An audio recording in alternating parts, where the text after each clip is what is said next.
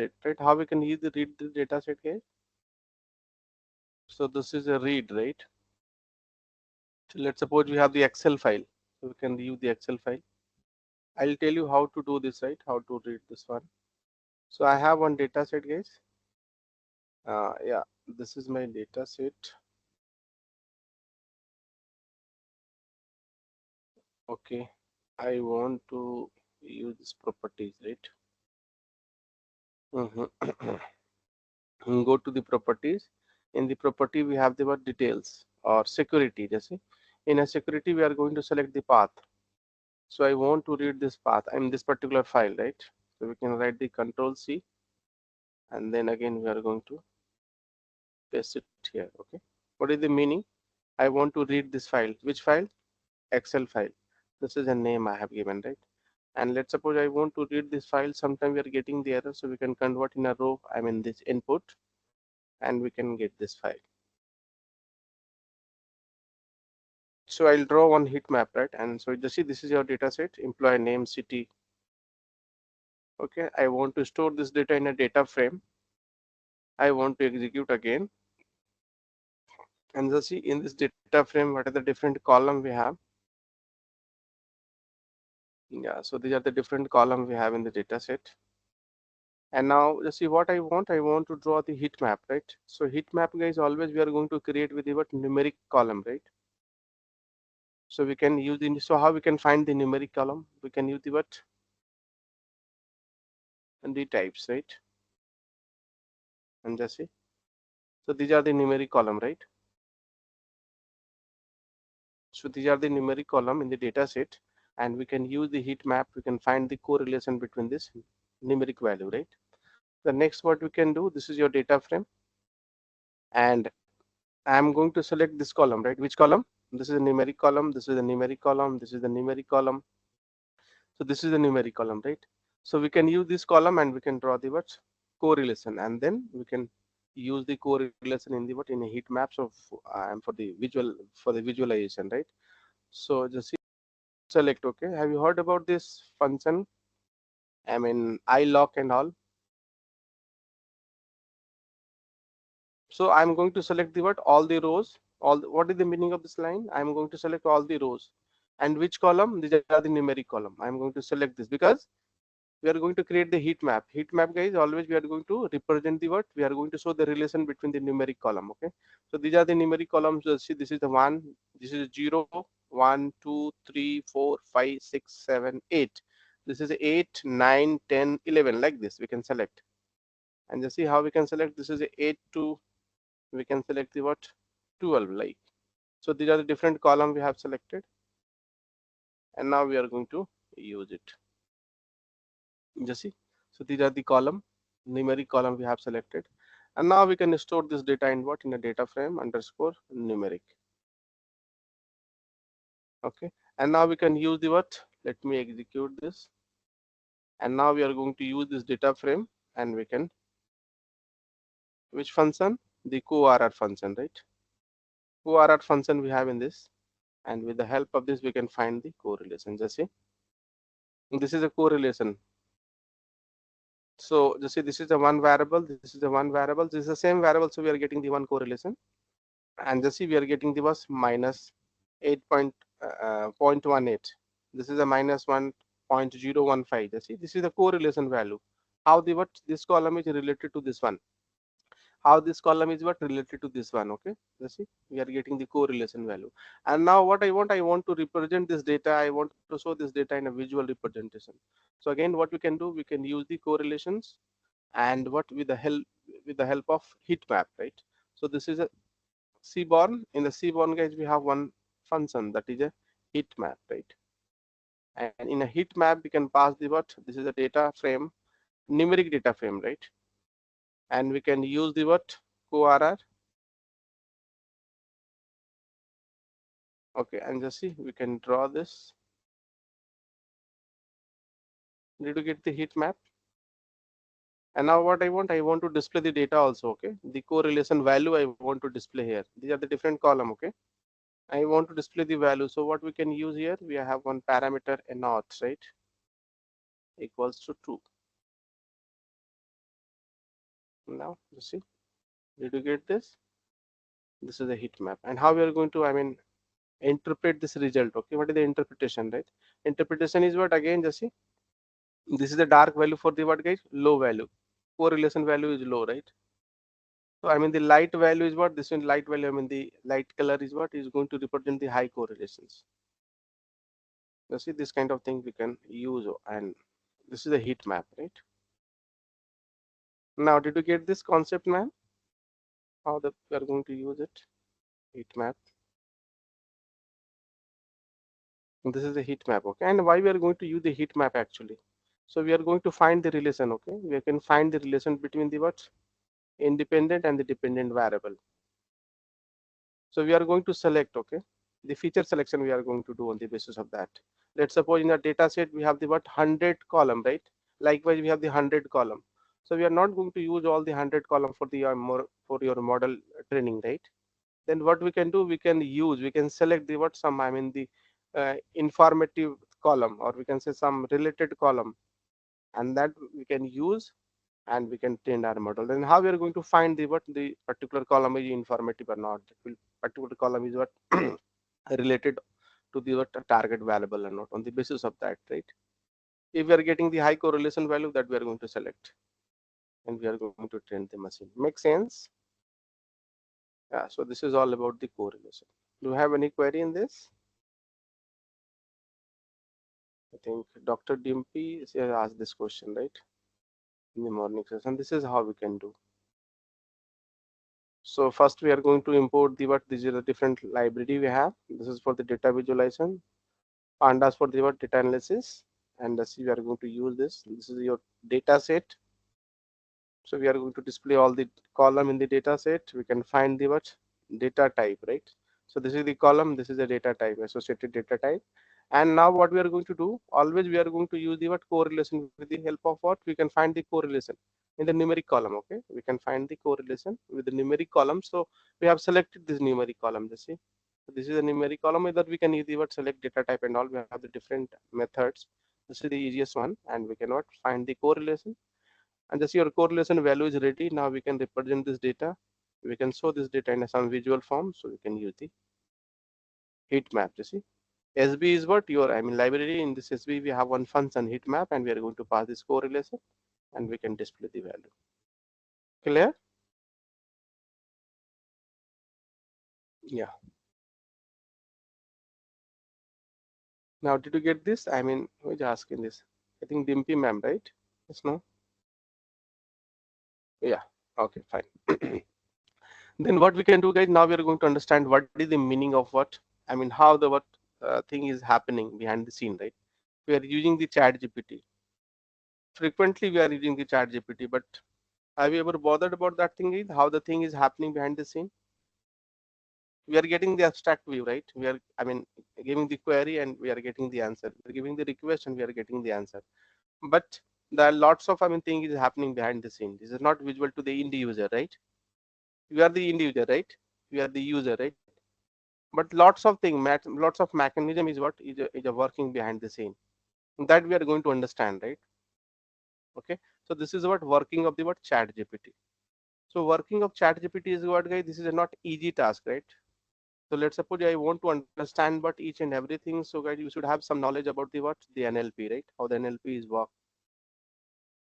And then we also have the knowledge about the what, machine learning, model selection and all, model training part. Then apart from that, we should have the knowledge about the deep learning concept, reinforcement learning. Then we can understand the what, the proper working of the what, and chat GPT, right? But still I'm going to, I mean, minimize simply what we are going to what, we are going to remove the complexity of this part, and I'm trying to explain this thing in a what, in a layman term, right? So that we can understand the concept, we can get some, I mean, the image of how the thing is working. Okay, yeah. So let me share my screen. My screen is visible. So there one, I mean, the Yes, sir. research, yeah, research article we have in this. So this is a Pradeep Menon. He has given this article. The research article is a very good article, guys. You can go through this and just see, we can know, we can easily understand how the thing is working. Okay, in the what, in the chat GPT model. What are the different thing is what is happening behind the scene, right? That we are going to understand, right? Just see what is the meaning. Okay, so I want to explain this. Okay, actually what in this chat GPT model, guys, we have the different stage. We have the different stage. First stage is what we can say the what generative pre-training. In this chat GPT we have the different step, we have the different process mechanism, right? First part is what this is a generative pre-training. So what we are going to do in this, so we are going to collect the what guys data. Always your chat GPT model or any machine learning model, or we can say deep learning model, that is based on the what data, right? We are going to collect the data from the different sources, right? We can collect the data from the what your, and we can say the wave, right? We can collect the data from some website, or we can also collect the data from the what some text file. We can also collect the data from the some ERP, right? We can collect the data from the SQL table and all. We can also collect the data from the what newspaper, some research article. Okay, so we have what collected the data. We have the different sources. We are not getting the data from the one source, guys. We have the different various numerous sources we have. And once we have done with this data collection part, then what we are going to do, we are going to transform. So we are going to transform this data, and how we are going to transform we'll discuss, don't worry. Okay, this is the first step. In a first step we are going to collect the data from the different sources. Your sources may be anything, right? Your, I mean ERP, I mean the system, or we can also collect the data from the text file, some CSV file, some text file. We can also collect the data from the what some database, right? MySQL database, SQL Server database, or Oracle database. We can also collect the data from the what your research paper, right? We can also collect the data from the what from, I mean some magazine or newspaper, right? Just see, we are not collecting the data from the one source only, the web. No, apart from the web we are going to collect the data from the different sources, right? And once we have collect the data, guys, then what we are going to do, we are going to what transform this data. Let's suppose one article we have what we have given the what input as a one article we have given as an input, right? And now what I want to find the what is the summarized, what is the summarization of this article, what is the crux point of this thing. Then how we are going to transform it? Let's suppose again we have given one example of, let's suppose we have given one input as a what in a, some research paper, but the research paper written in some different language, like in a what in a French language or in some Chinese language. Then how we are going to do this? We are going to what use the English language. Okay, so we are going to convert this research paper in what in a translation. Okay, kind of translation we are going to do. So all the process, guys, you see, all the process we are going to do in the first steps: summarization, or we can say what paraphrasing, or we are going to translation, or we are going to use the what I mean sentiment analysis. Sentiment in the sense what we are going to use the what the positive, negative, neutral, this kind of thing. We are also doing what in a first part, generative pre-training. Okay, this is the first model. This is the first part of this model, right? Okay, after this model, guys, what we are going to do, that model what we have given the input, okay, and the output is what, guys, that is the base GPT model. So after this process, after this steps, guys, we are getting the what model, that model is what base GPT model, right? Base which model? GPT model. In this base GPT model, guys, again we are going to do apply the what different, I mean the mechanism in a stage 2. In a stage 2 we are going to use the what, that particular stage is known as what the supervised fine tuning. Supervised fine tuning. Okay, in a supervised fine tuning, what do you mean by the supervised and unsupervised? Do you have any idea? Do you have any idea what is the supervised and unsupervised mechanism? You can write in the chat, right? If you're not comfortable with this thing, guys, I'll give one example so that you can understand the what supervised and the what unsupervised mechanism. Supervised, anyone? No idea. Supervised is what? What is the supervised learning algorithm? What is the supervised, I mean machine learning algorithm? Okay, you all are there?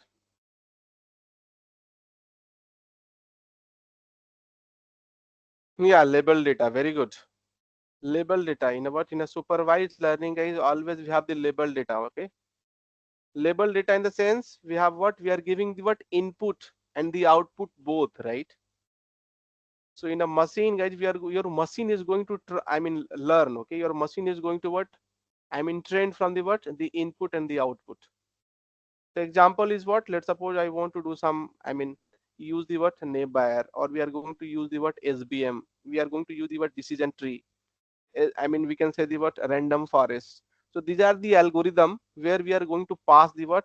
The supervised, supervised data, or we can say the label data, target variable, and the what? The feature. Both we are going to pass. Both we are going to pass, right? But in a case of the unsupervised, guys, what we are going to do? We are going to pass only the feature. Only we are going to pass the what? The, we can say the variable or column. We are not going to give any, the label data or targeted column. We are not going to pass in case of what? Unsupervised. Your algorithm is going to learn from the data only, right? And we can make this some cluster or this kind of classification or whatever you want. We can do this. But your in a as a input, we are going to pass only the what? The variables, or we can say the feature. Okay, this is the meaning, right? Basically, we are going to use the supervised fine tuning. What is the meaning of this thing? We will discuss in the what? In a coming slide. This coming part. Okay. So in this what? We are going to collect all the data. We are going to take the, this input. Input is what? Your base GPT model. And that GPT model we have what? We have done with this what? Generative pre-training. Okay. So we have done the what? All the transformation, guys. We have applied all the transformations. We have given the input, and your model is what? Is going to transform. So transform in the sense of what? The summarize and text summarizations, or we can say what? Your text classification, or we can do the what? The text translations, and the what? We can also apply the sentiment analysis or the tagging, right? 1, 2, 3, 4, or we can say what? Positive, negative, or neutral. Okay, so this kind of the tagging we are also doing in the what? In a first part, that is what? Transformations. Once we have done with this transformation part, we are going to give this input, okay, to the what? Your supervised fine tuning. This is a SFT. In a SFT, what we are going to do? We are going to what? Collect all the what, guys? The NLP kind of thing. Let's suppose in a college. Let's suppose I'm going to give one example of the college, guys.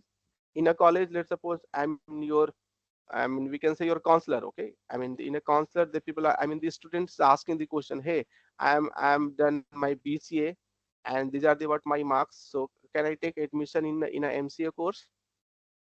And the people are asking, hey, I'm from the what? Non, computer background, so can we take the admission in the BCA course? Any question, right?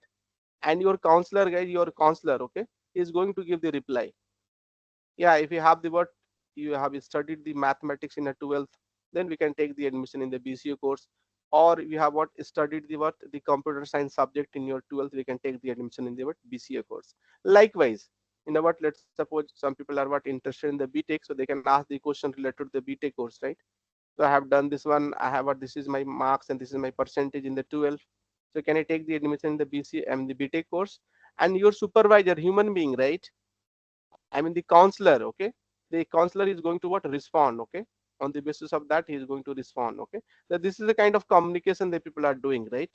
And your chat GPT model is guy is going to take all the input and output, right? How the student is asking the question, and how your counselor is going to respond, right? Is going to capture each and everything. Is going to capture each and everything, all the conversation, all the conversation between what? It's student, the counselor. I have given one example, right? We can take the other domain. Let's suppose I'm talking about the banking domain. In a banking domain, again, let's suppose I am the user, I am the end user, right? And the bank person is what, guy? The expert one, okay. So I can ask, hey Jesse, this is my, the requirement. I want to open one saving account.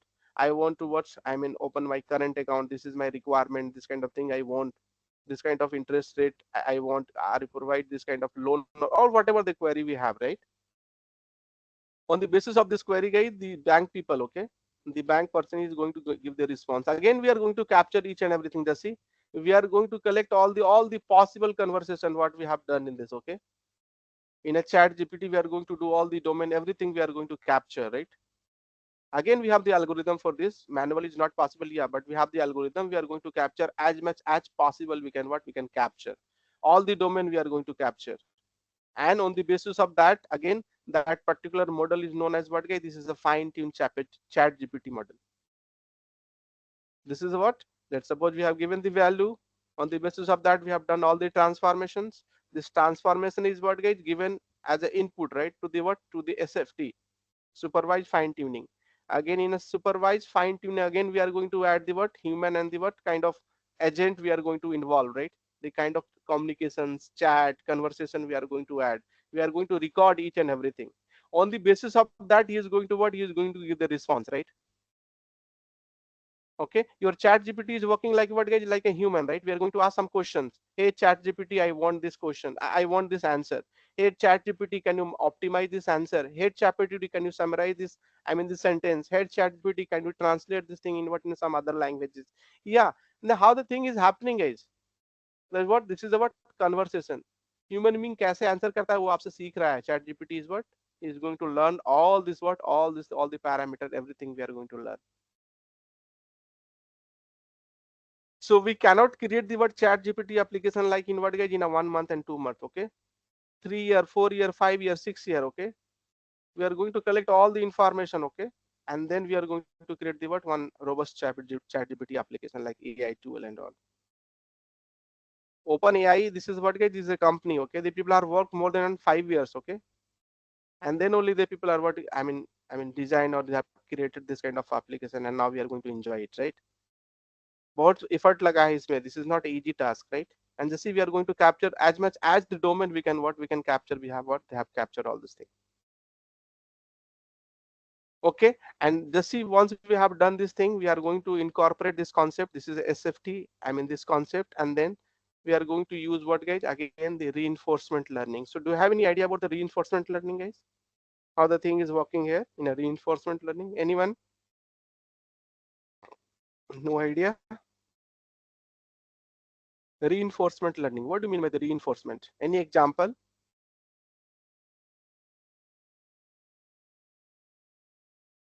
No idea. So guys, machine learning algorithm, we have what, we have divided in three parts, right? First is what, machine learning algorithm, we can divide the machine learning algorithm in three different parts. First is what, no idea. What is the first part of the machine learning algorithm? My screen is visible, right? ML algorithm we have divided in three parts. First is what, supervise. This is a supervised learning, right? Supervise. Okay, this is a learning, machine learning algorithm. Second part is what guys, we can say this is unsupervised, right? Unsupervised machine learning. Okay, third part is what guys, reinforcement learning, right? Reinforcement learning, right? Machine learning algorithm. So in a supervised learning algorithm guys, we are going to pass the what, the label data, feature and the label data. Okay, input and output both we are going to pass in the what, in a supervised learning. In unsupervised learning algorithm guys, we are going to pass the what, only the what, feature. We are not going to find the, we are not going to put the what, output. Okay, this is unsupervised. And in the reinforcement learning guys, this is a different kind of learning, right? Here what we are going to do, we are going to pass only the what, I mean feature, I mean variable, we are going to column, we are going to pass. And let's suppose we are, on the basis of that your machine is going to work something, right? If your what guys, if your assigned task is what is, I mean the correct, or we can say what, as a given, I mean this, I mean up to the mark we have given the what particular, let's suppose I'm talking about the classification, right? If you have done the good classification, accurate classification, then we are going to what, we are going to give the reward, a reward, right? If you are doing the bad classification, we are going to give the punishment, right? On the basis of the reward and the plus, I mean the your punishment, your data is going to learn from the what, your reward and the I mean the punishment, your, I mean machine learning is going to learn. Let's suppose we have done the good classifications, it is going to what, give the reward, regard, yeah, well done, well done, you have done the very good job, right? Let's suppose we have done the some, I mean the, I mean we can say what the, I mean bad classification, or we can say what get the misclassification, then what we are getting, we are getting the what, punishment. Hey, you have done the wrong work. Okay, this is what, your, I mean kind of punishment, right? Again in the what, in a second time guys, when we are going to, I mean do this classifications, your machine is what, he is going to remember this thing. Okay, So when we have done this one, we are getting the reward, right? When we have done this thing, we are getting the punishment. On the basis of that, he is what he is going to learn. So that is the what, that is the reinforcement learning. We are going to use the what, reinforcement learning. I hope you understood this part. This is the basic one, right? Yeah. So next, so this is what, this third step is what, your machine is going to learn from the reinforcement learning. Your machine is going to learn from the reinforcement learning. That is what, that is the, we can say, the reinforcement learning through the what, human feedback. So your human is going to give the feedback. On the basis of that, we are going to classify. We are going to what, give the rank, right? A rank in the sense what, the good classification. We are getting the high rank, and the rank is what, guys? This is a what? I mean, this is a prediction value, right? Kind of what the statistics value we are going to put. Okay. So did you get this part, guys? This is the first part. This is the second part. This is the third part. Do you have any doubt in this? Now I'm going to explain each part, okay, in a detail. So first part, this is the stage one. We are going to collect all the data, everything we are going to collect from the different sources, and we are going to transform it, right? Transform in the form of what? In the form of the what? Your, we can say, the classification we can do. We can do the what? I mean, summarization. We can do the translation or sentiment. I mean, the tagging, right? We can do this kind of thing, right? And once we have done, then we are going to add the what? The supervised fine tuning algorithm. In this, what we are going to what, we are going to collect the chart, we are going to collect the conversation between the two, I mean, the participant, or we can say the two, I mean, the actor, right? From the education field, from the banking field, from the what, agricultural field, we can what, we can collect all the possible data. That's why he's saying 170 what, 170 billion parameters they have used for the what, training purpose. When we are going to create the what, guys, the chat gpt model, so not in a single day we can train the model, right? It will take the what, 10 days, 15 days. I mean, the what, we can sometime we can take the what, 30 day also. So once we have given the training, your machine is going to learn for the what, for the 15 days. You see, day and night, 15 days is going to learn from the data, all the combination, all the calculation is going to do internally, right? And once we have designed the model, then we can apply and we can deploy the model for the what, for the, I mean kind of chat gpt model, we can what, we can deploy to the user, right? So this is the work is the thing is working. You see, in not in a single day, guys, we can create this kind of model, right? The open ai, the company, the startup company, they have given the what, lots of effort, lots of time. Okay, and then after that, we have done with this each and everything, then we are going to use the what, reinforcement learning. In the reinforcement learning, guys, again the human agent is what, involved in this, and on the what, on the basis of their past, I mean, the knowledge, on the basis of their past experience, he is going to what, tag, right? He is going to what, give the rank. So let's suppose we have given the correct answer, so your rank is 1. If you have given the what, guys, some average answer, so your rank is what, guys, 3 and 4. If you are giving the what, some bad answer or some I mean the classification or anything, right? So we are getting the very low rank, right? And finally we are going to learn the model from this, I mean this your ranking, and we can use the what, your chat gpt model. Makes sense? 10% concept you have, I mean, understood, guys? Only 10% I am asking, right? Not 100%. Did you get the meaning how the thing is working here? Now I'm going to explain this thing in detail, right? And just see.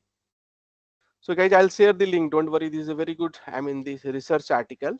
So I have gone through this article and we have understood this meaning. Okay. And just see, this is the first transformation. This is the first, I mean, this step. And just see, in the first step, guys, we are going to collect the data. Just see, with the help of this picture, we can understand. Here we can understand, just see, we are going to collect the data from the internet, text data, video data, or we can say what, guys, your image data, or we can say the what, some document, right? Your magazine or newspaper, or we can say the research paper, anything we can what, all possible, I mean the input we are going to put as a transformer. This is a transformer, right? And a transformer is what, guys, what we are going to do here. Again, just see, in a transformer, create the what, the one model. Just this is one model, guys. Okay, this is one model, and in this model, that model is known as what, the base gpt model. This is not a gpt model, okay, chat gpt. This is the intermediate state, guys, and that state is known as what, base gpt model. we can use this model, and well, again we can extend the what capability. Okay, we can add some, I mean, the more feature, and then that become the what robust GPT model. Okay, this is the intermediate model. Okay, okay, this model is what that is known as the base GPT model. And just see what we have done in a reality, we are going to what test a summarization. Let's suppose we have given some text, we have given some article, some research paper. So we are not going to use the what, I mean, the 10 line, sorry, the 10 page, or we can say the 15 page research paper, and we are going to learn from it. No. So what we are going to do, we are going to transform. So what is the crux, what is the what meaningful information, what is the trend, what is the pattern, what is the information of this, what the main, I mean, the crux. Okay, take away, we can say, what is the thing we have in the research paper that we are going to extract, right? That is a taste, we can say that it's a summary or text summarizations. We can also take the what gets different data. Let's suppose we have the research paper we have, or some article we have, and now let's suppose I want to classify this article. How we are going to classify? So this is a what, I mean, the positive, I mean, the this kind of classification on the basis of some parameter, obviously. Let's suppose we have some, I mean, the comments, or some we have, I mean, some particular product descriptions, or we can say what, some, I mean, the your review. So we are going to take the review, and we are going to classify this review in what, in some sentiment, I mean, the tagging, like what the, we can say the what strong positive or neutral. Okay, or we can say what strong negative or negative, this kind of tagging we are going to, that is what, that is a sentiment analysis. Again we are going to do this thing in what, in a first step, that is a transformer, right? We are going to, I mean, accomplish all these tasks, guys. And just see, this is a sentence completions.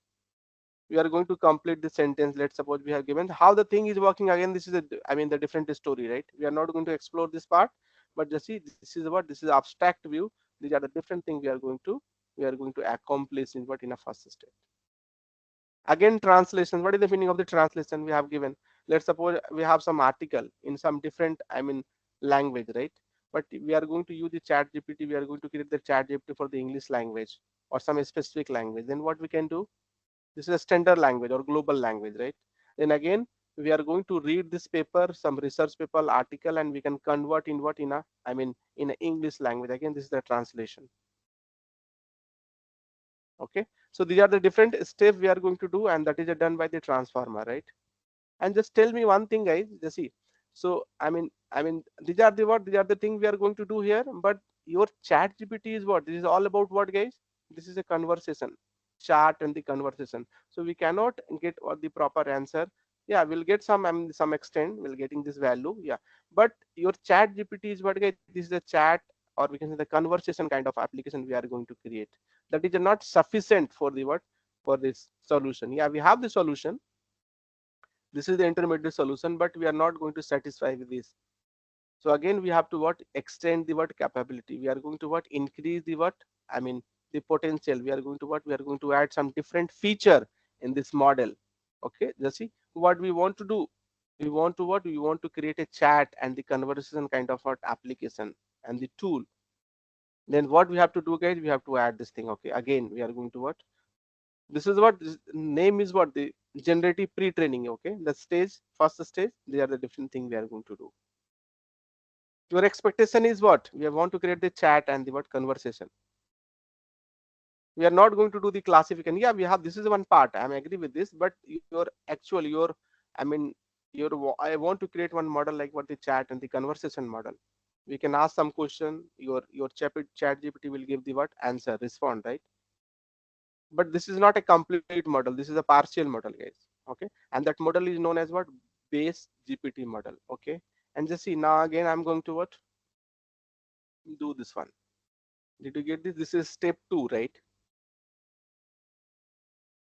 This is a step 2. This is a what, SFT, supervise fine tuning training data. How we're going to do this?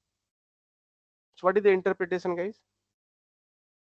So what do you understand with this image? Any idea, any clue, any guess? No,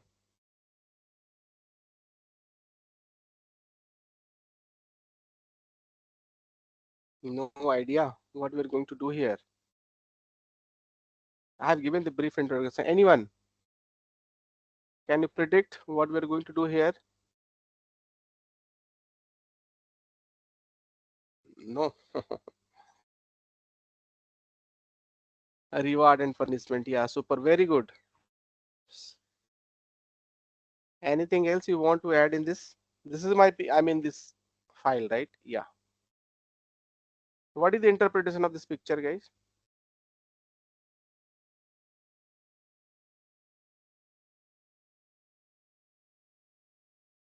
No idea. So yeah, this is a supervised fine tuning, but how we are going to get it? This is supervised fine tuning. Yeah, I'm agree with this. Supervised in the sense why? I'll tell you why this is what supervised, right? But what ultimately we are going to get from this? No idea? Yeah, no issue. I'll explain this thing. Okay. Just see, again, I'm going to give one example, right? Let's suppose, guys, you people are working in the what in a college, right? So now the admission time is going on, right? Everybody want to take the admission in the IP in the what in a BTech course or the what MC or BC course, right? Let's suppose you are from the what you are, I mean, university representative, right? Like counselor, we can say education counselor or receptionist or whatever you can say, right? So this is one person, right? Some people are coming to your college or your university is asking, hey, I'm done my 12th in this subject. I have studied this subject. Math I have studied, science subject I have studied, this one I have studied. So can I take the admission in the BTech course in a computer science branch? Then how you are going to respond to your I mean this your receptionist or we can say your counselor is going to respond, right? Hey, just see again he's asking.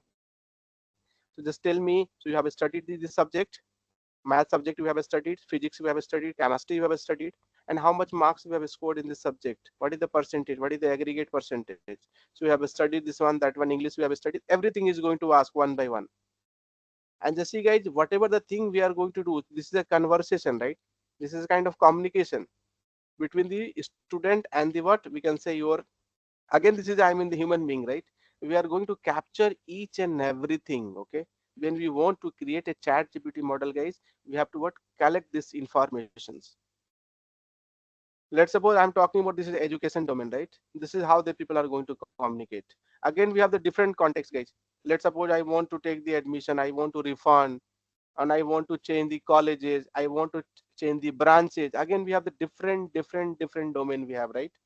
Again we are going to collect all the possible what the conversation. Okay, this is a not manual process, guys. So we are going to use some tools, right? And some software and all we are going to use, and we are going to collect as much as possible we can, right? We are going to collect all the conversations like a chat board, right? We are going to collect all the information, and we are going to what, again we are going to pass this data, this conversation, right? Chat. Okay, we are going to pass this chat to the what, to this I mean your model. Your model is what, in a base model. Just see, this is your base model, guys. We are going to, I mean this is the output. Okay, transformation, I mean the transformer has given this output. Okay, this is one model they have, intermediate model they have given. Now what we are going to do here, we are going to apply, we are going to use this chat, the conversation. Again we have the, in the left side we have the human agent, guys, acting like a what in the ideal bot, like, and again we are going to use the word human agent. Again we are, oh, we can also create this kind of what, guys, the artificial, I mean this kind of, I mean the environment, right? We can also create this kind of, art synthesis, I mean we can say the artificial environment we can create and what synthesize this kind of thing. Okay, this is this kind of work we can also do, right? And just see, we are getting all the information we are going to collect, and we are going to pass this, I mean the input, guys, the question answer. Okay, request and the what, respond, request and respond, request and respond. We are going to collect each and everything, and we are going to pass it as a corpus, right? Again that become the input. We are going to pass the input to the what, to your model. And that is what, guys, this we can say what, this is a SGT model, right? Again this is what we are going to apply all the model, everything we have given. This is the input we have given. So we are going to collect the what, base model. We have given this input, we are going to add the feature. Actually this is a what, this is a feature we can say. We are going to add this feature. And how, from this feature your machine is going to respond and request, right? Suppose we have given some question as a programmer, as a student, as a what, as a salesperson. And just see how the domain, how the but different domain we have. We are going to collect each and everything. And what we are going to do, we are going to pass as an input, right? Let's suppose somebody is given the questions, so how we have to respond, we are going to learn from this, okay, this conversation. Let's suppose somebody asks, hey, what is the, I mean, this program, what is that program, we are going to learn from this. Again, your machine is going to, I mean, train with this, okay. So guys, in the what, in a base model, we have given this input, and again we have given the what, the SFT, supervised fine tuning training corpus we have given. The orange color is what, guys, I mean, this is a response, and white color is what, this is a request. This is a request and response, okay. Request and response we have given as an input to the what, to the SGT model. Again, what we are going to do, we are going to create one model. That is, model is known as what, SFT chat model. Again, this is an intermediate model, right? This is not an ultimate model, this is a what, guys, this is not a final model, right? Again, this is an intermediate model. In this model, we have given the knowledge of what, transformation. We have given the knowledge of what, the supervised fine tuning, the conversation kind of thing, okay. We have given this idea, and now your model is what, ready with the two different what, guys, feature you have trained. Your machine is going to learn from this, right? Do you have any doubt, guys, in this? You want to ask anything?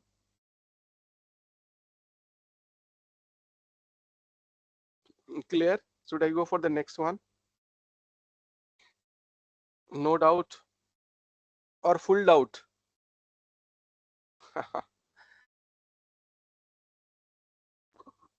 Yes, yes, yes. Uses the pre-trained model to execute the certain task. Obviously, we are going to use the pre-trained model. We are going to use. We are going to use the conversation chatbot. I mean, the conversation we are going to use in that case. As let's suppose, so guys, the OpenAI, the people have created the what, the general purpose chat GPT, right? But in a real time scenario, guys, we cannot create this kind of application. This is a very big application, right? We can create the what, domain basic, or I mean the domain based what, the chat GPT model. We can create the what, the domain. Let's suppose I'm talking about the education, I mean the domain. So we can use the education related query, right?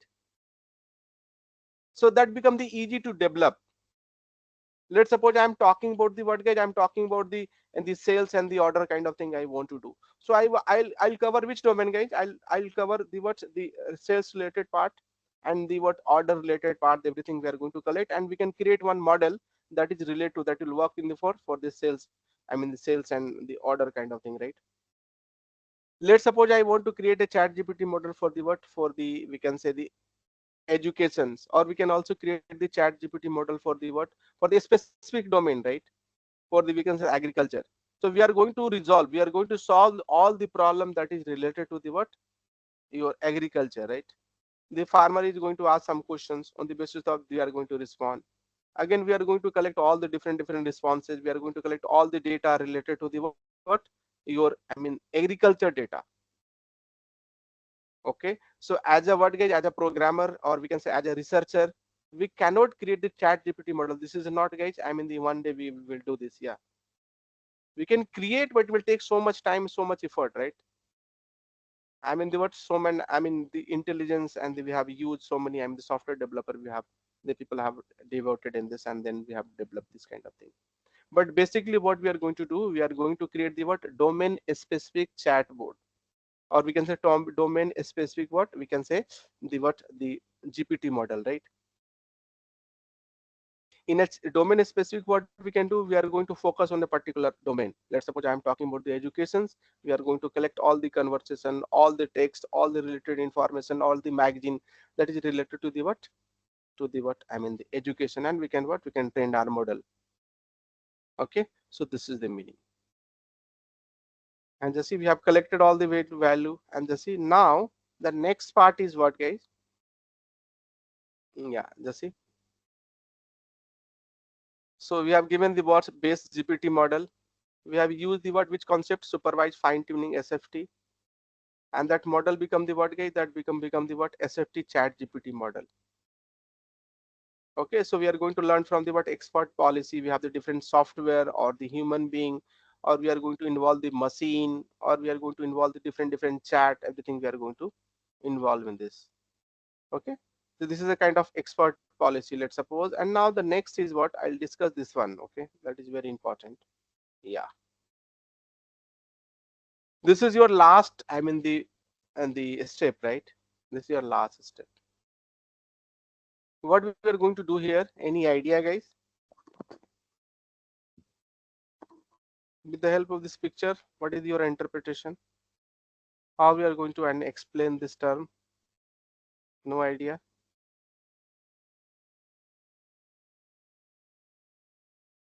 Just think.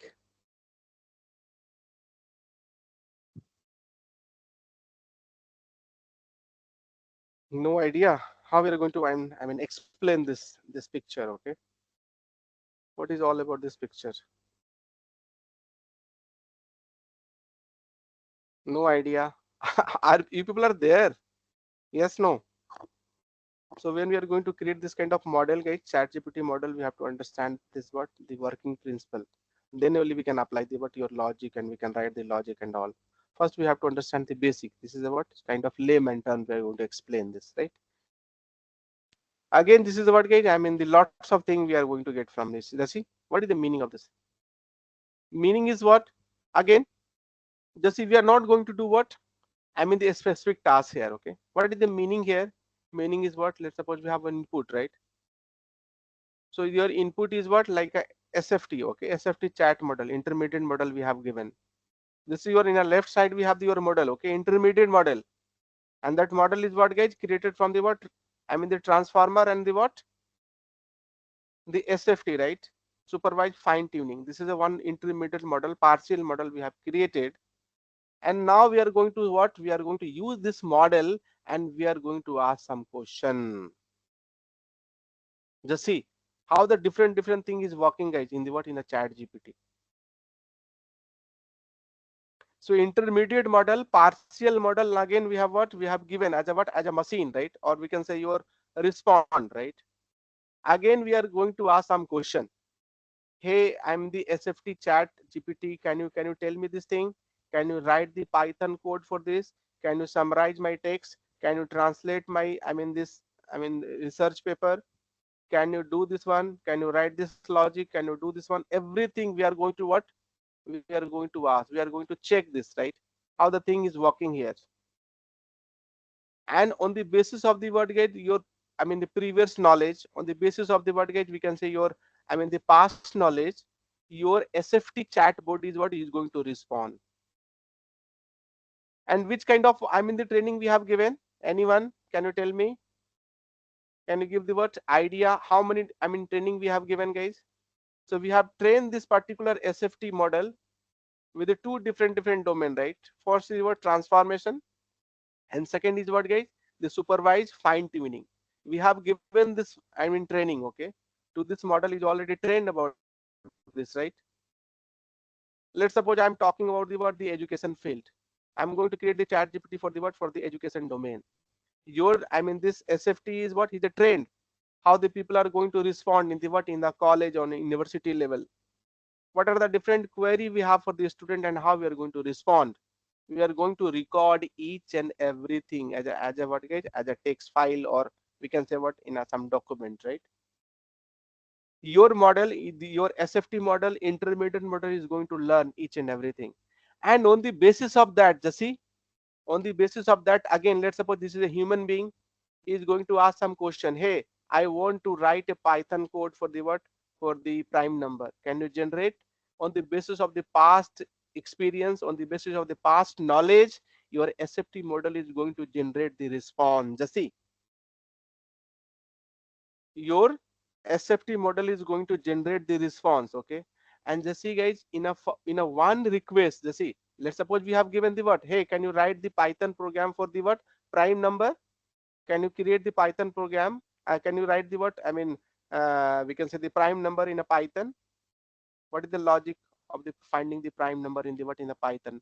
So your SFT model, intermediate model, is given the what, different response. You all are agree? For finding the prime number, guys, we have the different logic, right? So sometimes we are going to divide the number, half of the number. Sometimes we are going to what, use the what, one less than of this number. Sometimes we can use the what, guys, the square root, right?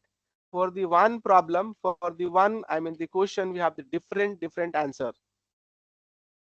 You all are agree? Again, let's suppose I'm going to ask the what, can we add the what element in the list? Again, for adding the element in the list, guys, we have the different logic. We can use the loop, we can iterate the element, and then we can add the element, a particular element in the list. Again, we have the different function, append function we can use, and we can use the what, and just see, for the one question, for the one request, let's suppose I am the human being, right? I am the student, I am asking some question to the intermediate model. Your intermediate model is given the different answer for the single question, and how we are going to decide this particular answer. Let's suppose we have given the four answer, right? So let's suppose response 1, response B, response C, response D, and which one is the what correct one, which one is the what optimized one. Just see, get the scenario till now. You all are in the same pace, yes, no? Hello teachers, you all are there? It's very crucial part, guys. We are going to understand the working principle of the what chat GPT. This is not in the kid stuff, right? Guys, you all are there? You all are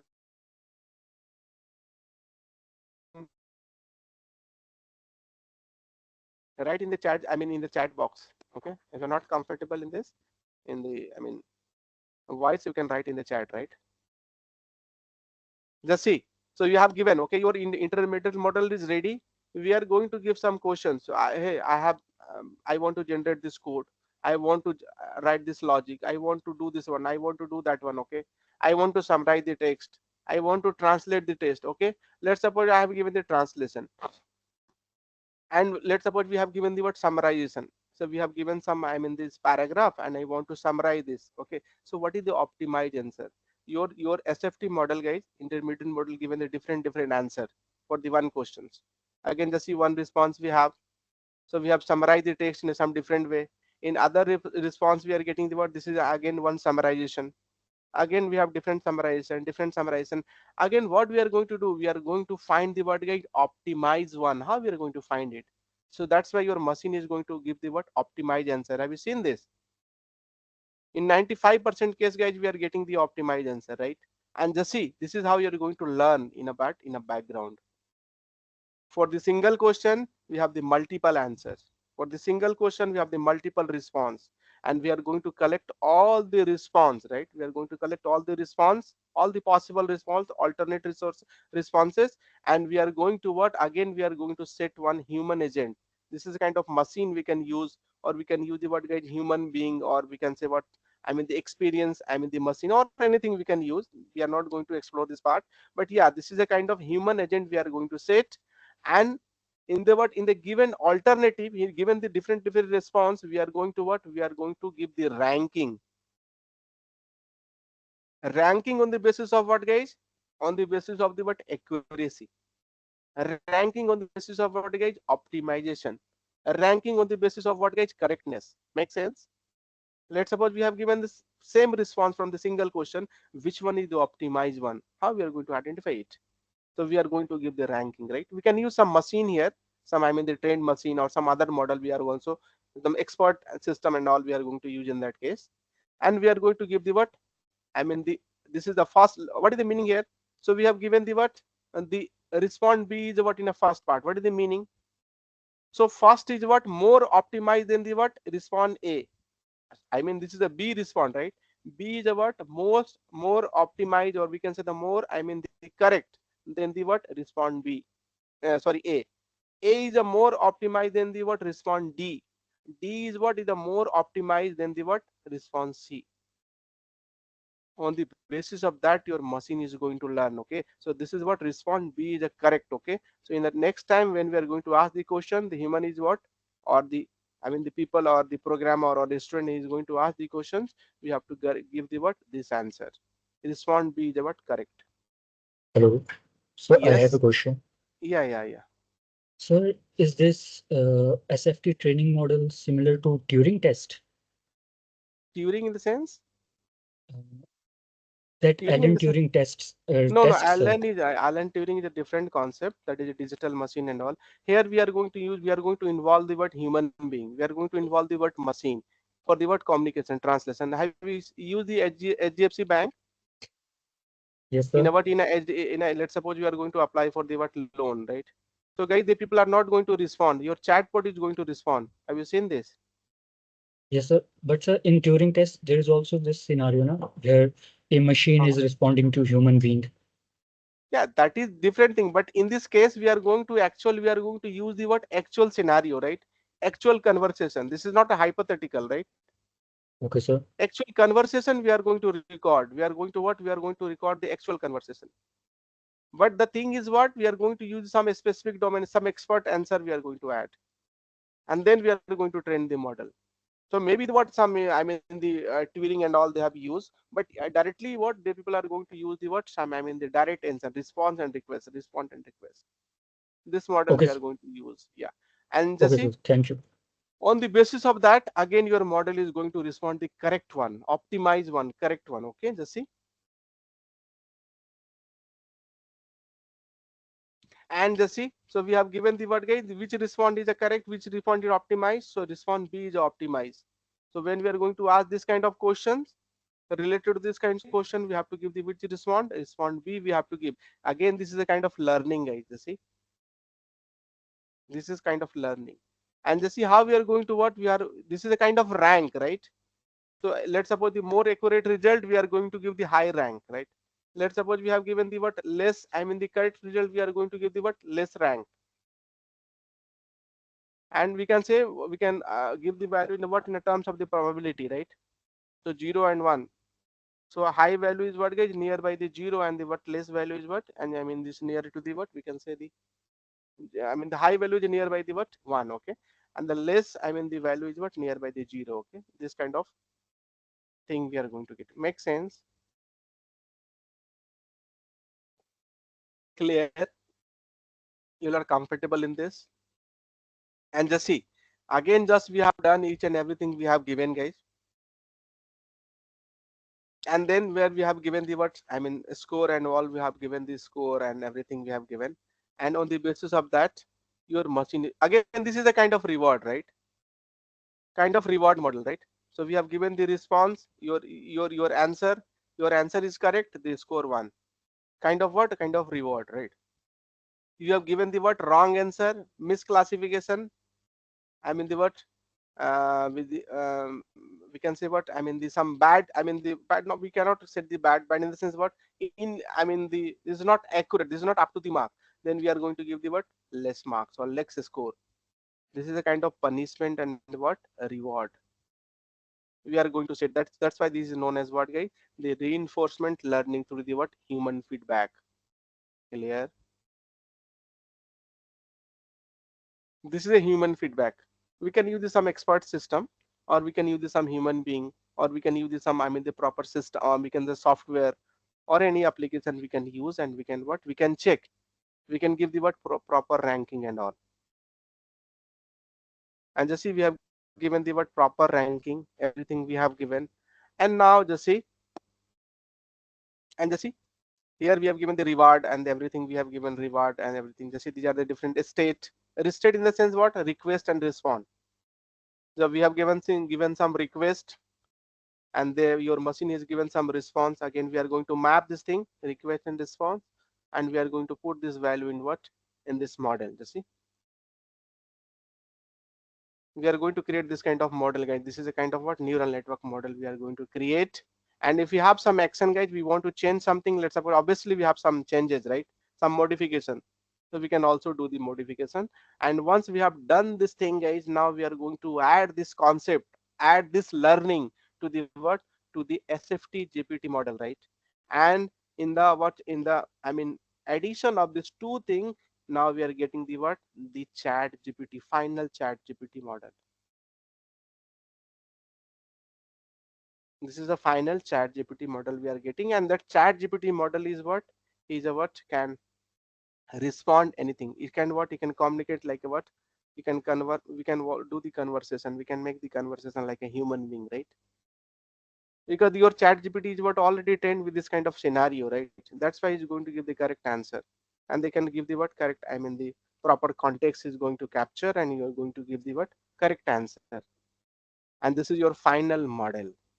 That model we can launch in the market, we can launch, but we can deploy in the what, in some, and we are going to get this correct answer. Did you get the meaning?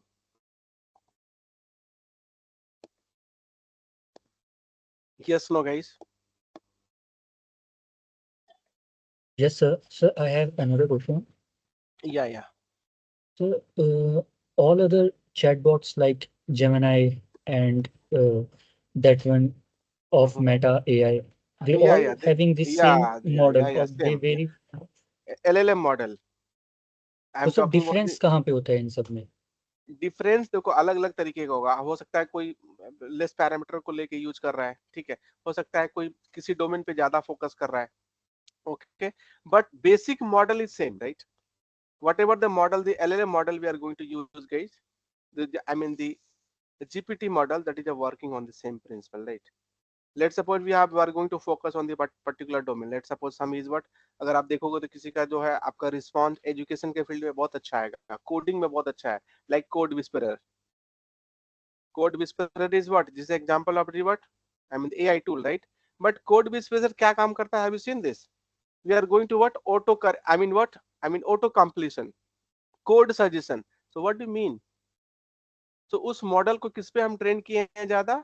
Coding वाले part पे. Make sense? हम उस okay sir. Particular या code whisper को किस पे हमने train किया है? कोडिंग वाले पार्ट पे. अगर मैं उसको जनरल कन्वर्सेशन की तरह यूज करूंगा, so what, we are getting the what, not all the time we are getting the correct answer. Let's suppose I'm talking about the Bard, I'm talking about the Gemini, okay? So again, what in a Gemini, guys, your Gemini is work very good in what, in a case of the what, and the image, right, or video. So what is the meaning? So we have given the more focus on which part? On the image part. And just in a chat GPT, guys, we are getting the good response in a text form, right? Please just try to understand this thing, right? So what is the meaning? So they have given the more focus on the what, on the kind of what conversation in a chat GPT, OpenAI product, right? So they've given the more focus on the chat GPT. Your learning is same, but we have given the more focus on what, in which part? On the text conversation, right? Like a human conversation. Clear? Got it, sir. Thank you. Yeah. And this is how we are going to do. Good This afternoon, is sir. your chat GPT model, final model, right? And that we can deploy what, anywhere, whenever you want. You can publish this model. Good Yeah, so afternoon, this is sir. the meaning, guys. This is the conclusion. This is a very good Is article, that guys. This is is a very it good audible, sir? article. So I have gone through this article and we have given this abstract, right? This is the meaning. And just see, we are Good going to use afternoon, the sir. word. Yeah, Is I'm please, audible, please. sir? Yeah, you are audible. Please go ahead. Sir, on the chat GPT, we generally got some answers, and we can refine the answers by ticking correct or regenerate. So that is Mhm. also the part of some reinforcement learning or something, or Yes, it is. yes. Yeah, correct. You are. Good question. Just see, let's suppose we have given, let's suppose your chat GPT is given this some incorrect answer, right? Okay, and Yeah, just matlab incorrect. You cannot say incorrect, but that yeah, is not like up to my not mark. up to the mark, not up to the mark. Yeah. Yes. Yeah, so again you are going to what, again you can conversation, we are going to, hey chat GPT, why we have given this answer, that should be this kind of answer. Again you are kind of reinforcement, right? Okay, every day he Okay. is going to Okay. learn something. अगर आप उसको बताते हो Okay. कि गलत है या फिर inaccurate है, जो भी हो, whatever things we have, again you are going to, machine is going to learn from this. Next time आप जब पूछेंगे तो ऐसा आंसर आपको नहीं देगा, right? This is the what, Okay, this is the okay. beauty So of the that is what. every time it is evolving. From the last 1 year, the responses are much better than we get 1 Yes, year back. Now the yes, responses are very much corrected, like with the correct, human every day. responses. Okay, correct, सही okay, समझे हो आप, बिल्कुल सही. That's why we are getting okay. the what? The every day is going to learn. Kind of reinforcements, right? जी, ठीक है. Make sense, Okay. guys? Did you get the concept? ये difficult concept था, देखो ये बहुत आसान कॉन्सेप्ट नहीं था जो मैं आपको बताया हूँ, बट स्टिल मैंने उसको बहुत समराइज करने की कोशिश किया है, राइट? मैं ऐसे तरीके से बताया हूँ लेमन के टर्म में कि कोई भी लोग उसको समझ जाए. It doesn't matter you are from the but computer background, you are from the management background, but मैंने उसको मिनिमाइज करके लेमन की तरह में बताया है कि आपको चीजों समझ में आ जाए. इतना आसान नहीं है चीजें. आप देखेंगे कोई आर्टिकल पढ़िए, आपको कुछ समझ में नहीं आएगा. Just believe me, sir you will एक नॉट और गेट द वर्ड. क्वेश्चन है. हाँ.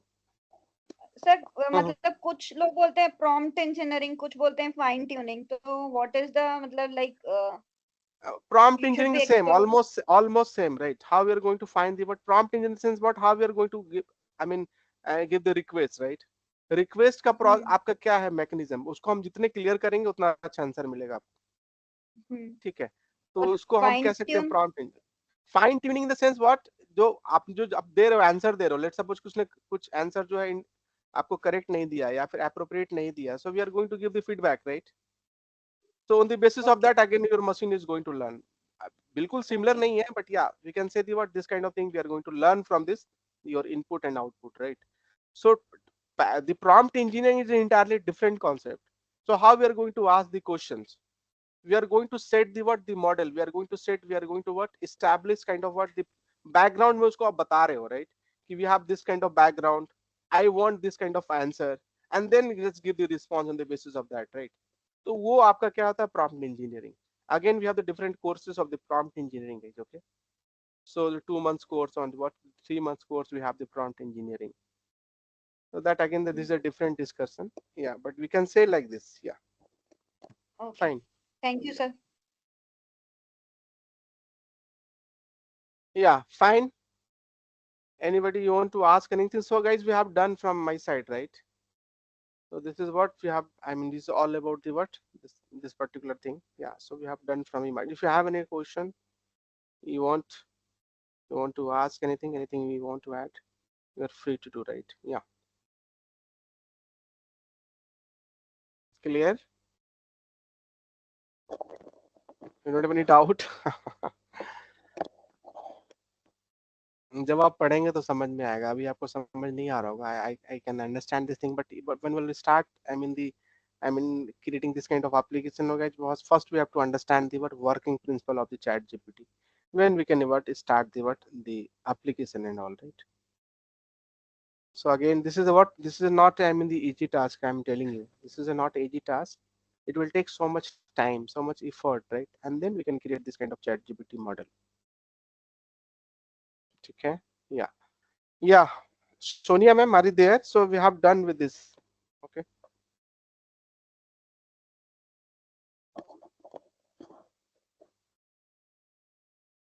I think ma'am is not there. Do you have any query, guys? You want to ask anything? Any query related to the machine learning, or we can say what, the data visualization or data analytics? You want to ask anything? Yeah. Sir, Okay. share your mail ID so that Yeah, I'll we share. can connect with you after that. I'll share my mail ID, guys. This is my mail ID. We can what, you can reach out to me.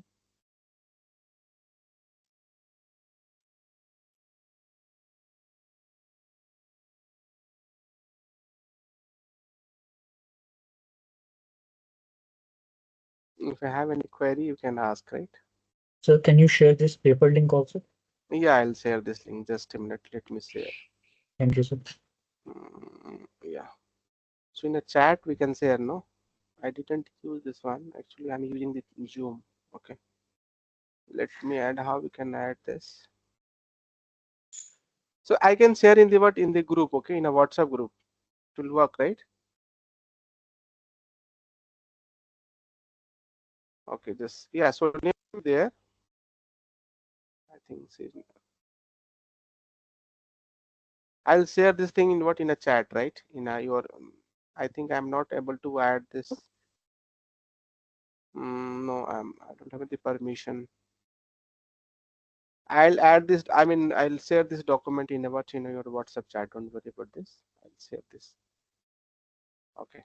You don't have any doubt? You are comfortable? Yeah. So this is a different thing we have learned, guys, in this session. Okay. Now the thing is what we have to practice. If you want to become the what, I mean, pakka in this some concept, and what every day, guys, we have to learn 2 hour, 1 hour, or whatever the time you have. On the basis of that, we are going to explore this thing. Then we can what, we can understand the meaning and the how thing is working here. Okay, fine. Then we'll see you. If you have any doubt, you can ask. Still, we have some time, so you can ask.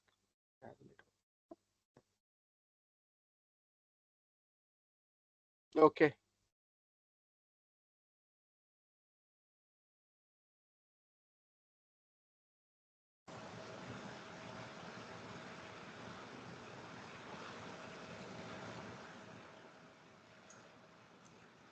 If you have any doubts, you can ask.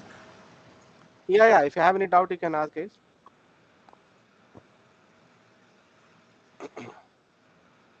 You want to ask anything related to the machine learning, I mean, or the data analytics you want to ask, you can, I mean, I'll happy to answer your question, right?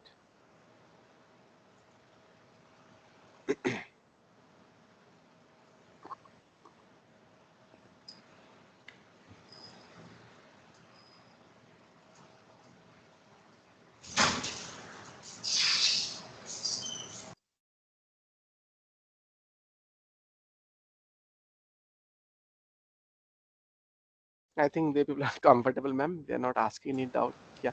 So it was a great session. Yeah, thank you. Thank you. Thank you. Thank you. Okay, No Sonia, doubt, ma'am. sir. It was a Yeah. very great session. Thank you. Thank you We so all much. enjoyed a lot, gained so much of Mm-hmm. insightful things on Yeah. Thank you. ChatGPT.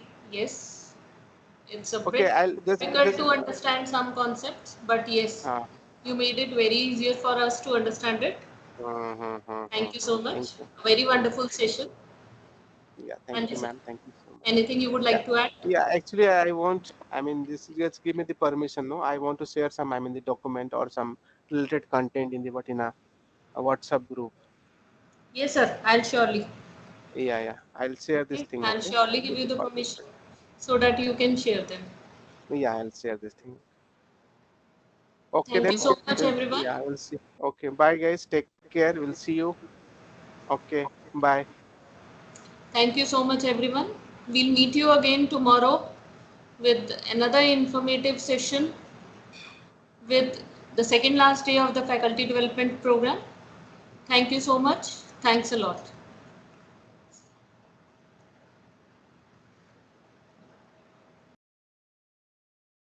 Online faculty development program on applications of generative AI in teaching and research with another informative session today on Gen AI in education. We are here with our resource person, Dr. Pooja Sapra. She has been my mentor in my previous organization, my HOD, and currently she is working as a head department of IT, Parul University, Vadodara. She has a vast experience of 22 years in teaching. She has been associated in research, many administrative tasks, and yes, a very good team management person. We welcome you over here, ma'am, for the session. Thank you so much, Sonia ma'am. Pleasure to come again. And when we are invited for the second time, this suggests that we have given some productive things to the organizers before. That's why we have been called once again. Right. Thank you so much for inviting once again. So I think I should start. We are already short of time. We are 10, 12 minutes late. So I'm just sharing my screen. Just sharing my screen. Sure. Yes. So, a very good morning to all present over here. I would like to tell you that my topic today is artificial intelligence, and that too for effective teaching, right? AI tools we are going to study in this session. I hope you all have studied so many things about Chat GPT, generative AI. Now you know about LLM models, all theoretical things, and maybe some tools also have been covered previously. So my agenda this time would be totally hands-on. So I would request each one of you to please be interactive, and wherever you are stuck, please ask me, and I'll be sharing my screen. And our internet should be working properly, and I hope my fingers are crossed that it should not give us the another way. So let us start with the session. I'm Dr. Pooja Sapra, Associate Professor and Head in Department of IT, Parul University, Vadodara, Gujarat. Uh, Basically, I'm from North itself, and that's why Sonia and me are connected. And I have been affiliated to BM College, IP University. APJ College, Manav Rachna University, World College of Technology and Management, GT Goenka University, North Cap University. Then I worked in NSIT Dwarka also as a visiting faculty, and then I started with Parul University when I shifted to Gujarat. Now, coming to a very small and layman kind of definition about what is generative AI, we all know that we want to generate something new, right? We want to generate content. It can be in the form of text, images, music, or code, anything that we want to generate. And if we are using artificial intelligence for that, that becomes generative AI. Now, we have been studying it through, I guess, last 4 days. And we know that it is very important to understand the prompt whenever we are using any kind of tool. So prompt has to be given properly, and then your things would be in front of you. If the prompts are given successfully, right? So with this prerequisites that we know how to prompt, how to give prompts to the tools, and then we are moving to the next. What is the agenda of tools today?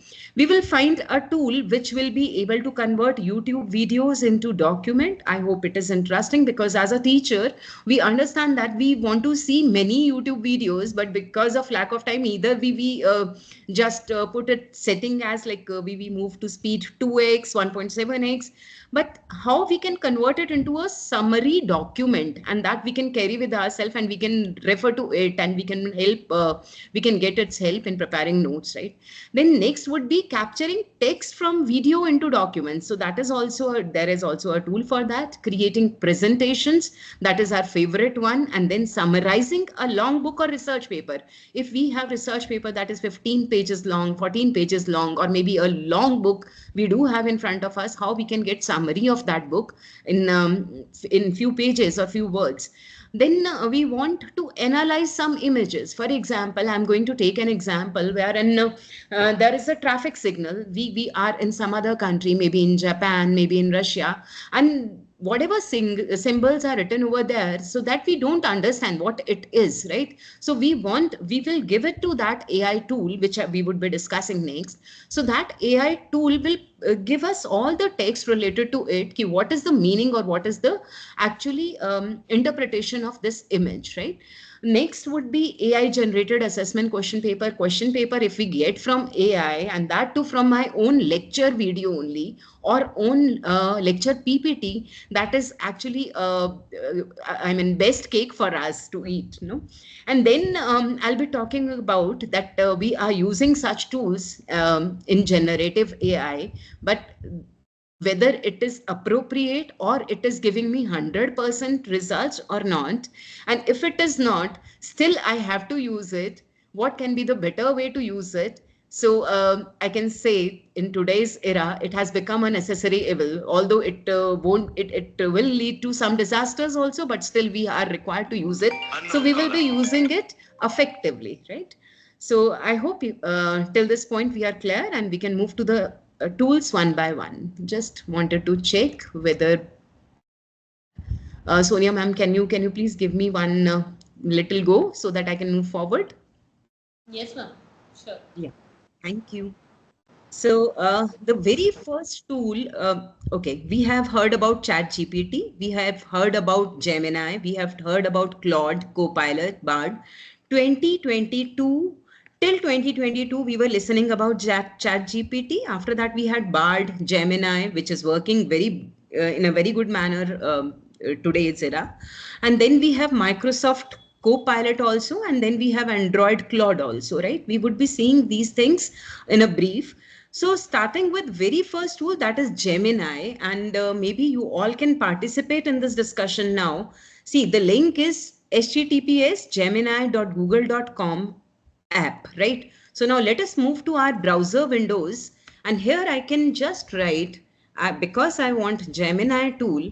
So let me start with that tool only, and this is my first tool wherein I have started with Gemini. May I request every one of you to start with Gemini?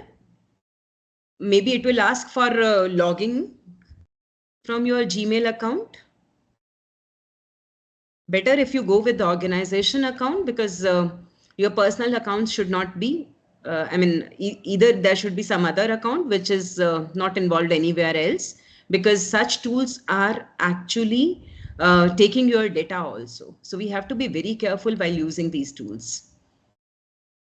So now this is something where I would require your hands to be raised. If you have logged into Gemini, just raise your hands.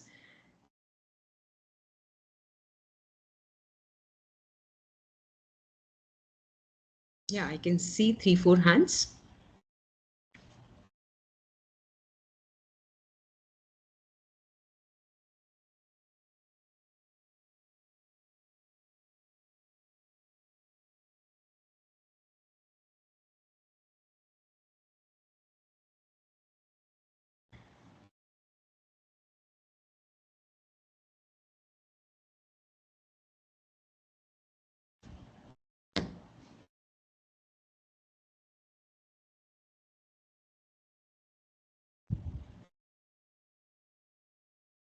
Okay, so this tool is very similar to ChatGPT, but here, because it is from Google, what I want to do from it, see, I have given a link of this video, any link that you can take, and what I want from this tool, I want that I need insights from this video, and for that I'm writing this prompt that I have already practiced, so I'm just writing it to save my time.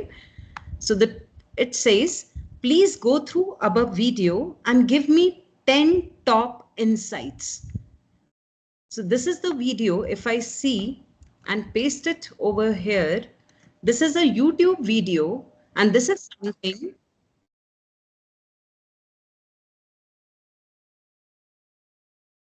something where ChatGPT can't help us. So again, this is the video about Gemini, and then we are just writing a prompt. Please go through the above video and give me 10 top insights. And after doing it, it will summarize this video. First of all, uploading of the video is done.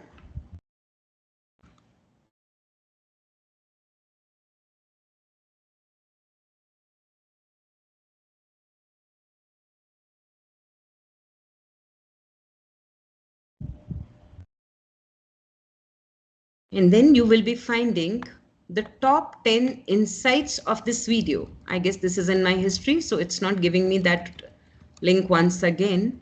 So this video you can see here, it says Gemini is a new tool, AI tool from Google designed to refine and customize search results. So this is something you would be getting from this particular video.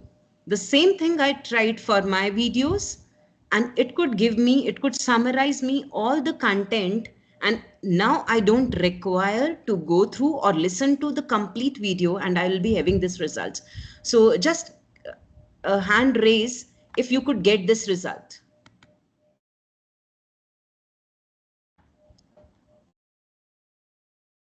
Yeah.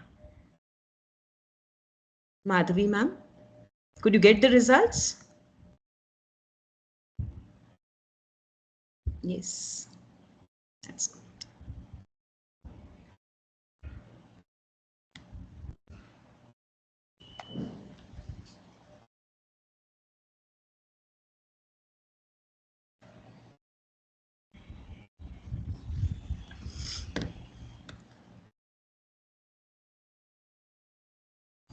Now, can we move to the next prompt, which I feel that is not similar to ChatGPT, because otherwise Gemini and ChatGPT are similar, but there are few other features that I really wish you must understand and take the advantage of these features.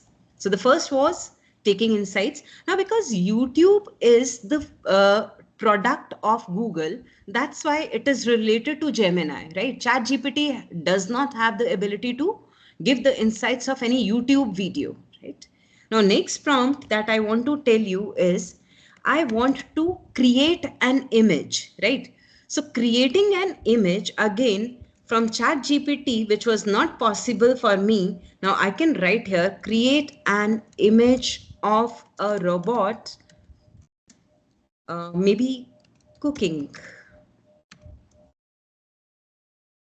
Let's see.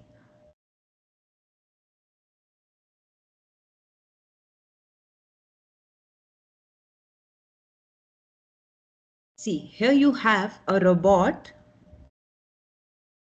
not from any database. We know that generative AI means generation of something new, right? So the contents are being generated. So it's all cooking images and the pixels are really good.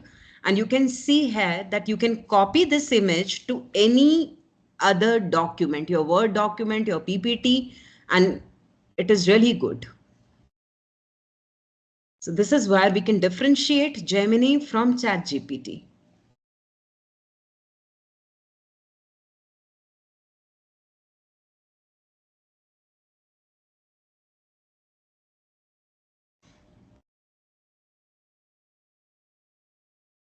Just tell me if this is clear, then we can move to the next tool. It's a few important things that if I want to generate a picture, I can take help of Gemini.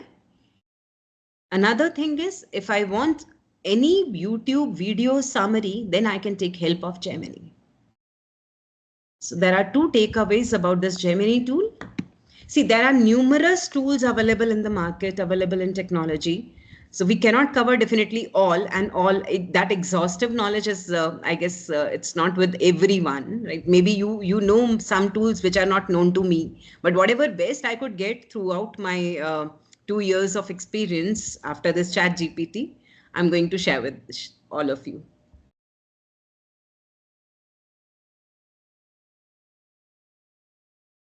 So should we go ahead? Yes, ma'am. So let us move to the next tool, and that tool is Claude, C-L-A-U-D-E. Let us start with that, Claude.ai.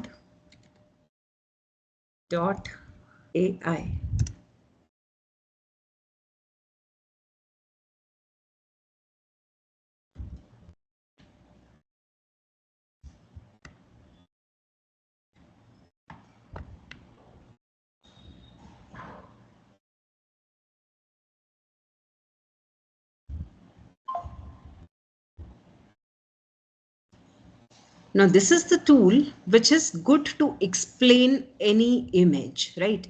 So let us see that image that I wanted to tell you, maybe a Google image, okay, just an image of, say, photosynthesis, right?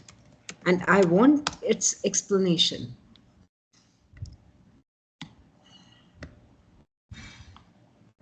Let me take this image, paste in Claude.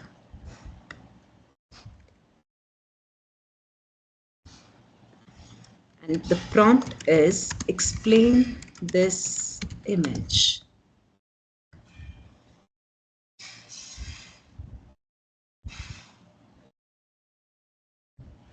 You can see how beautifully it has explained each and every part of this image.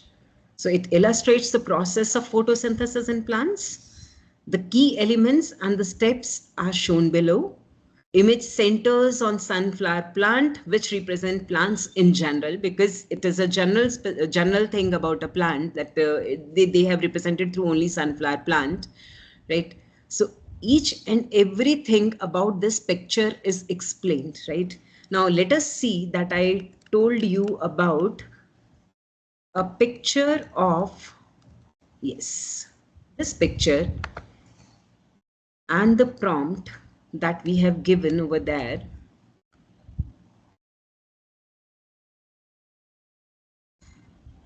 Now this is a picture and I'm just writing, because this is not in our English language, so I'm just writing, help me explain sign on images. Can I park my car at 7 p.m.? And this prompt is given. See, we don't know what is there in this picture, what they want to explain, but it is explained beautifully in this description that says, to determine if you can park your car at 7 p.m., I'll need to analyze the various parking restrictions shown in the image. Special event, this, it does not apply on regular days. So the complete knowledge, whether you can park or not on regular days, on Sundays, that is already there in this description, right?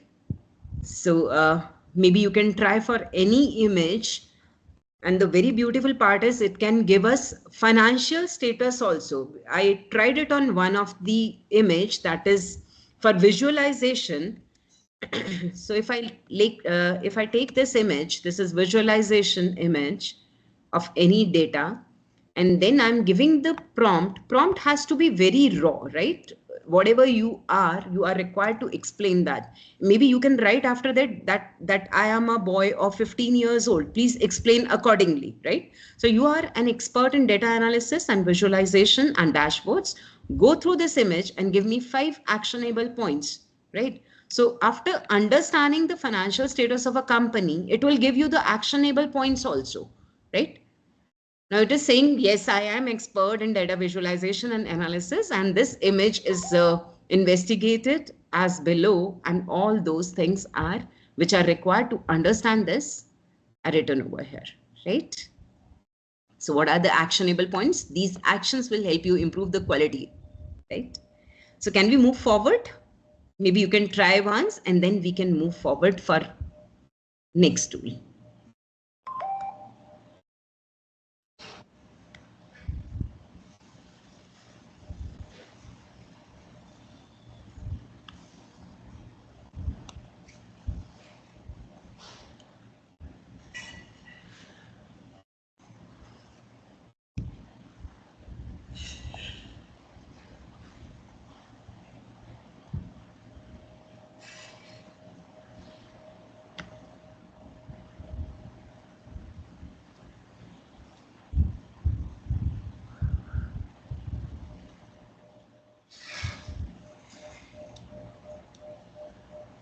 Ma'am, there is a query in the chat window. Yeah, I'm reading that. So, yes.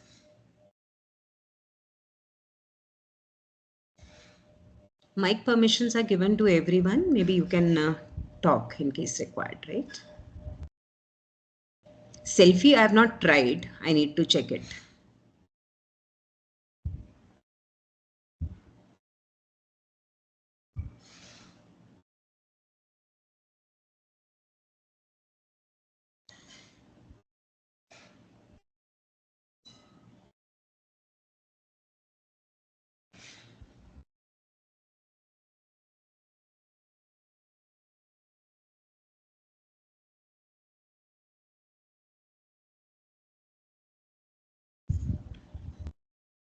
Okay, so I think we can move to next. Ma'am, one more question. Yes, yes, please. Chat section. Your voice is not audible. In chat section, okay.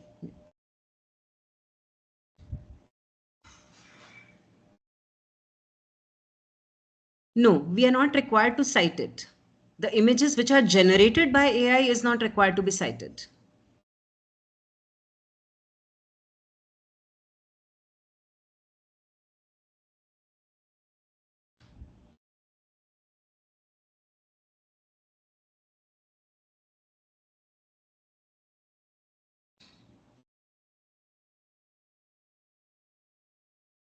Okay, so let's start with another tool, next tool, and that is Copilot. Copilot, and in that case, we are talking about Education Copilot AI Lesson Planner, right? So I've just typed Copilot AI Education, and this will give me Education Copilot things, the app which is for educational purposes. Now again, definitely it is going to ask for logging. I have already created my account. Now here you see there are 3-4 tabs, and when you click on workshop, now see, you have so many things in front of you that you would require as an educator, right? Starting from recipe builder, quiz builder, lesson planner, educational handout, PowerPoint generator, context builder, students report, parent emails, but definitely everything is not free, right? So we are required to have paid version if we want more, but for the time being, PowerPoint generator to the extent of 15 slides, it is free for us. Educational handouts are there, lesson planner is there, and the quiz builder is there. So let us try one. But this particular tool, I must tell you that it takes a long time to be developed, right? A long time to develop something for us. So, but because it is of Microsoft, I must cover this tool. So I'm just writing generative AI tools. I want handout for this. And the course is maybe Gen AI, right? And I would click on generate. And this is going to take time. Maybe you can just log in into this and start with this. And we will leave it alone and work on some other things parallelly. And maybe till the end, we would be able to get this generative AI tools handouts. It is a bit slow for us because this is total educational kit and it is free to us, right? So it takes time. Otherwise, I'll be giving you the substitute of each tool of this Microsoft Copilot, and that tool would be something else. So just log in and then we can move to the next tool. Give you a query. What I have already done, that is, if not in lesson plan, I did something here. If I can see. See. This PPT I generated from Copilot, but it took a lot of time to complete it, right? So just give a prompt on Copilot and parallelly we can start working on next tool.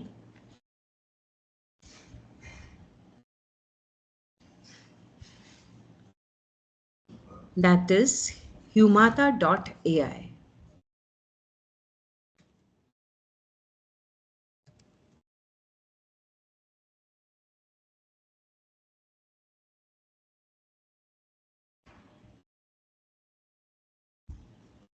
Now this tool is something that as a researcher, now each academician is a researcher, we do have mandatory requirements in our institutes that 1 paper, 2 papers, 3 papers, we must publish, and that is for our own growth also, right? So each researcher must publish paper, but before that we want the summary of papers because it's too long. We don't want to study each and every part. We just want summary of any PDF document. And one of my paper I have already put on it. So the very first thing would be app.humata.ai, wherein you are going to start. Then you are going to upload any paper, any document. So if, say, I have uploaded one paper out of it, say it's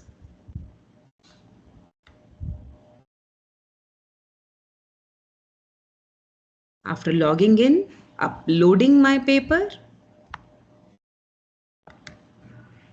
Now I want this paper. It will take 20 seconds more, 18, 17, 16.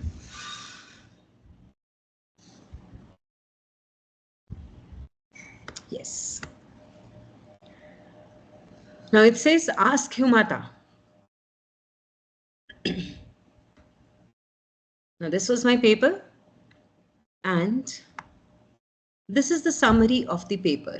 What are the main challenges of deadlock detection in distributed databases? These are example questions which it has covered in this paper, right?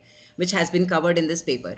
What evidence is provided to support the efficiency of new algorithm? So let us ask few questions from this PDF. Does this paper explains anything about local deadlocks?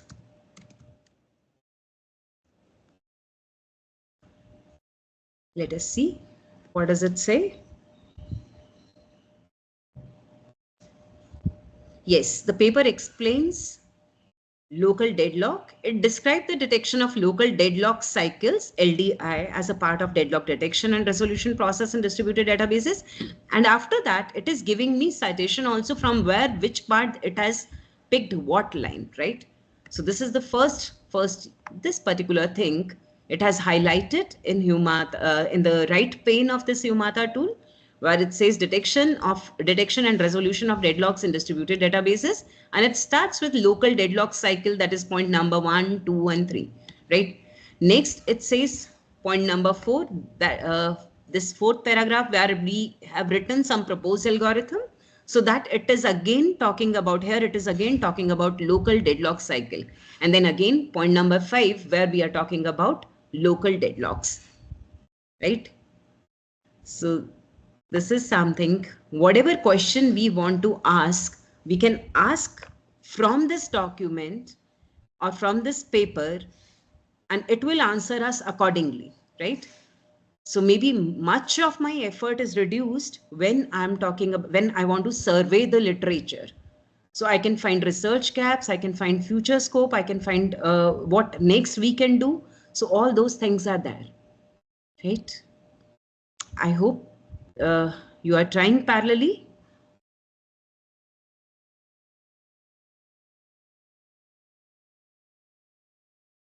Yes, please raise your hands if you are with me till Humata.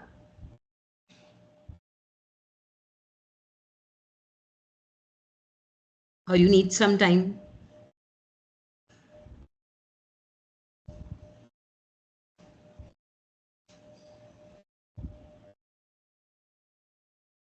Sonia ma'am? Yes, ma'am. Can we move forward? Or need some time? I think everyone is doing it. Okay. Let's take 2-3 minutes more and then we can move forward.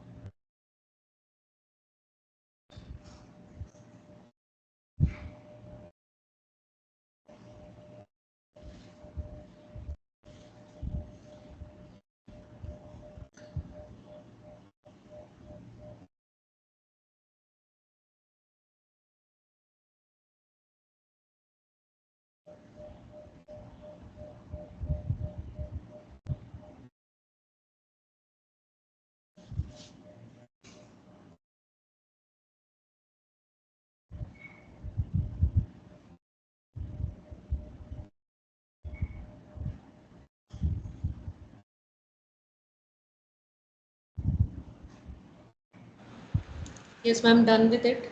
We can go ahead. Okay, sure. So next, sorry. You're So not next, audible. am I audible now? Yes, ma'am. Audible. Okay. So next tool that we are going to discuss is Copyfish. Another thing is Copyfish. Now this is a Chrome extension, right? So we are required to install this extension. I have already installed, so it will definitely give me remove from Chrome, but for you, it would be add to Chrome extension, right? So when you are installing it, after installation, just pin this extension and you will be able to see besides your this address bar, there would be symbol of Copyfish. Or if not visible, you can just check in the extension and pin it. So I want this thing to be done. And after this, I can tell you the utility of this tool. Copyfish, free OCR software.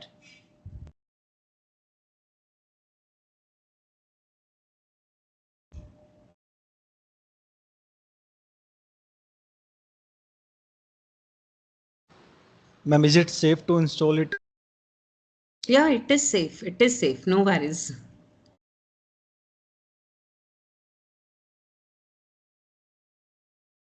There is not much thing about it. I tell you what we are going to do about it. Let me see.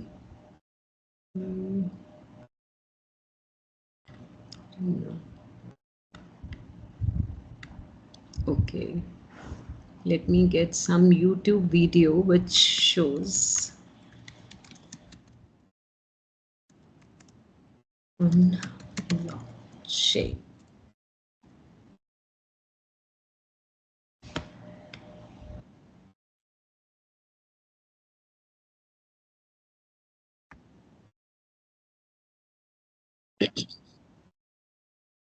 In the meanwhile, you are just certain.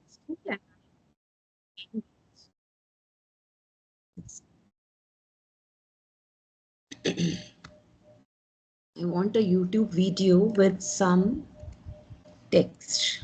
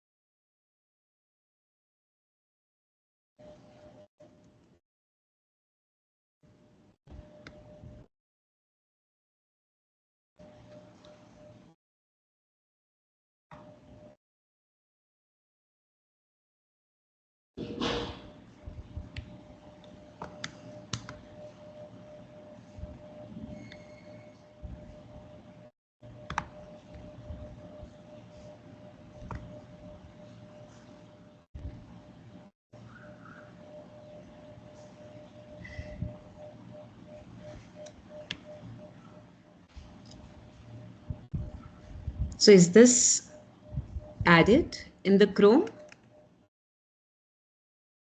Could be added? Copyfish? Yes, ma'am. Okay, so the utility of this tool is we have started with YouTube video, and whatever content or whatever this text is there on YouTube video, that you can extract from YouTube video, right? So this is something that we have done. For example, this YouTube video which said, so this might be a reflection activity that you could do during class, right? So this is the only text available for this particular video. What I did, I clicked on Copyfish and selected the area from where I wanted this particular text, right? Now you have this text available to you. You can see here. So this might be a reflection activity. Now this text can be pasted anywhere. So whatever text is there on YouTube, that can be copied. That can be extracted and copied anywhere, right? So we do have many things. So just turn on their captions.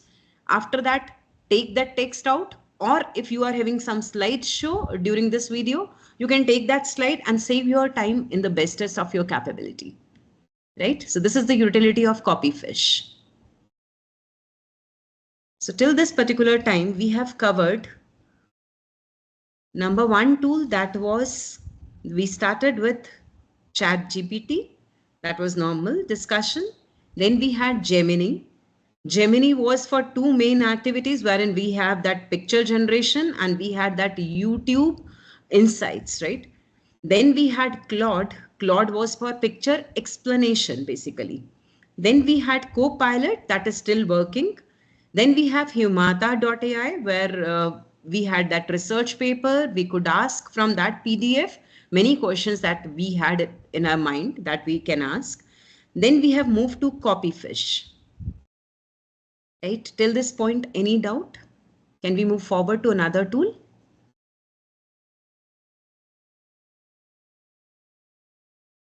Good morning, ma'am. Can you explain Copyfish functionality again, ma'am?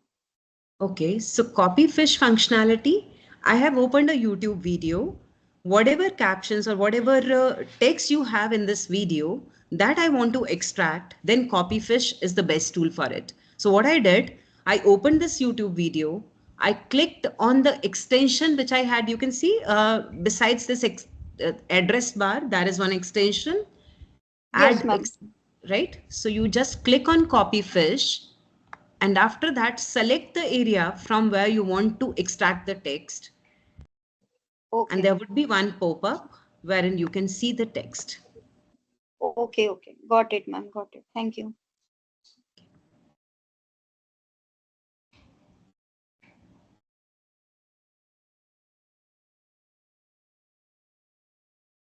Next tool for us is... Ma'am, please Gamma. wait for 2 minutes.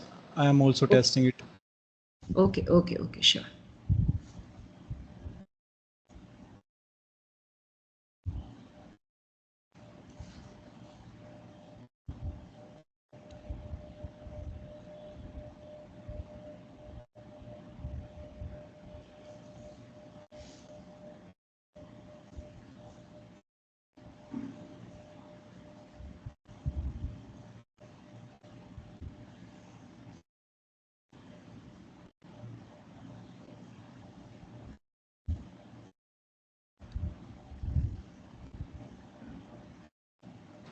Sir mic की permission सबके पास है, एक बार आप click करके देखिए mic वाले icon पे, परमिशन सबके पास है, आप ओपन कर सकते हैं.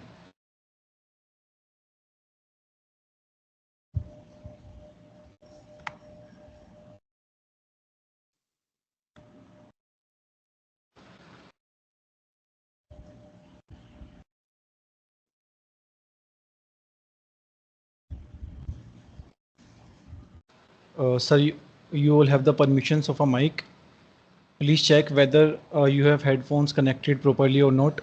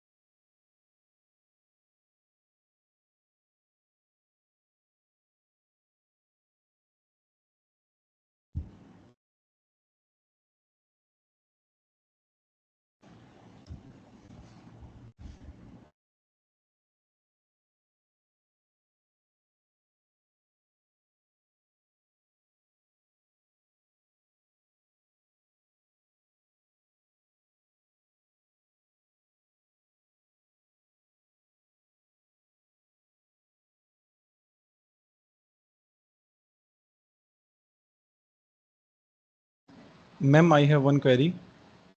Yes, please. Yes, sir.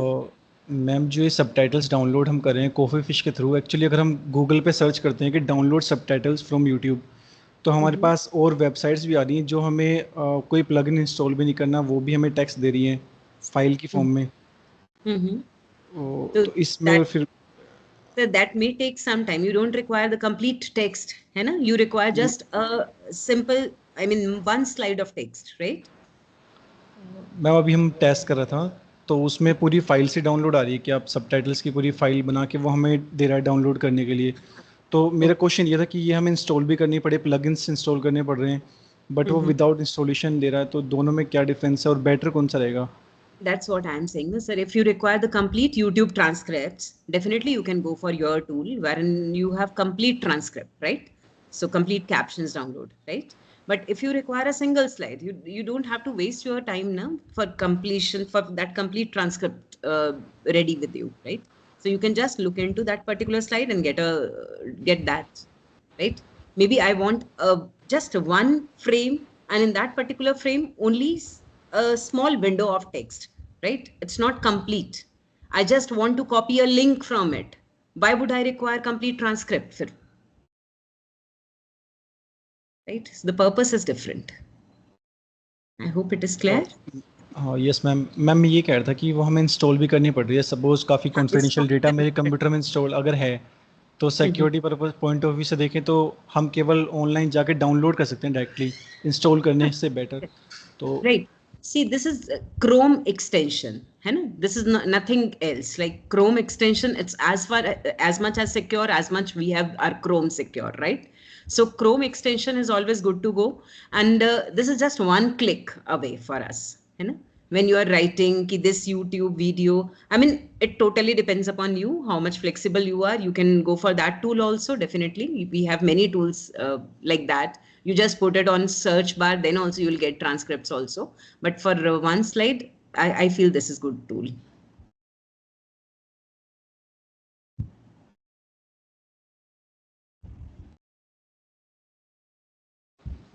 Okay, ma'am. I think our one faculty wants to ask something. Should I check this? Is this in chat?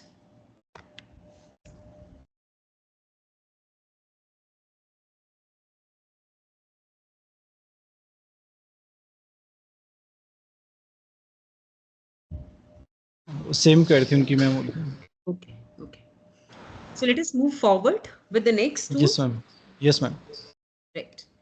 Next we have Gamma app, right? So we do have gamma.app, and when you press on gamma.app, now you can generate your PPTs, right? Presentation, website, document, and how many cards you want. Till 10 cards, it is giving you free PPT, right? So let's say I want AI tools for education, right?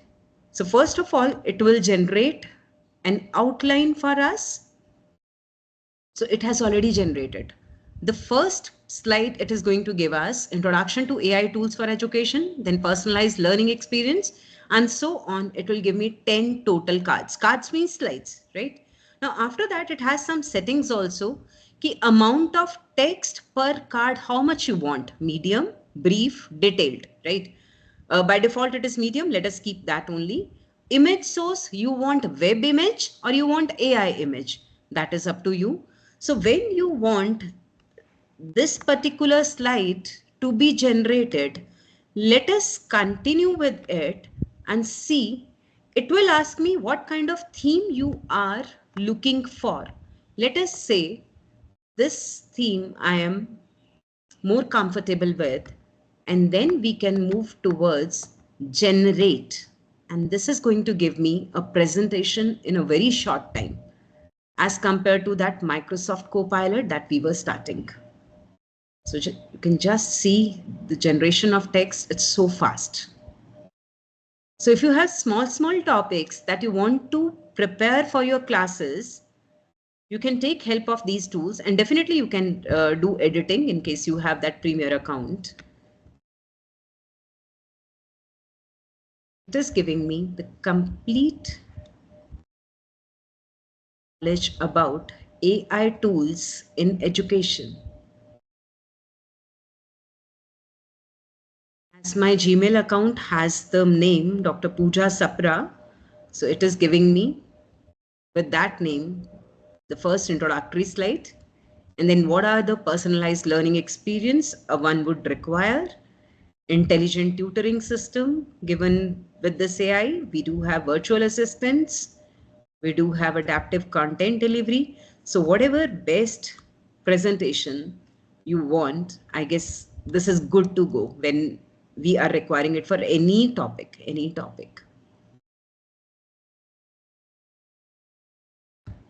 So this is one of the tool for presentation that I really liked.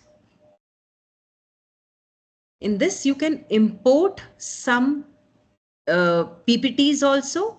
You can start from the new PPT also. You can create through these templates also. So this is all up to you how you are going to start with this tool. Right? Maybe you can try to generate at least one PPT from Gamma.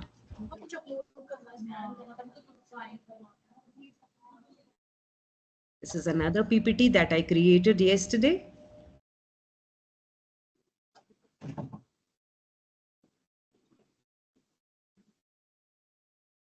Just taking less than a minute to create a PPT.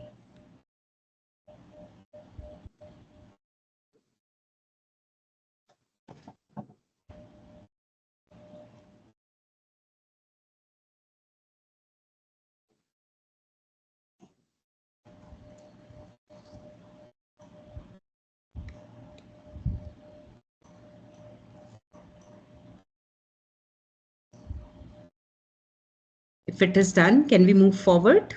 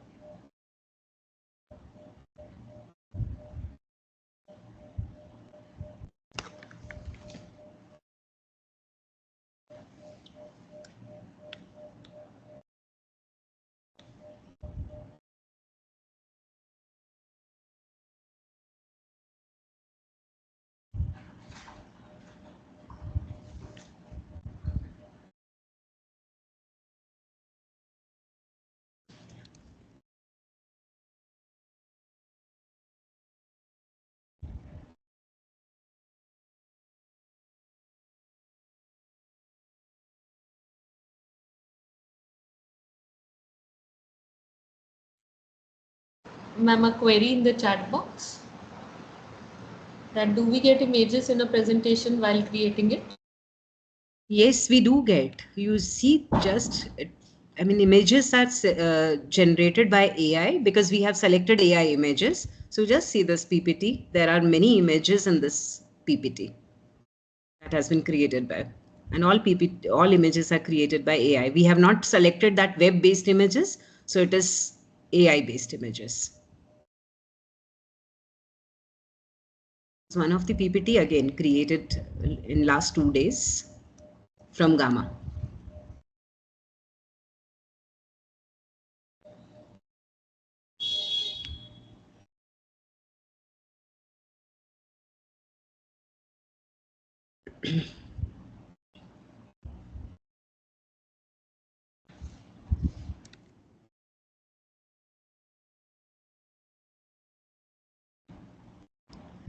So now till this point, we have created, see, from ChatGPT, we can definitely create some lesson plan in case you have some topic in mind which you want to teach as in your classes.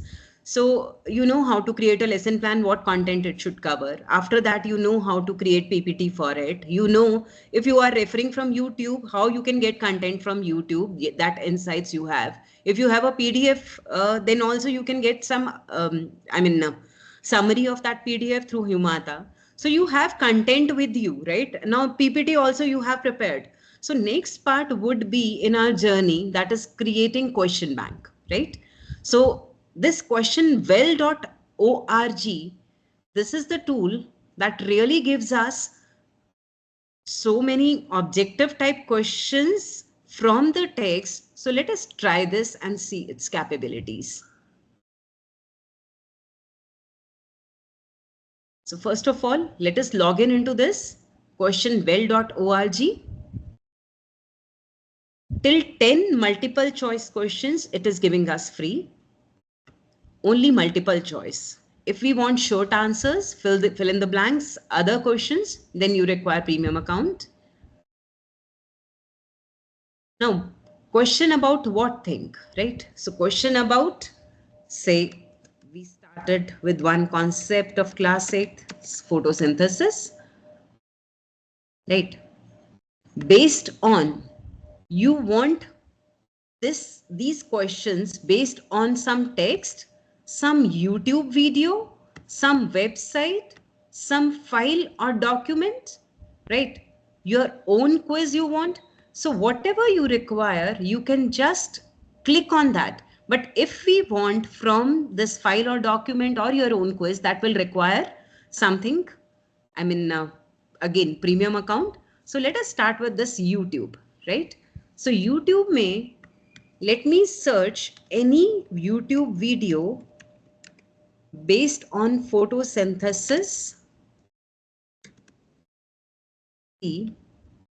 This is photosynthesis YouTube video. Let me paste this link.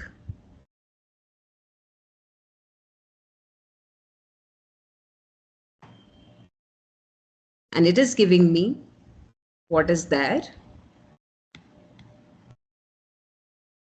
After that, I want to generate questions.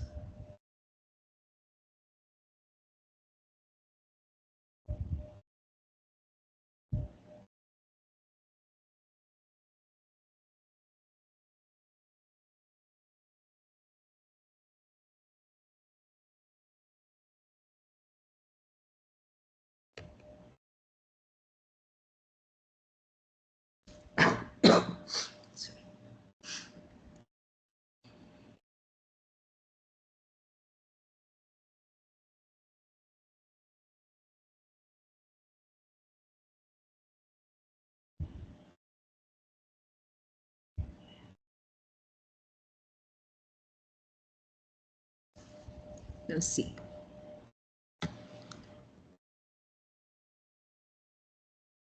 Now this is the question. What is the main product of photosynthesis that is essential for life on Earth?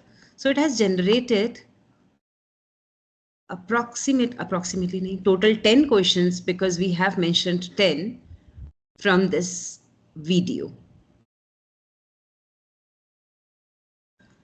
Right. Now this tool is again giving me same transcript of that video also, right? But again, I need to see what I wanted from that. Okay. So if there is something written in this video, that caption is not generated definitely, right?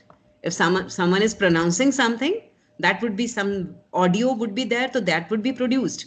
But otherwise, some written context, that will not be there. Again, one difference from that copyfish.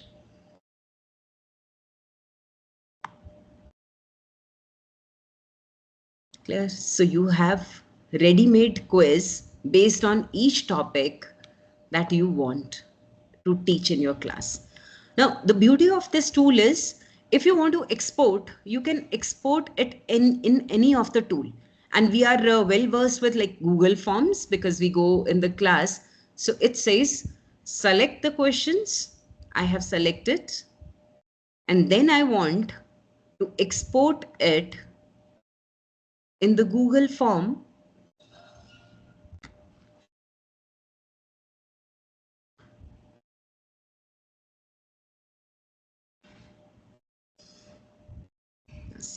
The name of the video. After that, what is the main product of photosynthesis? During which part of the day? It has automatically taken total 10 points. Questions are there. Name of the quiz is there. If I click on any of the question, you will see the answer key is already mentioned. So what is the answer? That is also there. Now, if I want same thing to be exported in, say, any document, if it is there, let us check that. Microsoft, Google Forms, Kahoot, Google Slides. Let's say Google Slides.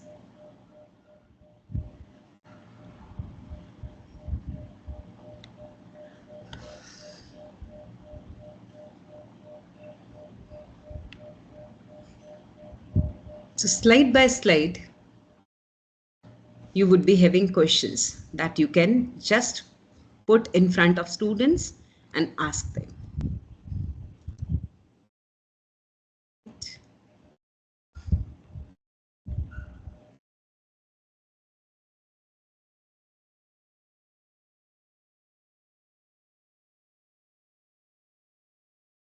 I hope this tool is clear and we find it very useful.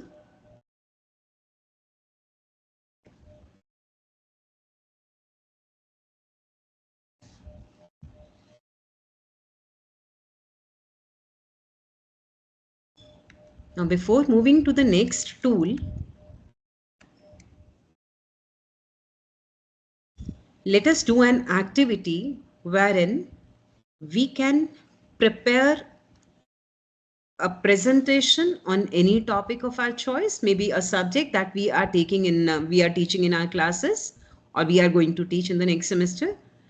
So any topic from that particular subject, and generate question paper also.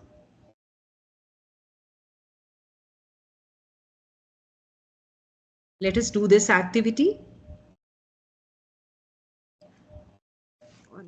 Let me be very specific. Create presentation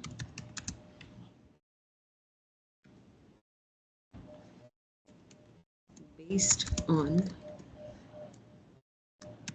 generative AI and prepare a question bank.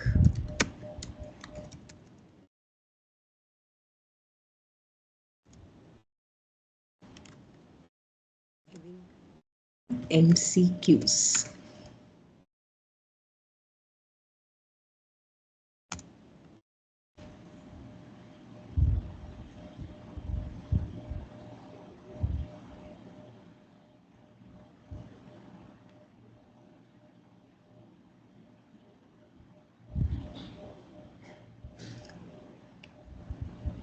Let's do this activity for 5 minutes and then we will move to the next tool.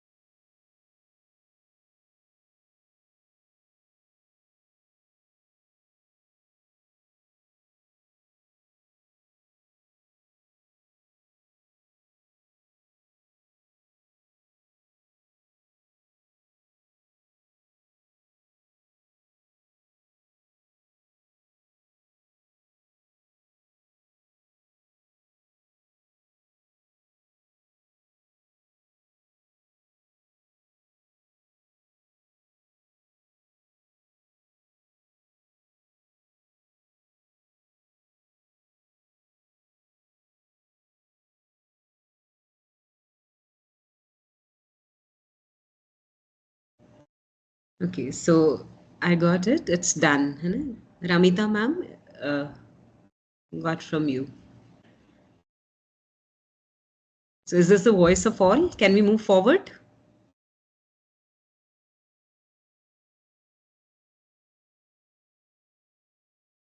Okay, working.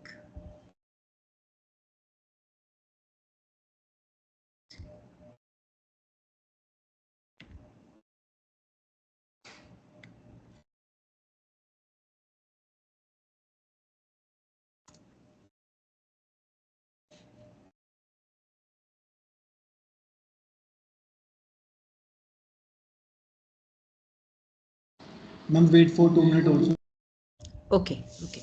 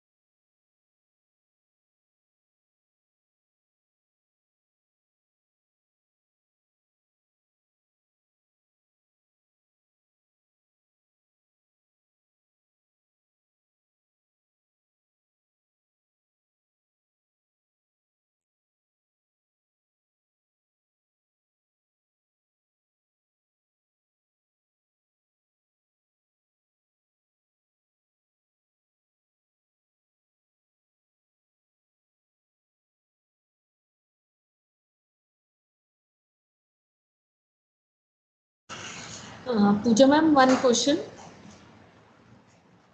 Hello. Yes, ma'am. When you have told about question well, and we are generating questions from it, in after generating the questions, we have 3 tabs with us. One is comprehension, the other is discussion, and third is vocabulary. Just one second. Question well. Yes. Yeah, we have 3 tabs, ma'am. Mhm. One is comprehension, the other is discussion, and Right. third is vocabulary. Yes. So can you let me know what is this discussion and vocabulary about? See, this is just vocabulary that is there in the video, right? Okay.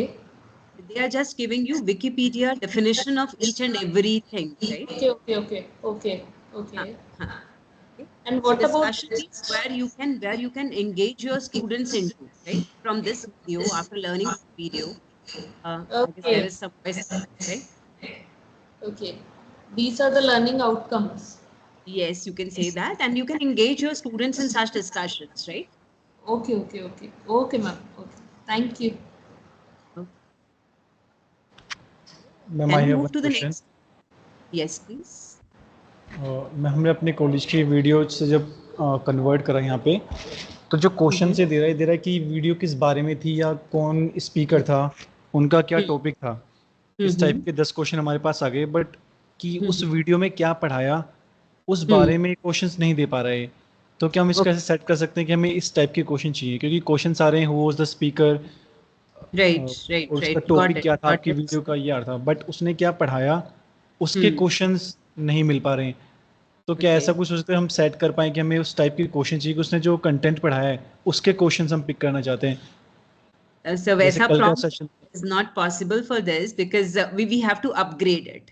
Upgraded version we would be requiring because we want a long video, right? Because introduction of every video. See, if it is of 5 minutes, 10 minutes, it will give me that. Either you can clip it and just give that focused video from where you want to extract those questions if it is free account, right? If you want a longer video, because first 10 questions would be definitely from the introductory part of your video, right?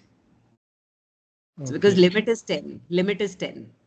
Ma'am ऐसे तो ना कि हम upgrade कर लें उसके बाद भी वो क्वेश्चंस वैसे दे और पैसे भी हमारे चले जाएं। So पहले मैं ट्राई कर लूंगी फिर आपको बता दूंगी, ठीक है?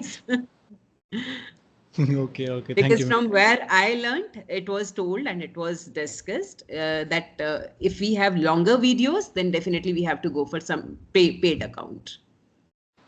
Okay, thank you ma'am, thank you. Okay. So can we move to the next tool? Yes ma'am. Right. So now the last tool that we want to discuss for today, it is Brisk Teaching. Now this is comprehensive tool. What will happen to this tool? Again, this is an extension. So first you are required to add this to Chrome, and this extension is definitely free. And because I have already done it, so for me, it would be removed from Chrome, but for you, it is going to be add to Chrome, right? Once you add it to the Chrome, you will see a button in the extension for Brisk. You can see here toggle Brisk logo.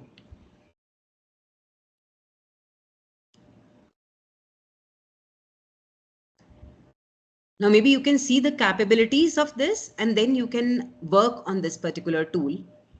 Let us skip this ad and then move to the video.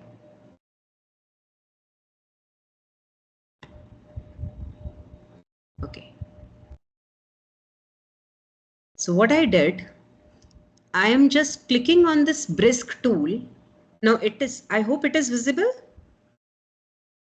Right lower portion of my window, it is giving me Brisk, and with this it says create.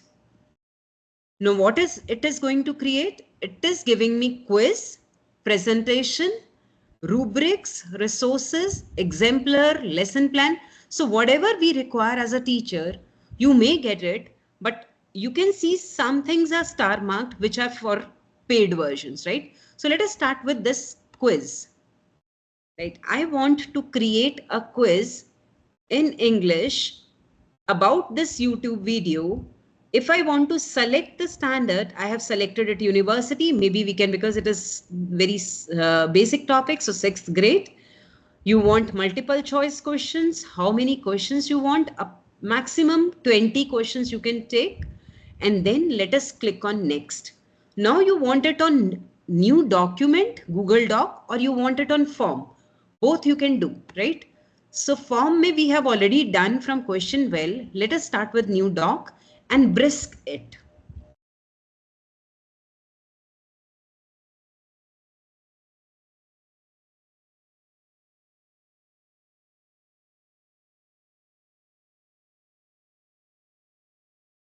So it is generating 10 questions, and I want to add on answer key also along with it.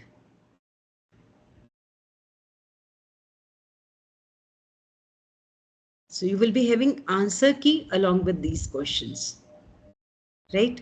So this tool is again very beautiful tool because it is giving me one click you will be getting all the answers, right? All the quiz questions. So this is something that I wanted to tell you about Brisk. Another thing, if I want to create presentation out of this, you can just see 20 slides with images, 6th grade. Okay with that? Let us Brisk it.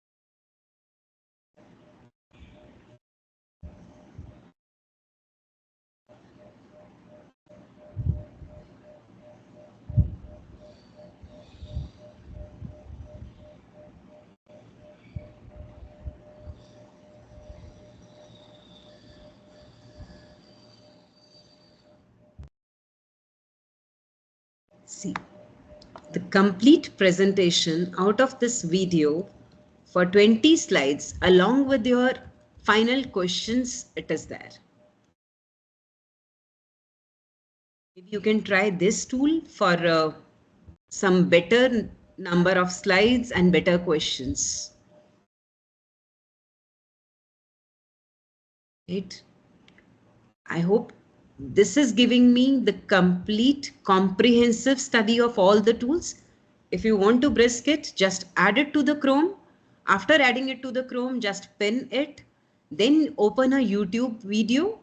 After opening YouTube video, click on brisk. After that, you go to create. And after creation, you can have your quiz, you can have your presentations, lesson plan, and whatever you desire. Right? Maybe you can try this tool also.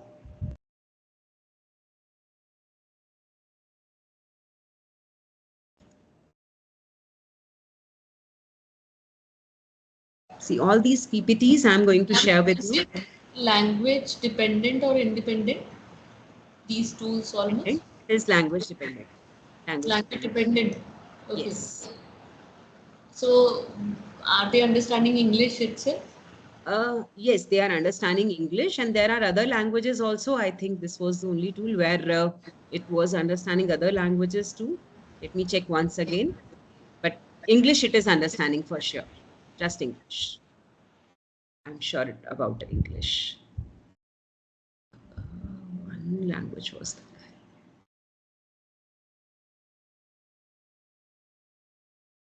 So all those tools along with their address and what we did, what is the utility basically, I have put in this PPT. Your presentations, tools we have covered. I think I have not missed any tool.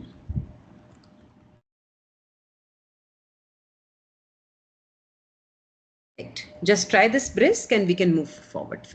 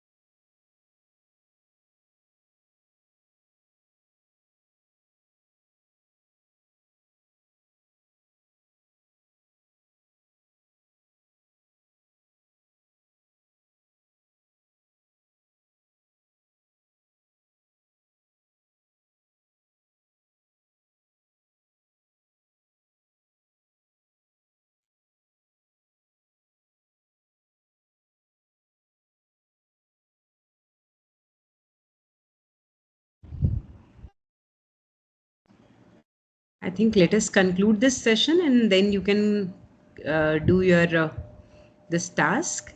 And if you have any queries, we can engage. You know? Yes, ma'am.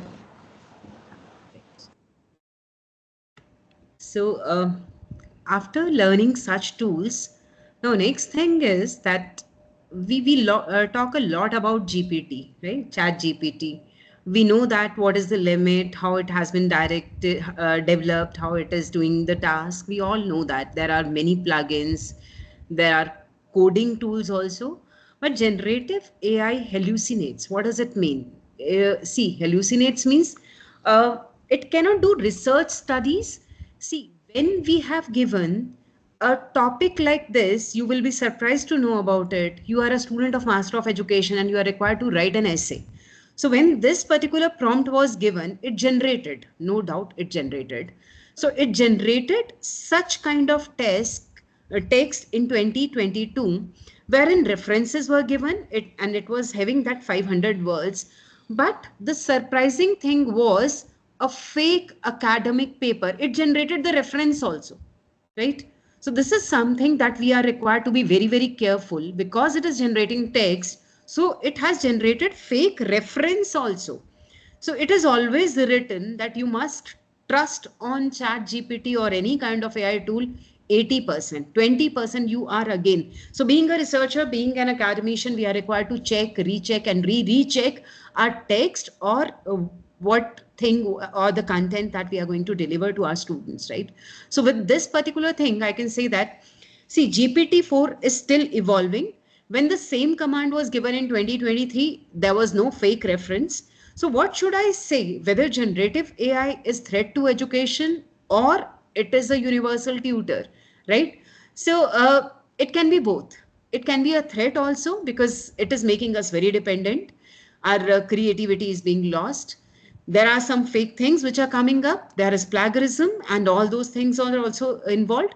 So what should I do as a organizer of the event maybe, or as if I'm giving a talk? So should I write how will AI impact education, or should I write what are the new and effective ways to teach and learn with AI? Right? There is a very little line or thin line between these two topics. So how AI is making it effective, or what are the effective ways to make it to teach from AI, right? So if I conclude it in this manner, that I want to use AI, I want to learn AI tools that will make my job happier, my job easier. That would be the appropriate term rather than how AI will impact education, because definitely it cannot replace any of us. It cannot replace any of us. So there would be positive, negative, all those things we can discuss. But at the same time, I need to learn it. Otherwise, I would be far behind from the people who are in this era who are tech savvy, and I would be far behind. So this is necessary evil for all of us. And with this particular thing, and introspecting on this thing, whether we should be driven by AI or AI should be driven by us. So we have to think it, and we have to really learn it, use it effectively, ethically, and encourage all our students to work on it ethically, right? Thank you so much with this content. I hope I could clarify all the tools. And that's all from my side, Sonia ma'am. And maybe you can try. And in case you have queries, we still have 15 minutes. We can cover on that. From my side, it is done. Should I Still stop we have any sharing? queries? You all are open to the query session now? We'll surely try all the tools, ma'am, one by one. The time was limited. We were trying simultaneously, but Yeah. still for experimentation, we require some time. No worries. So I wanted to cover AI in research also. Maybe next time we will be having those tools also. This Surely. I'm going to share with you, and you can share it with all participants. Okay. Sure. Thank you so much for giving me opportunity. Thank you so much, ma'am. Thank you, ma'am. Your presentation was really informative, engaging, and thought-provoking for everyone. It was very clear that you have put a lot of thought and preparation into your talk, and it is being showed. There are many positive comments from everyone. I'm confident that your talk will have a lasting impact on the attendees' thinking and work, whatever we are doing. Thank you again for your willingness to share your expertise with us. We hope have you back as a speaker in the future also. Thank you so much, ma'am. Thanks a lot. Thank you so much. Before I leave, I would like to mention over here that whatever I could prepare, this is from the, many master classes that I have joined, and it really impacted me a lot.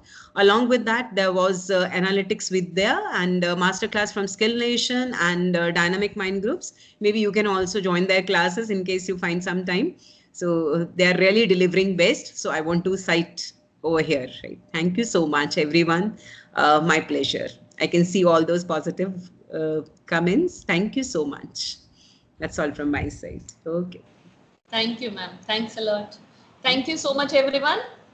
We'll join you back at 1 o'clock for another informative session by another speaker for the day, Dr. Sukhwinder Deora, working as an assistant professor at Maharishi Dayanand University, Rohtak. Thank you so much. Join you back all at 1 o'clock.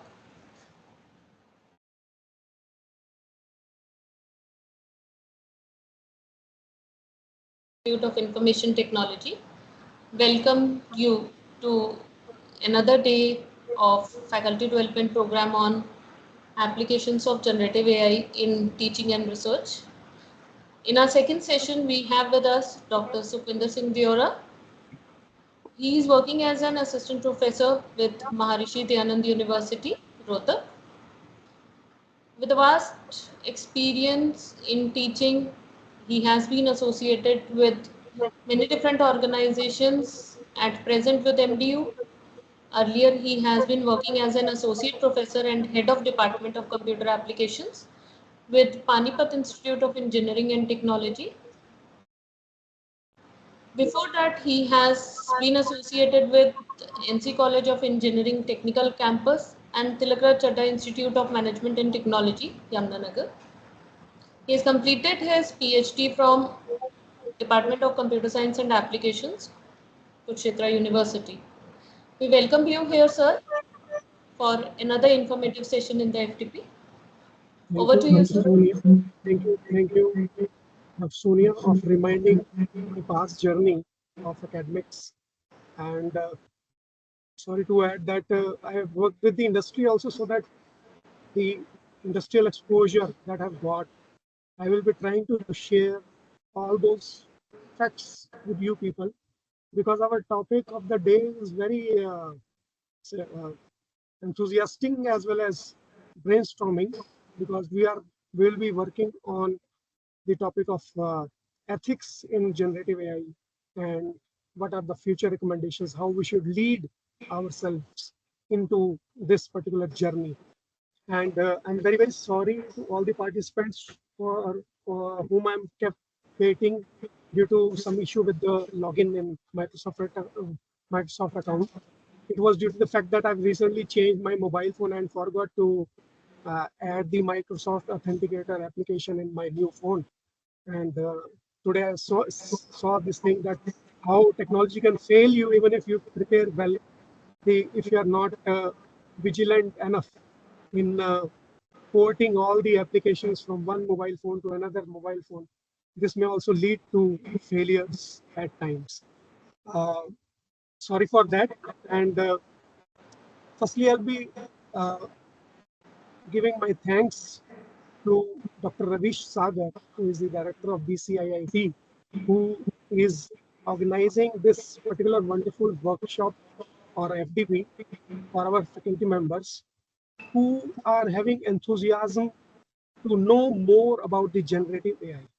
Because this is a special type of AI which is now able to think as well as create content as per the human beings. What we can do, the generative AI will be generating all those stuff in 2 to 3 years of time. And God knows if I should be wrong in stating this particular fact, that I would believe that these machines should never surpass human beings. But again, I am dead sure that these machines will be overtaking us in terms of our brain power, as well as our creativity and other things also. Although I believe that it should not come, but I foresee these things on the cards, and I'll let you know that what I believe. And in the session, I would love to have inputs from all of you people, so that it will be the session very much interactive one.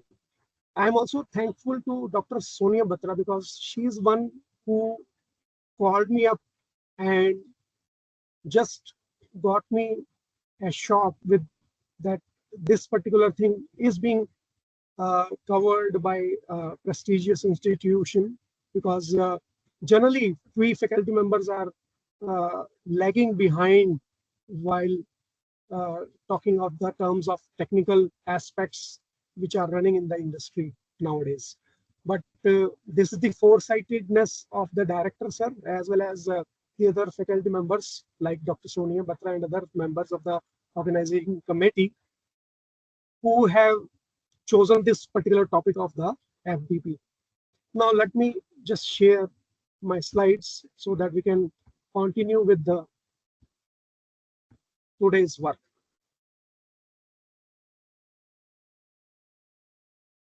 Please let me know if you are able to see my PPT slide, yes or no. Yes, sir, we are able to see it. Okay, thank you very much for the inputs. So as I've already mentioned that we'll be dealing with the ethical considerations of generative AI. Now the thing is that whenever you are telling something about the ethical considerations, the thing comes that if you do not know about a particular kind of technology, how it works, and what are the basis of usage, you cannot draw a line of mark which will depict that what should be the ethical considerations while using this kind of technology, which is the generative AI.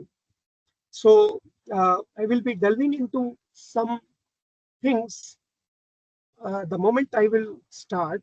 But to start with, I have identified some remarks from people who are not directly benefiting from this particular technology. I will not be taking remarks from industry people who are actually using this technology to earn money. Now, these remarks are from the academicians. Let me read out the first one. It says, when we think about the future of the internet, I would guess that 90% of the content will no longer be generated by humans. It will be generated by bots. Now you think that, imagine the situation that currently our students, people who are working professionals in this domain of information technology, they generate content for the internet.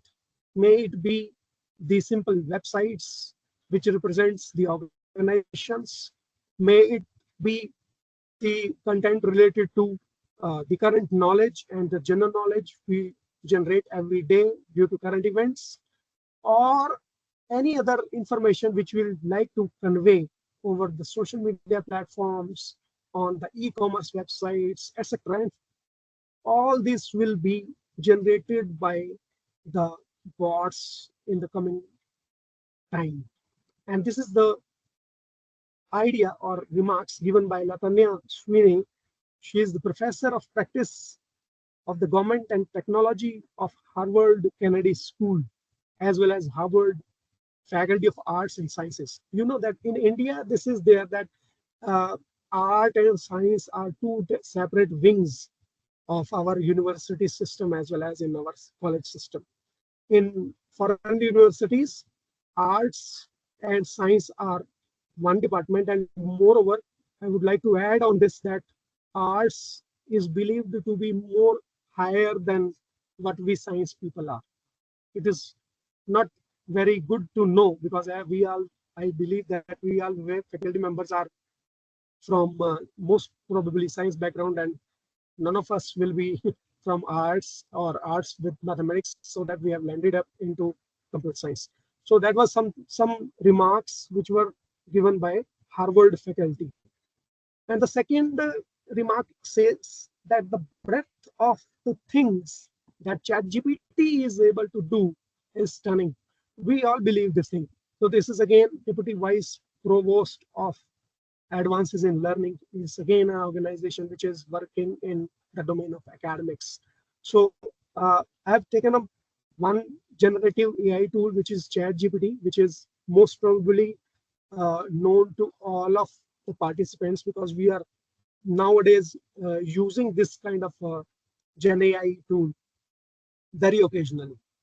Fine. So these are the two remarks. These are the starting remarks I've taken up. So you can identify or try to imagine what I will be sharing in the slides. So let us take the opening remarks about that.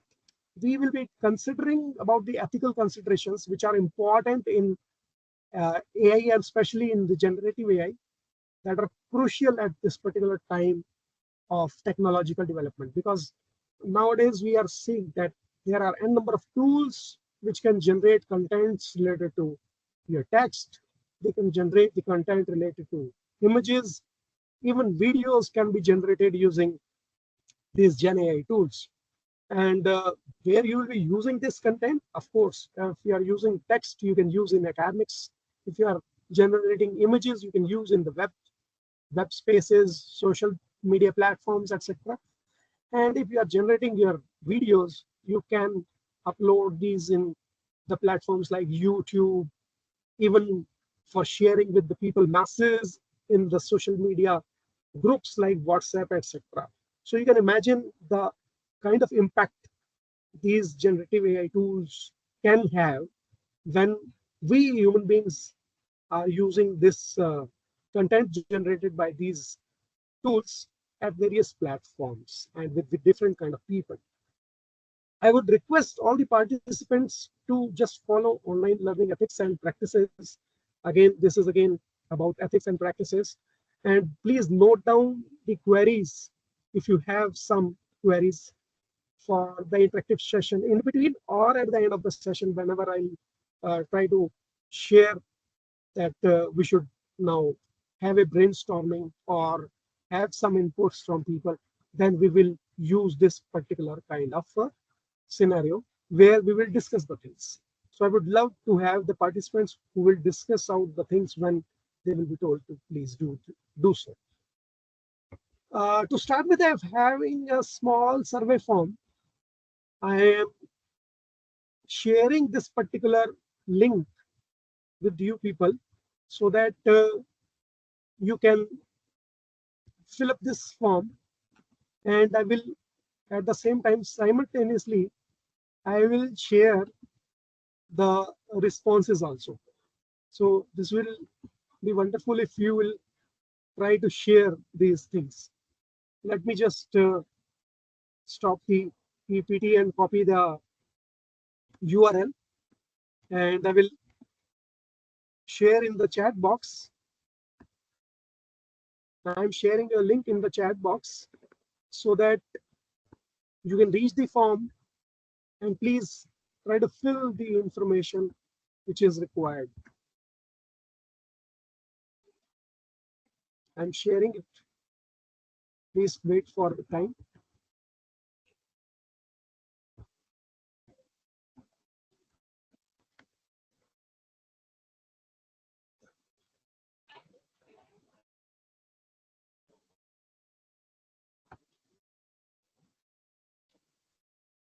Just a moment.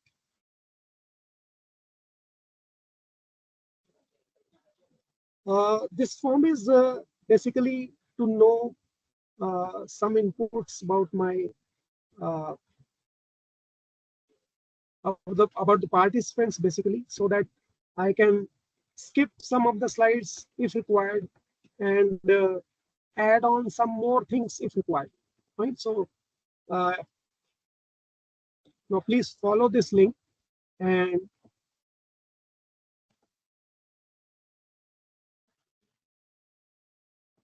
have you got the link now?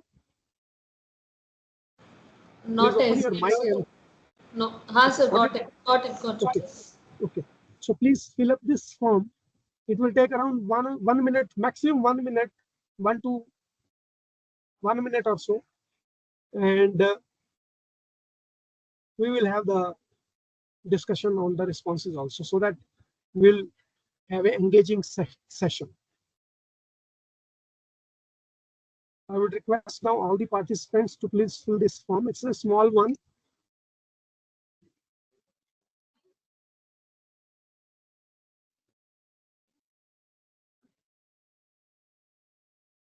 And I'm trying to peek into what the responses are from you people.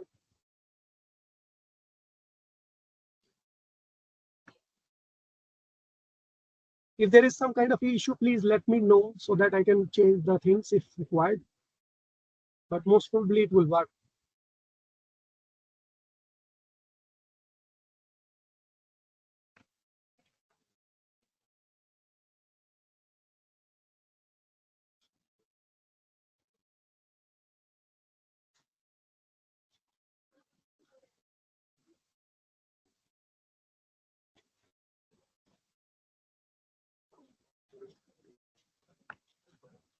I'm sharing your response sheets.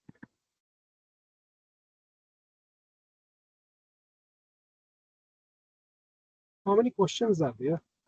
Because it is taking too much time. Okay.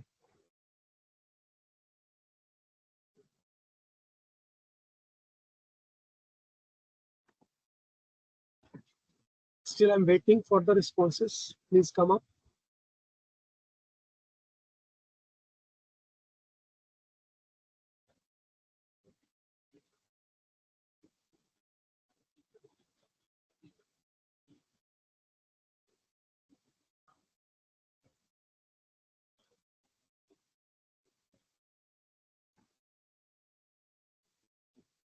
Okay, 19 people are there in the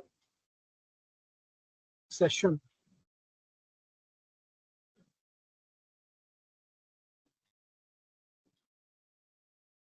There are only some choices you have to make in order to fill this particular form. Am I audible? Yes, one response has come. Okay, Sonia she has filled up this form, and just let us see. Okay, two responses are there here. Here you see now, there are people who are saying that there are no exposure. One is there for regularly use for the work. One have responded as have tried at least once. Because we are attending this FDP, of course, we are expected to now use these GenAI tools in your day-to-day work. At the same time, you have to use it very wisely.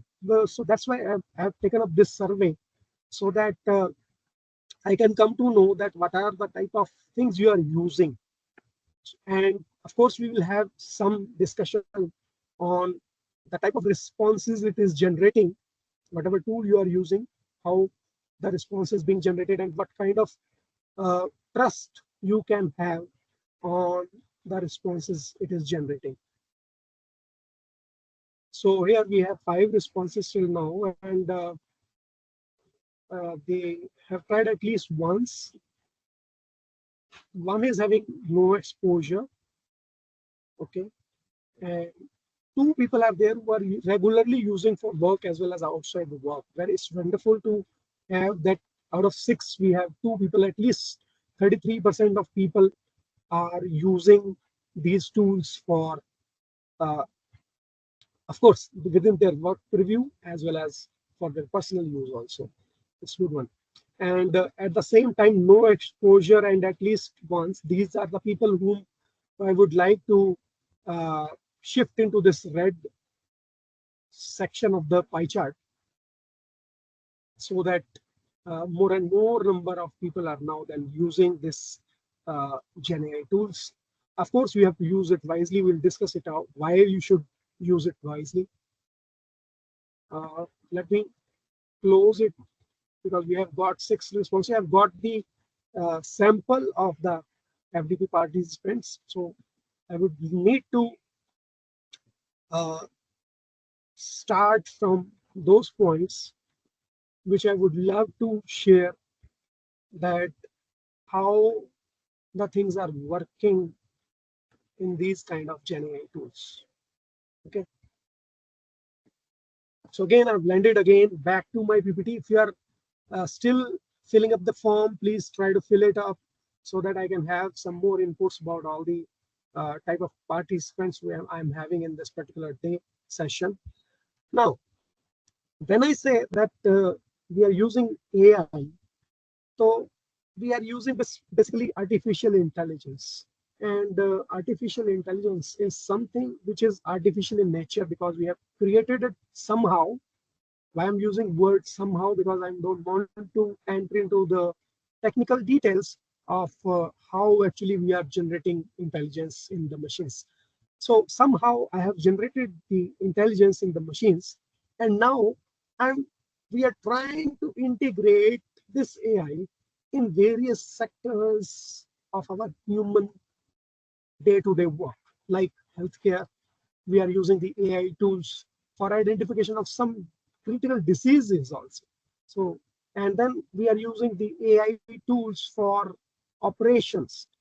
Recently, one of my relative has entered into a scenario of disease called cataract, and we visited our doctor, eye surgeon, and he told that we have an operation which will be conducted by a robot, and the one-time operation charges of the robotic eye surgery for cataract is around 1.5 lakhs. And I asked the doctor why it is so high. Then he told me that the robot which is being used for automatic surgery without the help of even the surgeons, that is one-time use machine.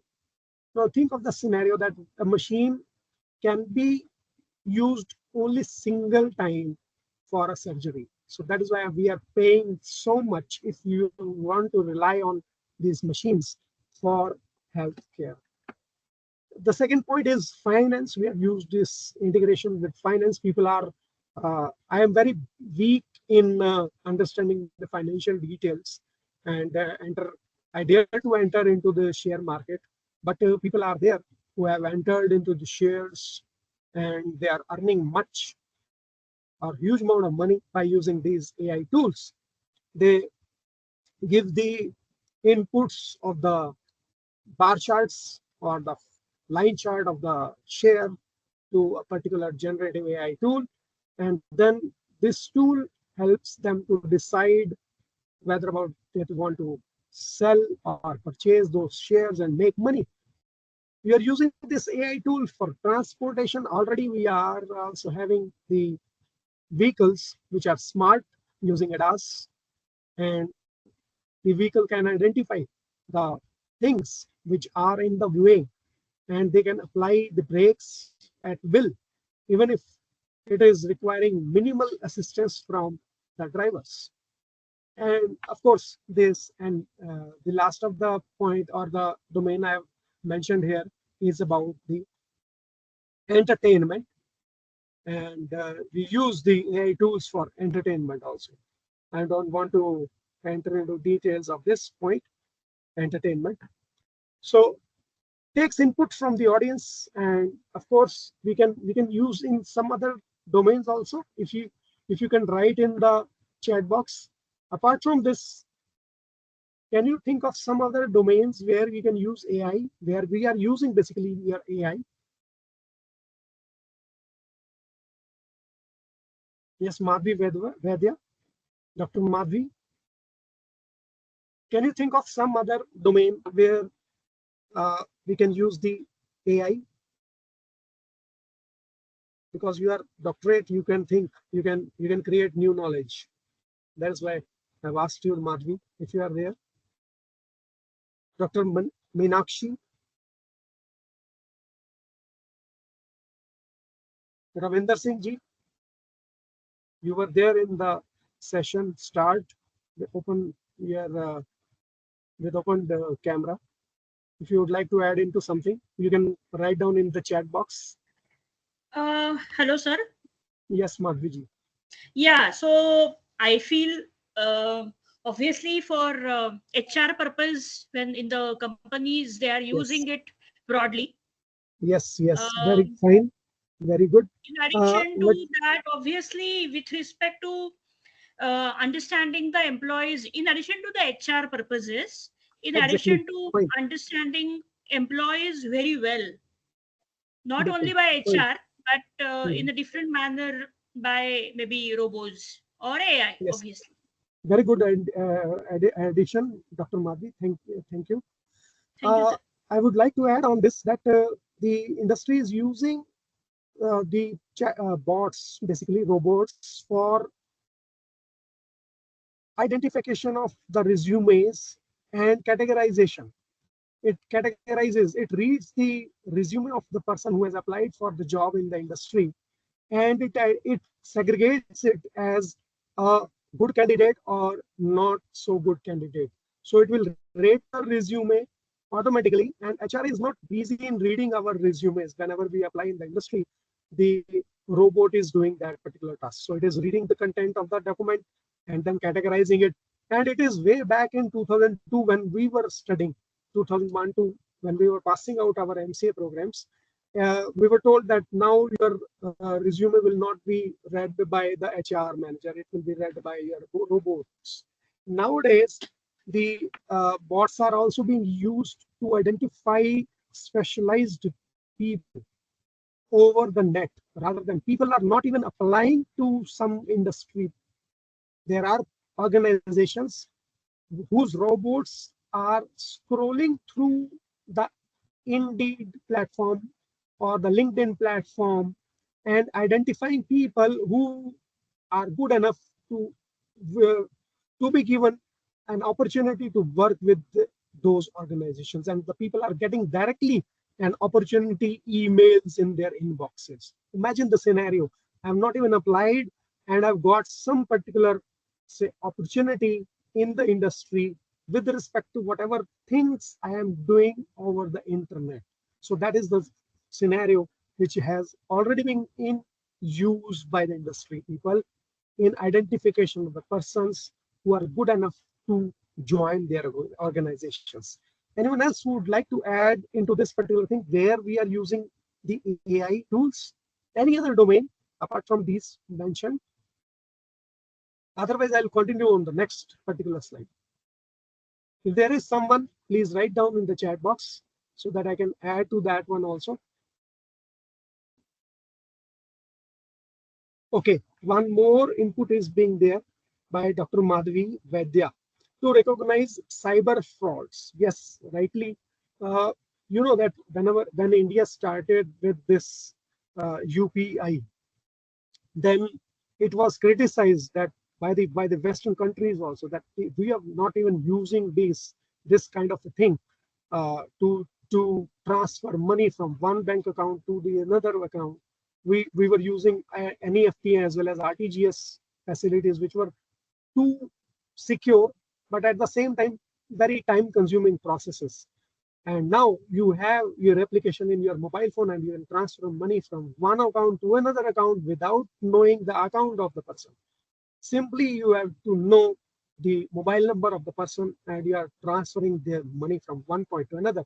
But at the same time, since money was involved, so the bunch of people who are willing to say acquire money from other people from illegal means, they enter it into those things that identify the weaknesses in these tools and use it for making money, you know.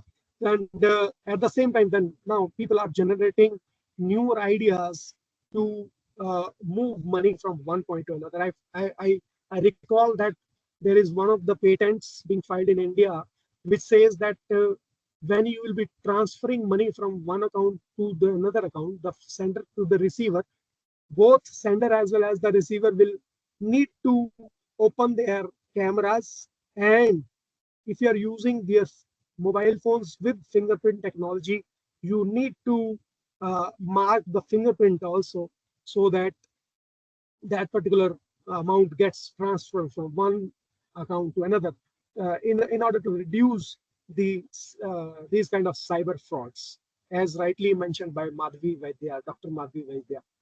And Alok Mishra has also, mentioned one more domain. It is to validate fake text. Uh, Let me just share you that to validate fake text, you can use GenAI, of course, but we cannot again rely on the report which is being generated by these kind of tools. I'll let you know why I'm telling this particular thing, Alokji and all other participants, that why we should not be using the GenAI tools itself to identify the fake text, because fake text is something which we are believing to be true. And of course, if you are using that particular thing, if human beings are being generating that text, definitely it should not be fake. And if the text has been generated by machines, of course the second machine may be given the chance to again to categorize whether this particular text is real or fake. Rather than real and fake, I should mention or categorize it as true or false information, simply because you cannot say that text is real or fake. Text can be either true or false. That can be categorized as information which is true, or it will be a false information which is being written in the text. Alokji has added that's yes, I want to know. I want to know. Okay, fine. So we will discuss that particular point also during the discussions. Can you please tell me that what screen you are viewing now? Can anyone, one of you can read the text in red?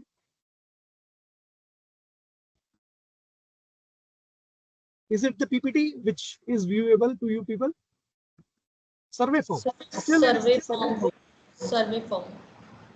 I have moved to the third slide, but it is showing only the survey form. Let me just again, it's again a glitch.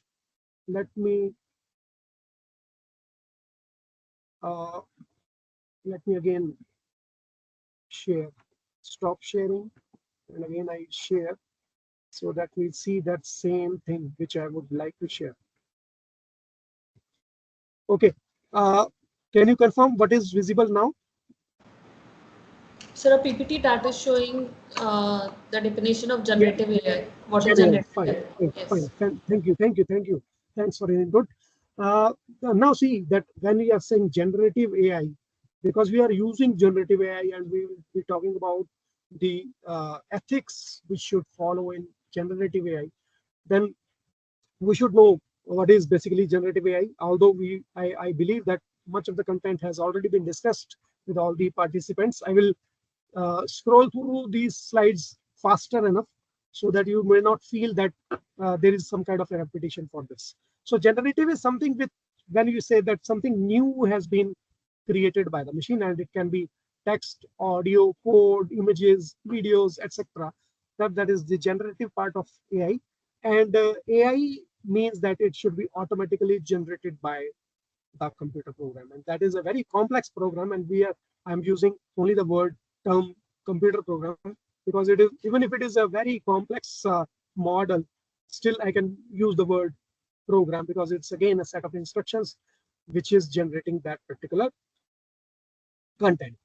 Now, if I would say that it is generating some particular kind of content, then what is the technology it is using? It is using machine learning systems as neural networks, large language models, deep learning, all these technical concepts to generate this stuff, kind of say text, images, codes, etc. Now, if you're please confirm if you are looking at the last slide, which is how. If it is so, you please say yes. Yes, sir. Fine, thank you. Thanks for the input. Because there were one or two glitches. That's why I'm asking again and again that whether the slide transition has been done or not. Okay, so text generating tools, these are using basically your transformers. You have already gone through this particular point because I've seen the videos which have been linked, videos from the links which have been shared by the FDP coordinators in the group. So transformers are some specialized programs which are being used, and they are generating their text, and it is using some technology which is called the NLP. I'm not entering into much details, but still I would like to have that aspect which will enable you to think about the ethics. So that is the only way I would reach to my conclusions. So it is using NLP, and basically NLP is again using NNA, neural network architecture, that transforms or changes the input sequence into some kind of a output sequence. You can simply say that is a kind of a program which will take in some input. It will do some kind of processing, which every program does, and it will come up with some kind of an answer. We'll say we'll again see that how that answer is being generated, so that whether we should rely on that answer or not, we'll see it later on. And in the same way, the image generating tools will be using the vision transformers. The video generating tools will be using something which is being generated by images, and again a sequence of that images is created to make some kind of a video, right? So this is basically there. But now the thing is that what kind of input you are using. Now, if I take the example of ChatGPT, because most of the participants have already mentioned in their survey that they've either used this ChatGPT tools, AI tool, or they are used it once at least. So if you say that this is some kind of a Gen AI tool, and it takes your input and it generates some kind of an output, then the thing is that how that output is being generated. Now, the thing is that these machines are basically pre-trained. Why? Because these machines are created by the industry people, and they have already trained it over some particular input text. Now, the thing is that if they want to train the ChatGPT, which is producing text output, then how they have given the training to the ChatGPT. They have collected large corpus of the input text. Of course, they can come from Wikipedia, www, that is your all the internet websites, books, Stack Overflow, Quora, social media, GitHub, etc., all that stuff. And they've given it to that particular machine, which is your ChatGPT, which is being trained.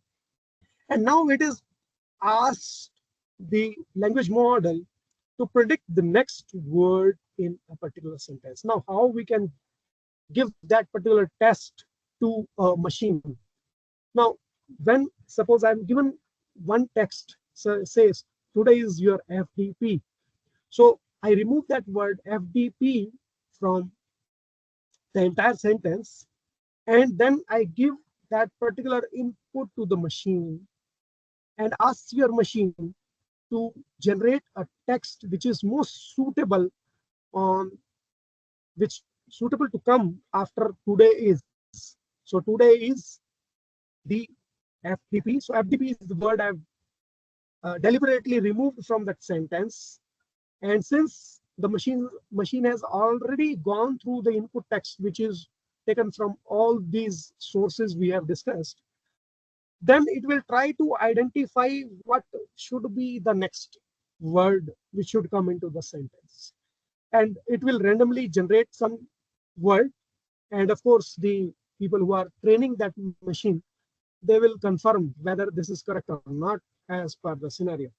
If it is not correct, of course, again, the machine will be asked to predict the next probable word and the next probable word, and so on, until that machine will come up with the correct word, which was there actually within the actual input text, but we have removed deliberately. So it will come to know what are all possible words which can come after today is these three words in the sentence.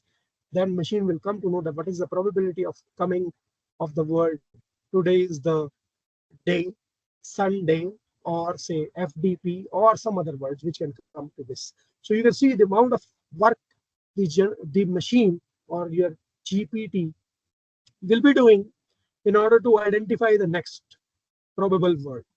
So it calculates the probability of the missing word and try to identify or adjust the word on the basis of the feedback it is receiving from the person who is controlling that model or the machine to match the ground truth. Why we are saying the ground truth? Because we knew already that FDP is the word which I'm looking for. So these three steps from step number 2 and 3, they will be repeated forever, at least say n number of times, so that it will come up to the correct word, which is satisfactory output as per the person who is controlling that particular GPT machine. Now, in order to come up with this word, it is using something called the neural networks, and I will not refrain you to come up with that how that neural network works. Basically, it is a replica of your human brain, and it takes some particular inputs and it gives some output which is marked in yellow circle on the right hand side of your screen. So within this is the hidden layer part of the neural networks, which is taking care of all the parameters which are used by the program to identify which word should come up next in the sentence. So that is the complicacy, and it is the very simplest one, the diagram which I'm showing you on your screen. But actually, your machine is using these transformers to come up with the answer by using the parameters. And parameters, one of the industry person who has taken up the session yesterday, he has discussed that the parameters are some kind of inputs which we give it to the machine. And he was doing some practical with respect to the Excel sheet also, which was used for data analysis. But here you see that what are the number of parameters actually a GPT is being trained to. It is being trained to around 1,000 billion parameters. Now imagine the amount of the connectivities between the neural networks. If there are 1,000 billion these parameters involved within this neural network system, then the amount of connectivity and the sharing of the information from one point to another point while moving from the left of your neural network ANN to the right side of the ANN, which will give me some particular kind of an output. So it will be using 1,000 billions of the parameters in ChatGPT 3, and I'm not talking about ChatGPT 4. I'm not having that input with me right now, so I have shared you this one. But if we say that if this is the kind of a thing, then how human beings are being using this information, where the machines are working, and at what level the human beings are there. So if I compare it with the other organisms in this world, I will say that this GPT-2 and BERT large model, these lie in between the scenario where we can say that is a rat's brain. If you are using rat's brain, this is a small brain, it can take only some few decisions to take on his life in a good purposeful way. And it is here the number of parameters which are used by a rat brain. And if I say the ChatGPT 3, this level, which is again mid of this Turing analogy and the ChatGPT 3, this is the level where there is a rabbit brain, and human beings are much higher than this 1,000 billion parameters model. It is around 10⁻17 parameters. The human brain is using 10⁻17 parameters. It is I recall that my teacher has told me some time ago during my schooling that the number of neurons in my head is equivalent to the number of stars in the celestial system. So if you consider all number of stars in the universe and the number of neurons in my head, each one of us heads the number is same, that is 10 raised to power 17. So again, the ChatGPT 3 and as well as 4, they are still lying below the human capabilities, but still we can say that these machines are using much processing abilities. Now, if these are using much processing abilities, and these are nothing but the pre-trained transformers, basically. So these now can be used for different purposes. Now I am using the ChatGPT to generate my syllabi. I am using my ChatGPT to generate the lecture plans. Yesterday we have discussed that one also in the FDP. And we are using the ChatGPTs to generate the minutes of a meeting and things like that. So it is a pre-trained model. It is known to some information which has been up to date till April 2023. The ChatGPT 4 model is updated up to April 2023. So after that, it does not know. But what we are doing, we are using the ChatGPT. We are using now the ChatGPT to generate our information. We want to generate newer information from this machine. Apparently believing that this machine knows much wider than what I know, and I should take up the output given by the ChatGPT to directly take on to my notes, take on to my PPTs, take on to say my syllabi as well as other things also. So, but actually what we are doing is we are fine-tuning these models with respect to our model, with respect to our inputs. If you recall, let me just try to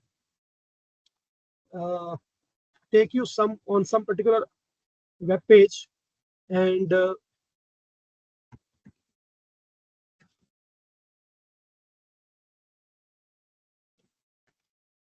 we will discuss again some particular point which I've again recalled somehow, and let me see that if it is available online somewhere. Okay, let me just simply tell you rather than showing it to all the participants. Do you recall that quite some time ago we were asked to log in to particular, say, server, and we were given some text kind of a thing in a picture, and we used to enter that text in a particular text box, and only then we were allowed the login to that particular server. Have you encountered this scenario in your real life in the past? If yes, please write down the yes in chat box. CAPTCHA. Yes, I've deliberately not used the technical word, because if I say CAPTCHA, you will say, oh, that is some technological thing that was used by Gmail earlier. Now the thing is, Dr. Shivani also says yes, we have used. Sonia also says yes. Hashmi, Romana, she has also entered yes. So we were using that text. We were entering that text during our login, and only when I input some particular kind of input, I was allowed the signing. Why that was there? Please write down your answer in the chat box if you know why that particular thing was added into the login page of some server, say Gmail or Yahoo server. Why it was added by the industry people? Anyone, please come up with the answer. To avoid DOS attack, very rightly said Akshit Thakur, avoid DOS attack. Anyone else? Any other inputs?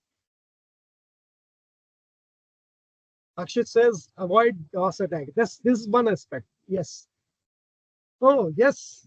Sometimes there will be some robots. I have told you that robots are being used to read the content on the web pages and use that information somehow by that particular industry who has made that robot to scroll through, read all the content on. So it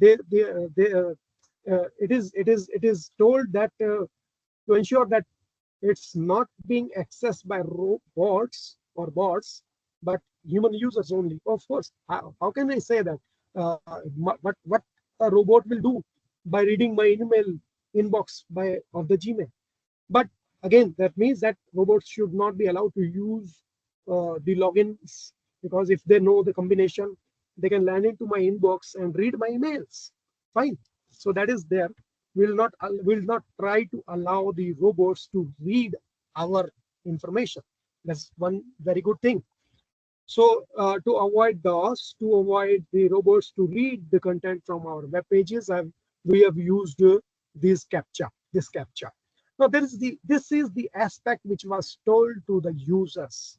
Now let me unfold the truth. There is some university, I don't recall my name of the university, but I remember the work. There was one university from the US whose library, or the librarian basically, who is the custodian of the library, he wanted to digitize the books they were having, because the books were in bad state. After some time, you know that the paper of the book, that turns to be yellow, and again that it goes to wear and tear also of the books. So the university decided that we should digitize the books, and they have given the order of digitizing the books to the company, which was one of the world's #1 companies working in the IT sector. And they've told that, okay, you will be using the digitization. You use the pattern recognition machines and try to digitize our books. So that's a simple task of converting some particular text. Suppose some text written on this particular thing. I would need to scan this text through a machine, through a scanner, and then scanner will give me some converted file which is containing this text values. No, it is basically not text. I'm using deliberately the word text because people are known to use that text. But as a student of computer science and computer graphics, I should say that everything is picture in the world of computer science. And so it will input, it will read the input from one of the pictures, which is say one page of the book, and it will try to convert it into another picture, which will again have some dots, some I say blots of the ink, and that blots of the ink is a combination which is recognized by us as words or symbols or text or something like that. So it is converting one kind of a picture into some other kind of a picture, which is a digital copy of the page which is input.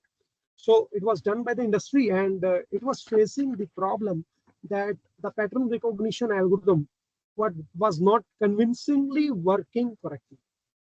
And then the industry would have to employ more people to identify or say verify basically that what is this word or say character which is being shown as the picture in the scanned picture. What is this character?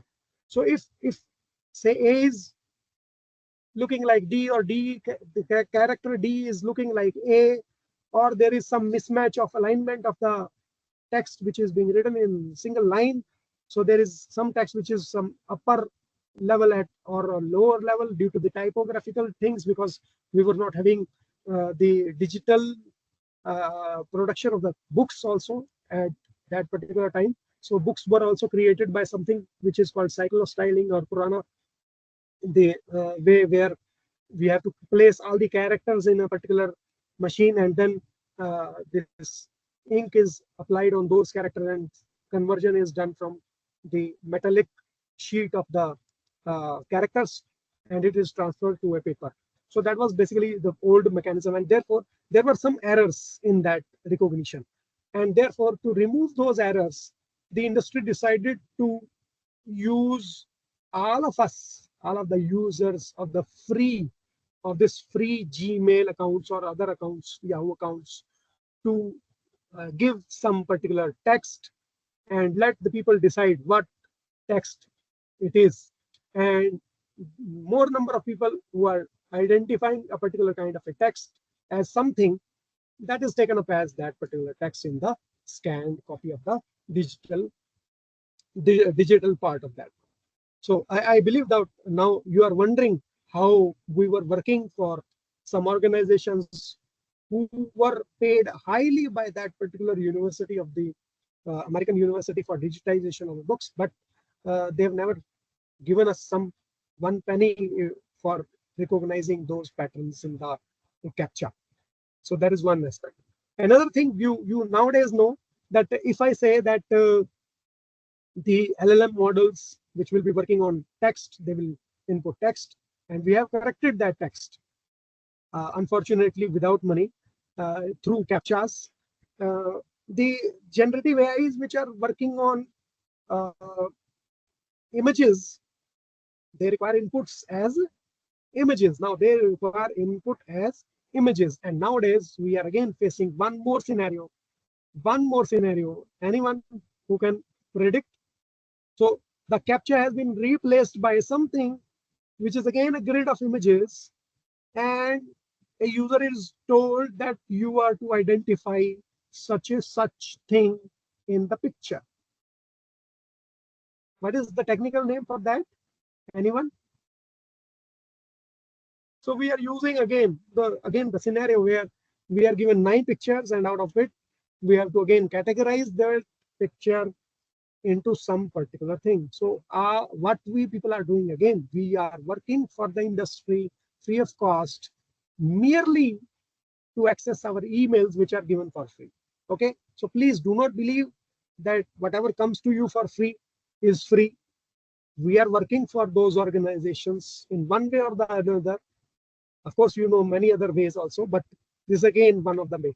So you are identifying the objects for the machines. Okay, so all of us have worked, and we are still working on some of the websites also to identify images for categorization, so that those inputs then can be given to the generative AI tools, which takes input of images to produce newer images. Okay. So we are again working for those organizations. Let me go back again to the EPT, so that we can say that we are actually, what we are doing, we are all doing fine tuning of the model. Even if the ChatGPT, the OpenAI, which is the company, the organization of the owner of this ChatGPT, it's offering you it for free, still they are using your brain power to train their machine for a particular aspect. So if when you are querying that particular machine, you are fine-tuning that ChatGPT machine. Okay, so you are fine-tuning that ChatGPT, and you are not being paid. Mind it. And this is, of course, this is true. हमारे पुराने लोग कहते थे कि जब दो लोग बात करते हैं तो दोनों के ज्ञान को एक दूसरे से शेयर करने से क्या होगा? We multiply the knowledge, है ना? हम कहते हैं पैसा बांटने से घटता है, पर ज्ञान बांटने से बढ़ता है. तो ज्ञान is basically your knowledge which you are shared from one way to another. Even if you are sharing your knowledge with the machine, of course, if I am not getting wiser by interacting with the ChatGPT, the ChatGPT is becoming wiser by each and every query we are firing on that particular generative AI tool. So believe now you can think or imagine basically what we people are doing. Industry has pre-trained that Gen AI tool, and now we are fine-tuning it to produce better answers each and every day. Fine. So that is there. Let's come back to the slide. Next point which I would like to say before entering into the ethics part of this. Now, more than 2/3 of the respondents in the McKinsey report of 2003 expect that their organizations will be increasing the AI investment for adoption over the next 3 years. Now, it says more than 2/3 of the respondents. So that means 66% of the industry people, they know that the investment which has been made by the industry will be again expected to increase manifold in the coming 3 years. Why the industry is inputting so much money in this kind of AI tools? Okay, let us have a rough idea of the amount of money which is involved. If I take the involvement of money for GPT-1, of course, it is $1,000 only. And that is why GPT-1 model, if you have encountered it in the past, you must remember that it was not worth. It was not usable even. It was generating false answers, wrong answers, not even generating the answers which were expected to by a simple or a person without having hard knowledge. But what about ChatGPT-4? The amount of money is about 10 raised power 8 US dollars. Now, billions of dollars has been invested by the industry till date, because this was only the money invested in ChatGPT, not some other particular AI tool. So if you club together all the money which has been invested by the industry, it sums up to around 1,000 billion US dollars till date, approximately. So this is the amount of money which industry is investing in these generative AI tools. Can anyone again think? Can you please respond in the chat box that why industry is giving away so much money?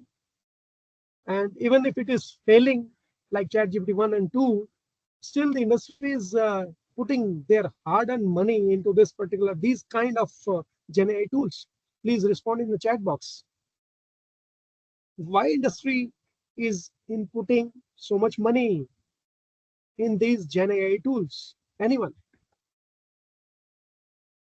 You can write down in the chat box so that I can read, and again we can discuss some points related to this. All these are connected.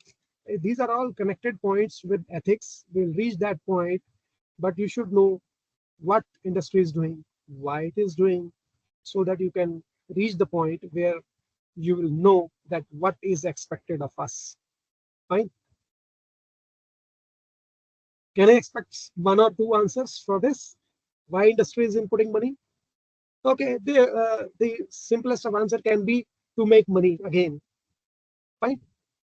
Again, I recall one of the things in the history. It was the fact that the scenario was the transmission of electricity from one point to another. Okay, so one of the researchers have identified that there are the copper. Identified that copper is a very good conductor of the this electricity, and silver is again a bit low, but again it's again a good conductor of electricity, and therefore the energy or the electricity production houses were connected with other places where we would use that electricity to transfer from the production place to the usage place. We have used the wired transmission medium to transfer electricity, and at the same time around within that 2 or 3 4 year period, there was again a scientist which has identified that electricity can be transferred wirelessly. And the industry at that time has already invested huge amount of money in establishing those structures which we see on the roadsides also, which transfer the electricity from one point to another point, grids. And since they have already established or invested the money for establishment of grids and wire production, industry is already started. So that is why they never acknowledged the work done by the person who was trying to transfer the electricity from one place to another place without use of wire. And now when we talk of the wireless technologies, we see it like connecting our Bluetooth mobile phones or Bluetooth mouse and keyboards, etc., with our small machines with the wireless technology. Again, this is again the similar. It's working on similar things which were generated by that particular scientist, and but industry has never acknowledged and used that particular thing because they have already invested money in the wide transfer of electricity. So now you can again think that why industry is putting money in these technologies. They have started placing their money in this, and that is why they will be refraining us with certain technologies which might be better than these, but they have, since they have invested the money, they will extract their money back, of course, many folds. Only then they will allow us to see something or some technological transition, which is basically tremendous and humongous, basically, in with respect to human mankind is concerned. So then you say about these things. So huge amount of money is already been invested, and 1,000 billion parameters of input. These have been used by these kind of generative AI tools or machines. Then you can see that what is the amount of processing they will be doing. I'm skipping this scaling up of a language model video. I would have shared it with you, but I believe that time will not allow us to have inputs from this. I will directly reach to the impact of this GenAI then. So more than 60% of jobs will be automated by the use of these GPT models. McKinsey report 2023 says this, and within a year it updated to 70 to 80%, and now presently we say that 90% of jobs, as I've read in the starting remarks, that 90% of the work which is being generated by generating text over the internet and other things, that will go through by the boards. So 90% of jobs will vanish in a few years from now. Or in a lighter or a positive aspect, we should say that we will need to unlearn, learn and relearn strategies to modify our work culture and our strategies to sustain in our professional domains. The second thing is the fake news will spread. Why we say that the fake news will spread? Because whenever we are generating something, say text, video, or images using these Gen AI tools, of course we are generating something new, and it is not existing. And if it is not existing, we are generating it new. It can be fake, of course, and therefore, if it is fake, it will be again input to some other Gen AI tool, and the second Gen AI tool might confirm that okay, no, this information is true. So as one of the participants has mentioned, that Gen AI tools can be used to identify fake or real. I'm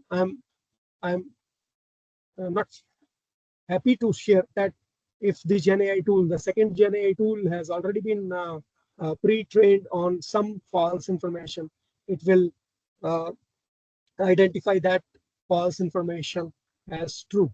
So it will be one Gen AI tool producing some input, and second Gen AI tool will say that, oh, no, this text has not been generated by a machine, it has been generated by humans, because the first Gen AI tool is trying to generate the text which is looking like human generated text, and the second has already been trained on false information, some false information, and therefore it will continue generate such kind of thing. And imagine that one machine is generating one false information, it is confirmed by second, confirmed by third, fourth, and number of machines, and it will be very difficult for all of us to know whether this particular thing is true or false. Presently, we are using the source criteria where that that information has been generated by using blockchain technology.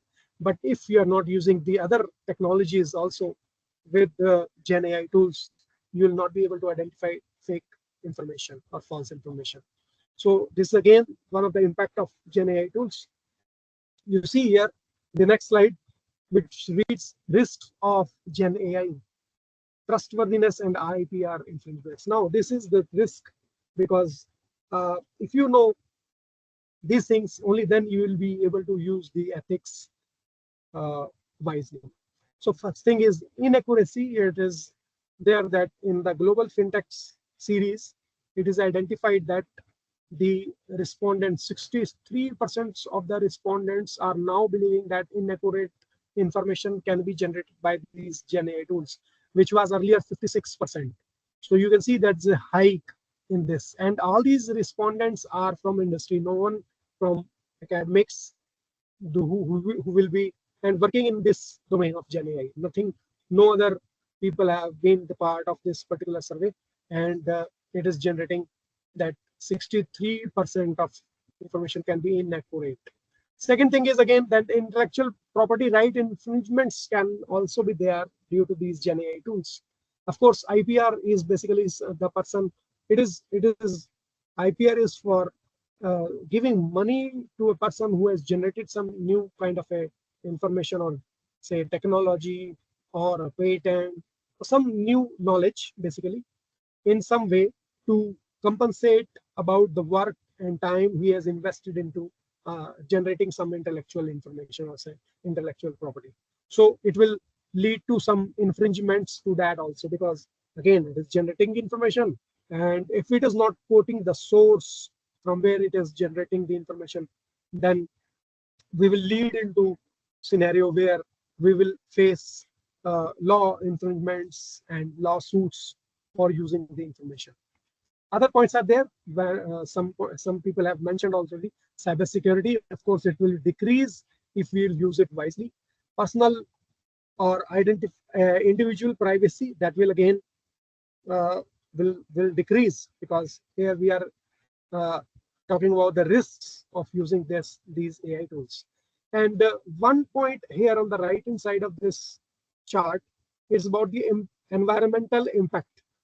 Only 13% of the respondents are saying that environmental impact is there. But I will lead you to the next slide, which will again say some input about how we are using these technologies and what are the risks for that. Now, the only solution to these problems of inaccurate information, IPR infringements, cybersecurity problems, all the solution is about the fine tuning. So if we all believe that this is one thing which we are already using the ChatGPT, or unknowingly we are fine tuning that machine to generate newer answers by ourselves. So please type yes if you feel responsible that if you are using this kind of a tool, you must use it very wisely, because you are actually fine tuning that machine. So it is your onus that you should train that machine in a good way. If you agree to this, please write yes in the chat box, that we should use the generative AI tools wisely and do not try to generate false information, and because that will lead to some other kind of errors in the future. Homa Siddiqui says yes. Dr. Sonia also says yes. Okay, 3-4 people believe yes. Dr. Shivani Jain also says yes. So it is not the thing that you are using this ChatGPT for free. Okay, absolutely true. It says Dr. Madhvi Vaidya. Right. Fine. So you see that you are fine tuning the machine. So it is you and I who are using the machines. So it is our responsibility that we should train the machine in a good way.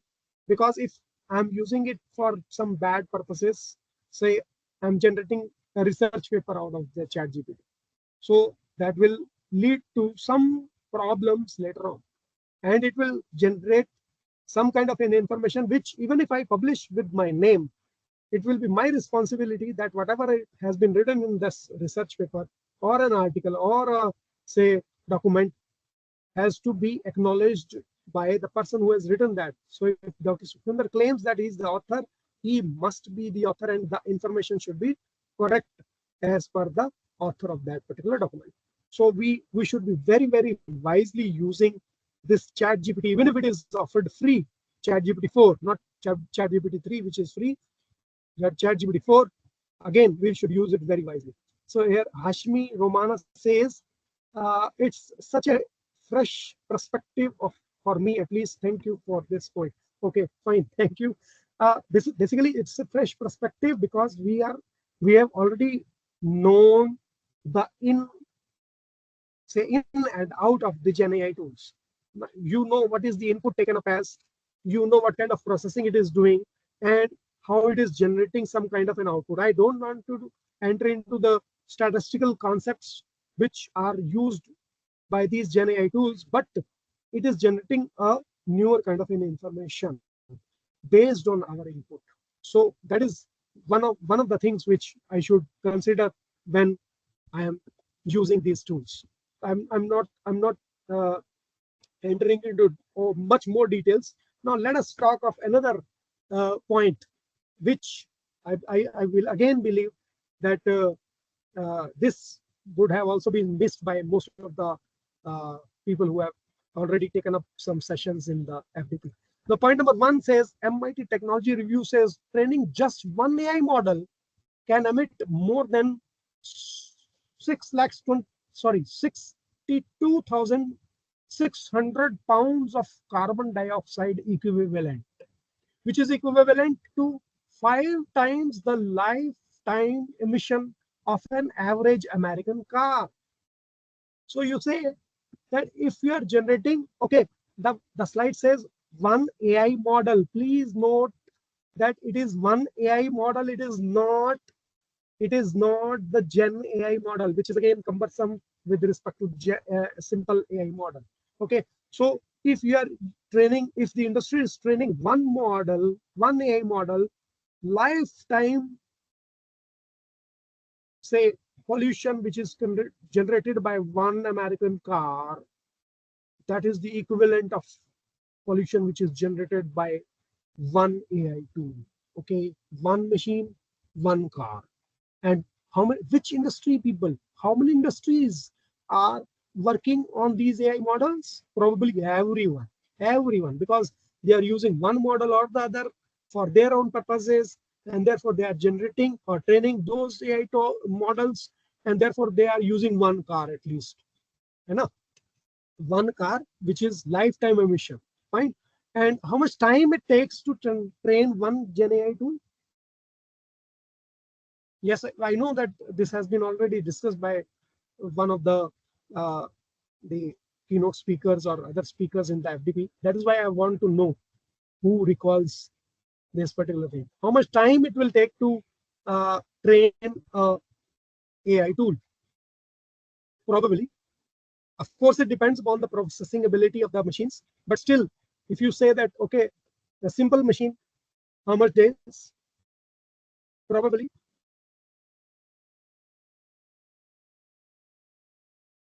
Please come up with the input in the chat box if you know.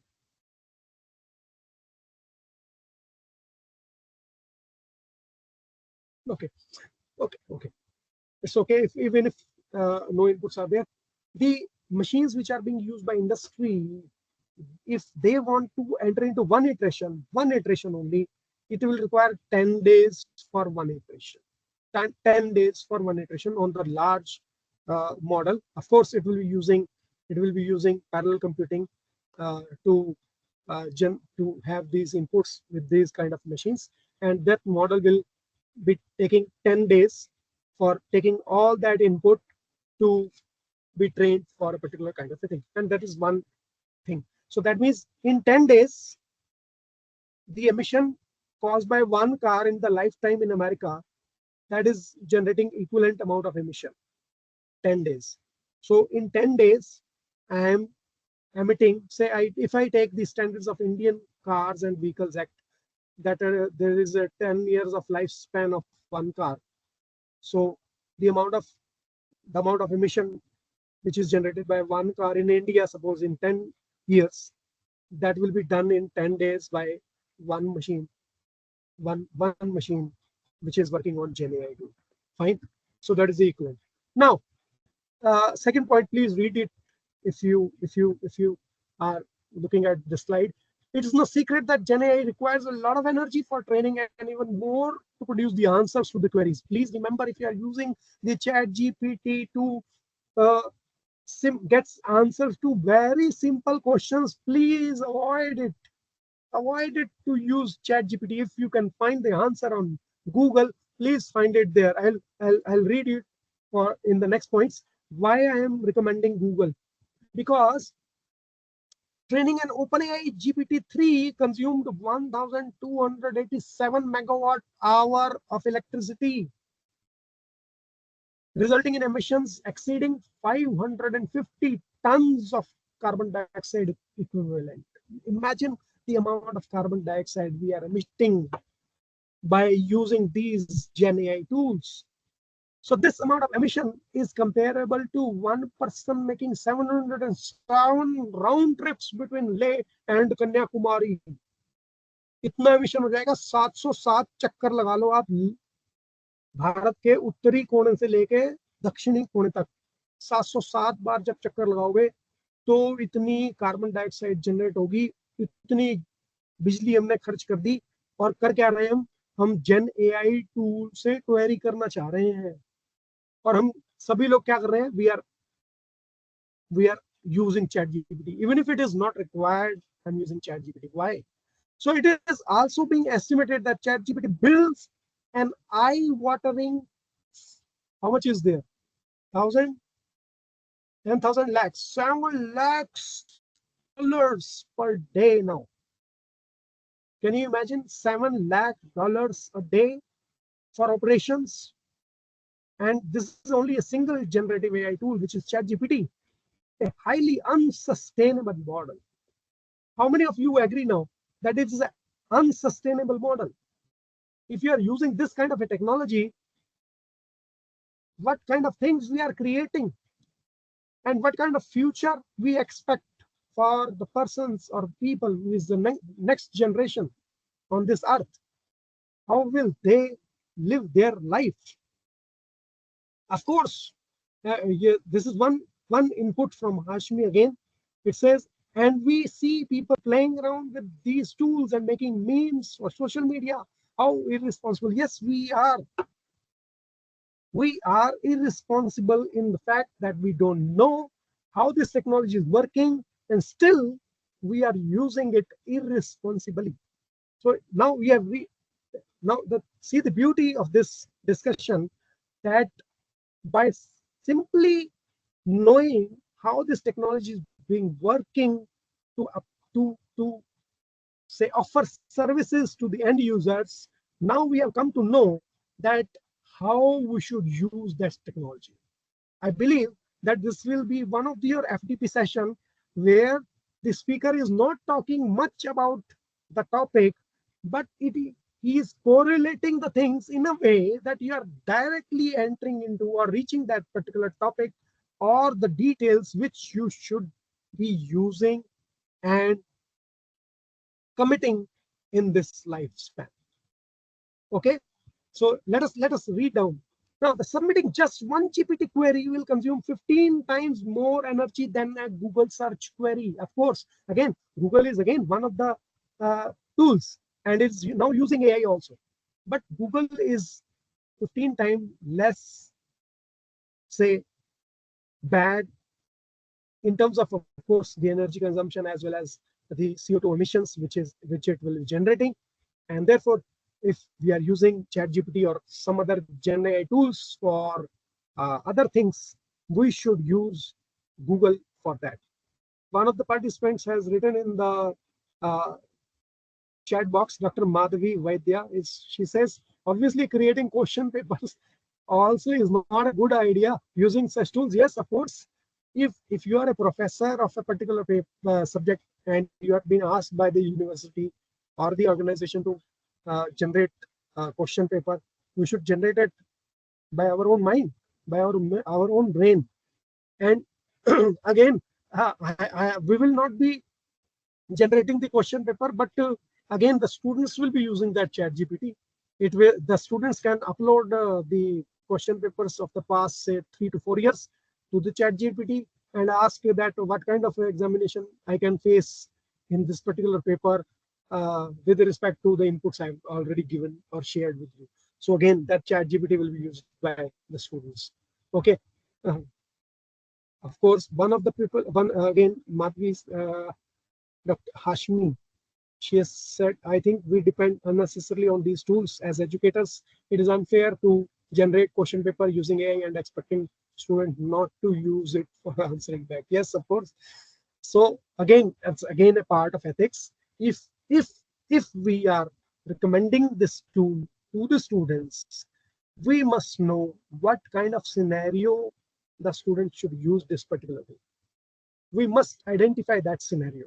Otherwise, we should refrain our students to use this. And it is we first to identify that what we should not use, why we should not use that. That is again one of the questions which we have already discussed in this particular session.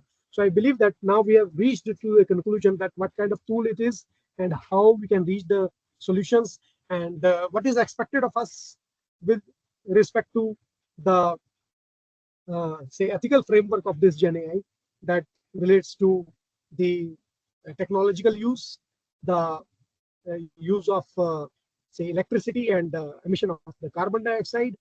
Then with respect to the knowledge which I am creating from these kind of tools, also the true information like that.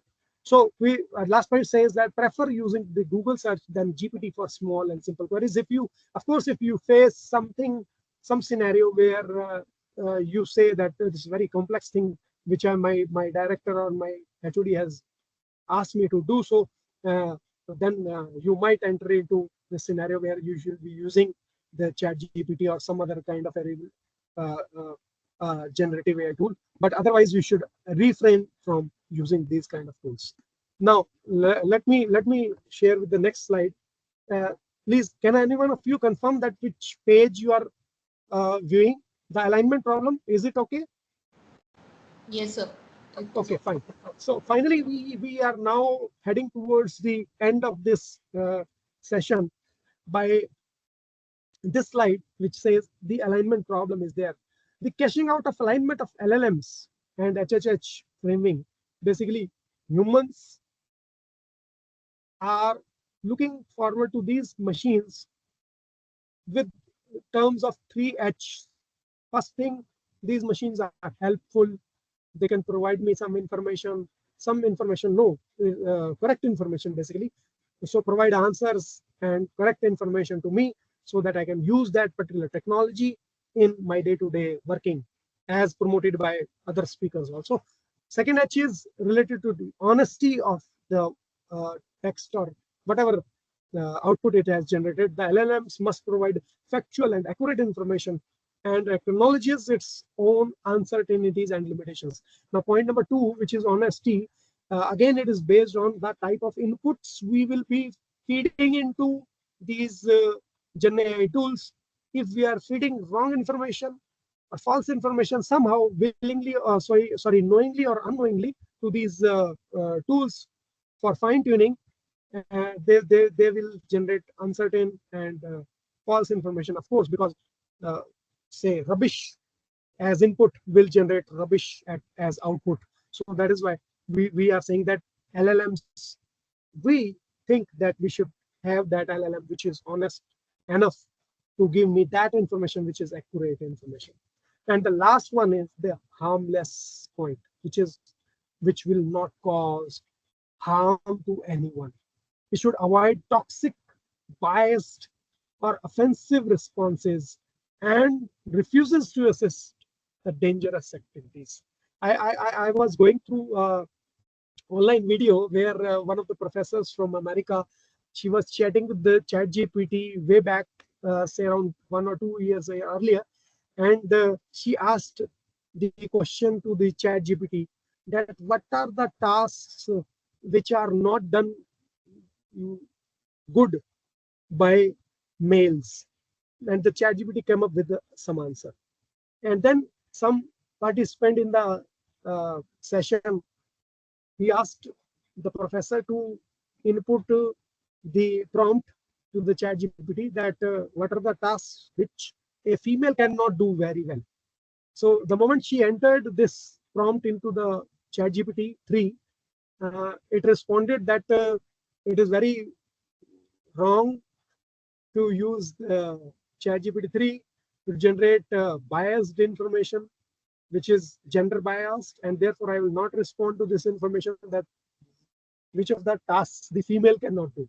So it was again very say funny scenario where the machine was trained to identify the things which the males cannot do, but the machine says that no, I will not produce some input which is output which is say biased, or say giving some information which is gender biased, and I will not provide you information which the females cannot do correctly.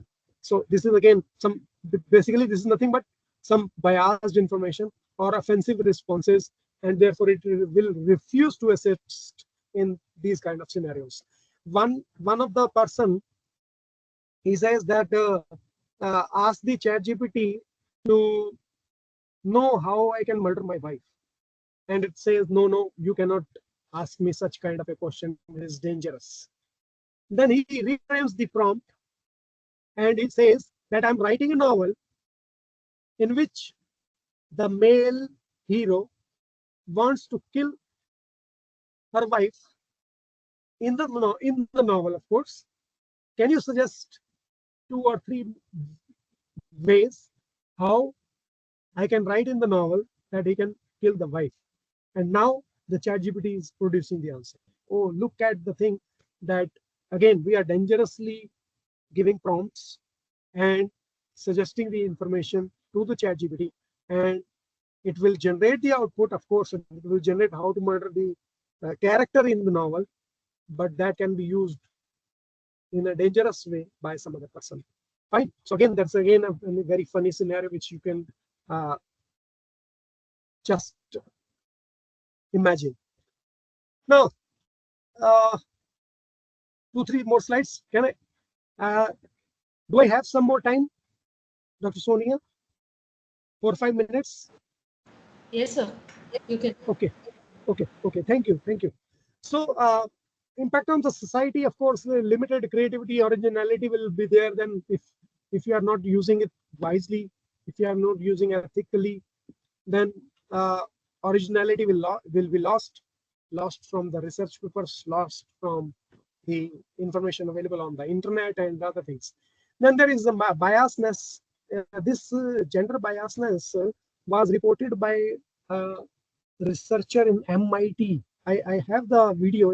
If you have around 3 to 5 minutes for looking at the video at the end of this session, I will share the video at the end so that you can view that thing, that how it comes to picture that these Gen AI tools are biased in nature.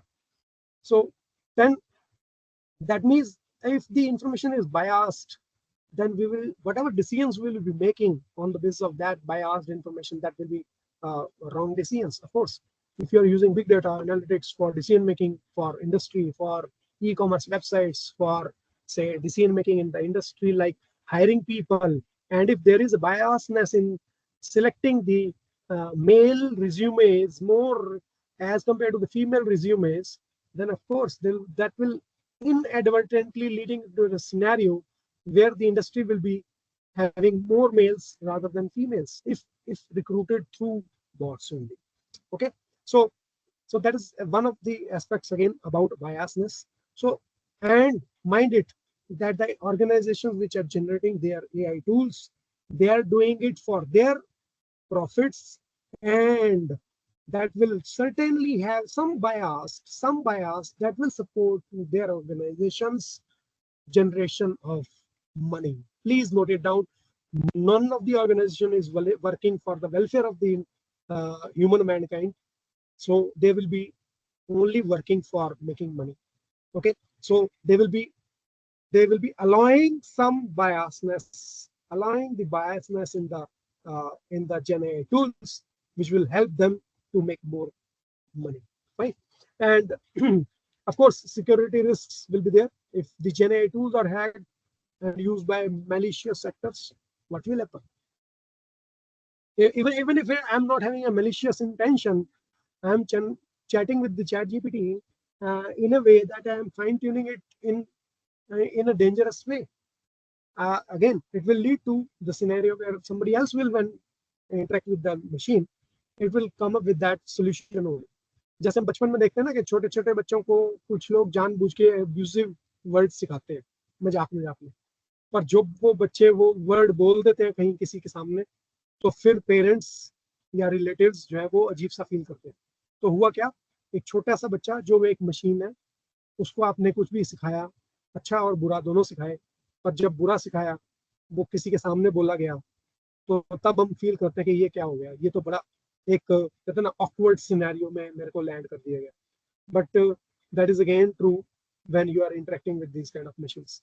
Now, ethical and legal issues are also there, which are related to privacy, copyright, and accountability. Of course, they will be facing much more number of lawsuits in the coming years due to this technology. I know one of the instances where one of the professors is facing a scenario where the research paper which was published in SCI journal that was retrenched, it was taken back, and the professor has felt it very bad on the part of the researcher that she has done that particular thing. So please try to see that what your students are doing, because when you have your name associated with your student on a particular paper, be it a research paper, it might land us in a scenario which we'd like to skip, would like not to have in our life. So, but that again is something which is related to copyright and accountability. Last point is that resource intensive Gen AI tools requires a lot of computing power and data storage, and therefore we must identify, must try to see that whatever we are using, we should use it very, very wisely.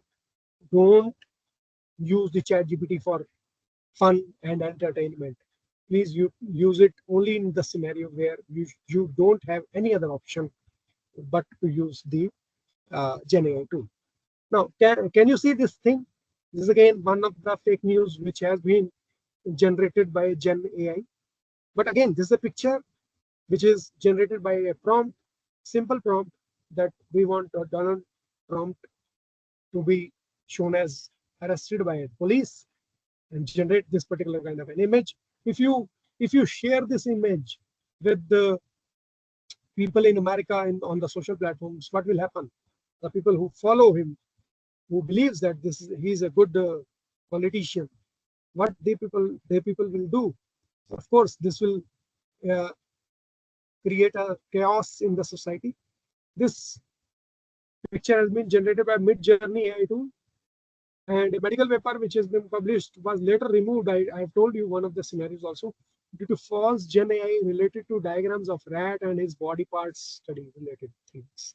So you see that if we are not using it wisely, even if the things have been published, you have got acknowledgement that you have done this particular thing very, very well, it will not be given to you at the later part of the time also.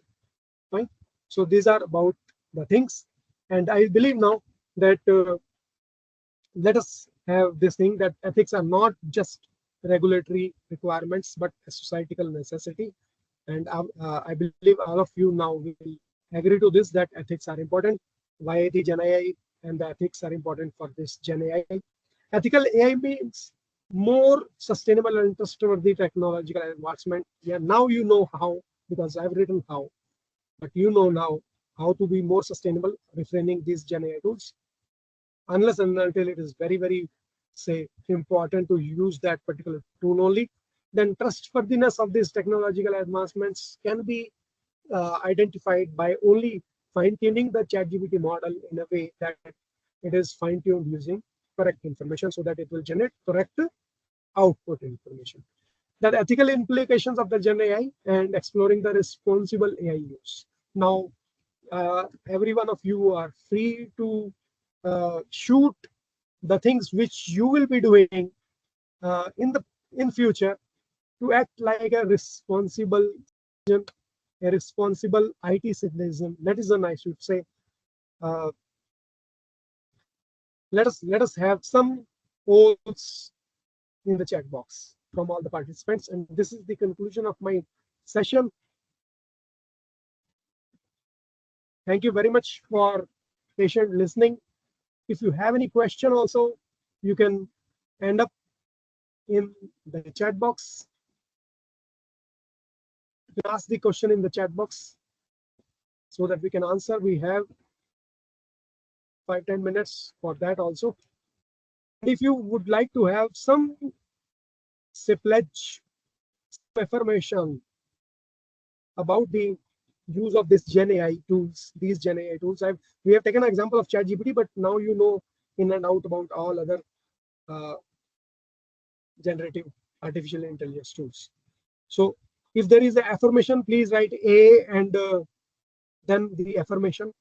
If there is an oath, you please write O and followed by the oath. You will be using responsibly these Gen AI tools. Please write in the chat box. We will read them. If there are some questions, please write Q before the chat box input so that I can read it in the chat box and answer you. Hashimi Romana says, could you please share these previous slides? I would like to revisit them again. Yes, I will share with the organizer, Dr. Sonia, and it will be shared in the FDP chat group in the WhatsApp. If there are questions, please ask. Thank you, Hashmi. Any other inputs? I'm waiting in the chat box. Good afternoon, sir. Yes. So I have one question. Yes, please ask. So can you please open your camera also so that I can see you also, if it is possible? Of course. Yes, sir. Privacy issue is there. Okay, fine. No privacy issue. Fine. So my question is, I want to know your opinion that what do you think this AI will ever achieve singularity? It will ever surpass human intelligence? What do you think? Yes, 100%. I believe that. I have videos for that, but time does not allow me because in the first half, I was not having this Microsoft login problem. It was their issue with the login. Otherwise, I would have shared with that part of the video. What I can do is I will share with Dr. Sonia the link of the video, and from where you should start looking at that video and the looking of that video, so that you can come up with that idea that whether it will surpass. Yes, I'm dead sure about it, that these machines will surpass us, because we are having one problem at our end, and that problem is choices. We make choices. When we have an option of sitting back on the bed leisurely in the evening, or to work on a machine and come up with some new information as a research, but we prefer, everyone knows, we prefer to lie down on our bed, fine.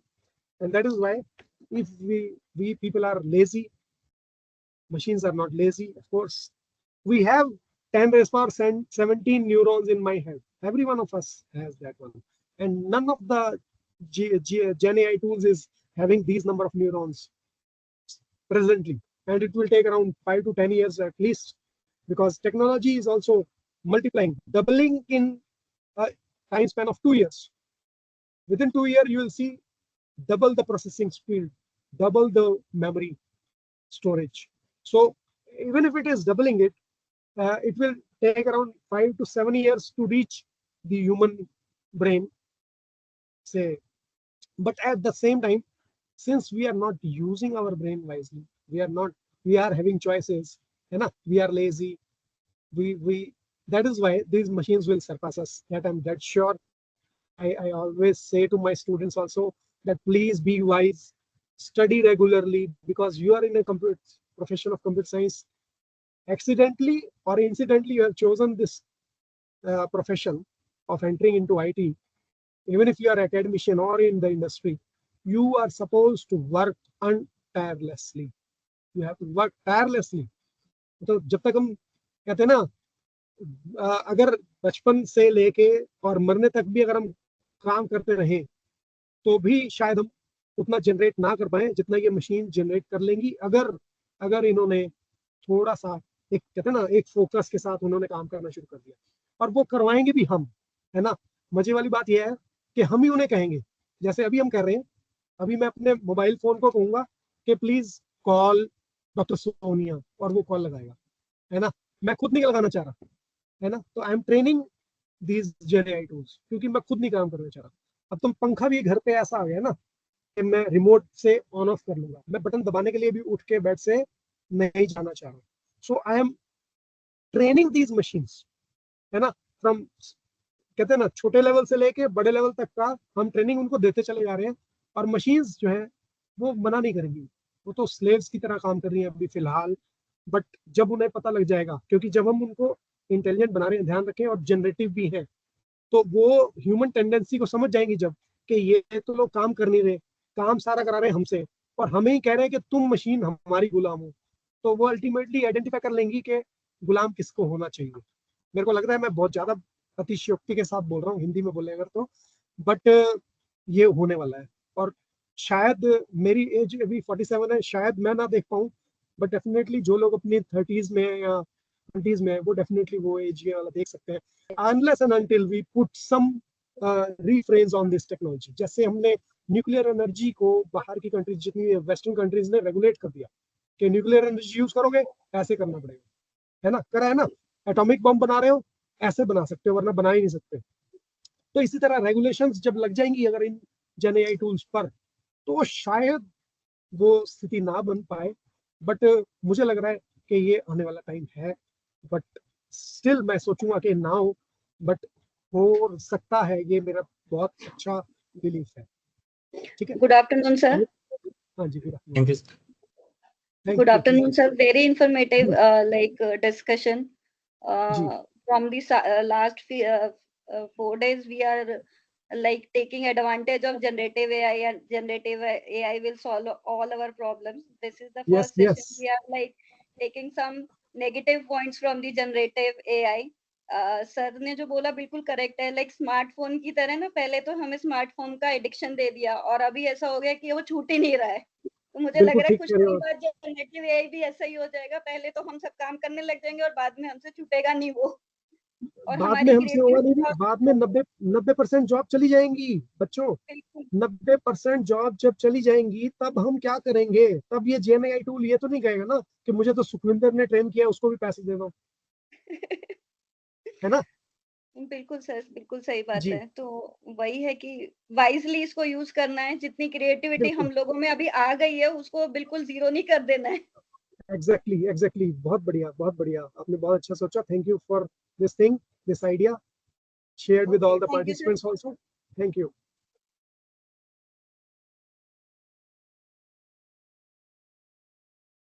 Any other question or some comment?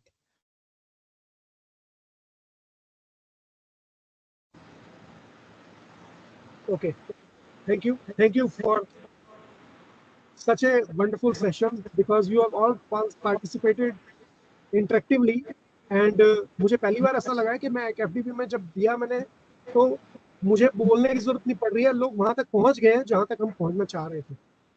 So that is the best part I've seen. Thank you for being a wonderful audience. Thank you. Thank you, sir. Thank you so much. We are very grateful that you shared your expertise and enthusiastically engaged our audience. Thank you. Your presentation was too good, sir, and it had left a lasting impression on us. How we need to wisely use this concept, which is called as generative AI. Okay. So once again, thank you for your time, effort, and expertise, sir. Thank you so much. Thank you, and sorry for the delay in the joining of this session. I'm that is again a part of sir our machine training. Yes. Thanks a lot. Thank you very much. Thank you so much. Thank you so much to our audience. Thank you. Thanks a lot. We'll meet you tomorrow with the last session of the faculty development program with another expert from the industry, Mr. Rajiv. He'll be joining us tomorrow in the morning session, and in the evening session, we'll be having a quiz and a feedback. Thank you so much, everyone. Meet you tomorrow again at 10 o'clock.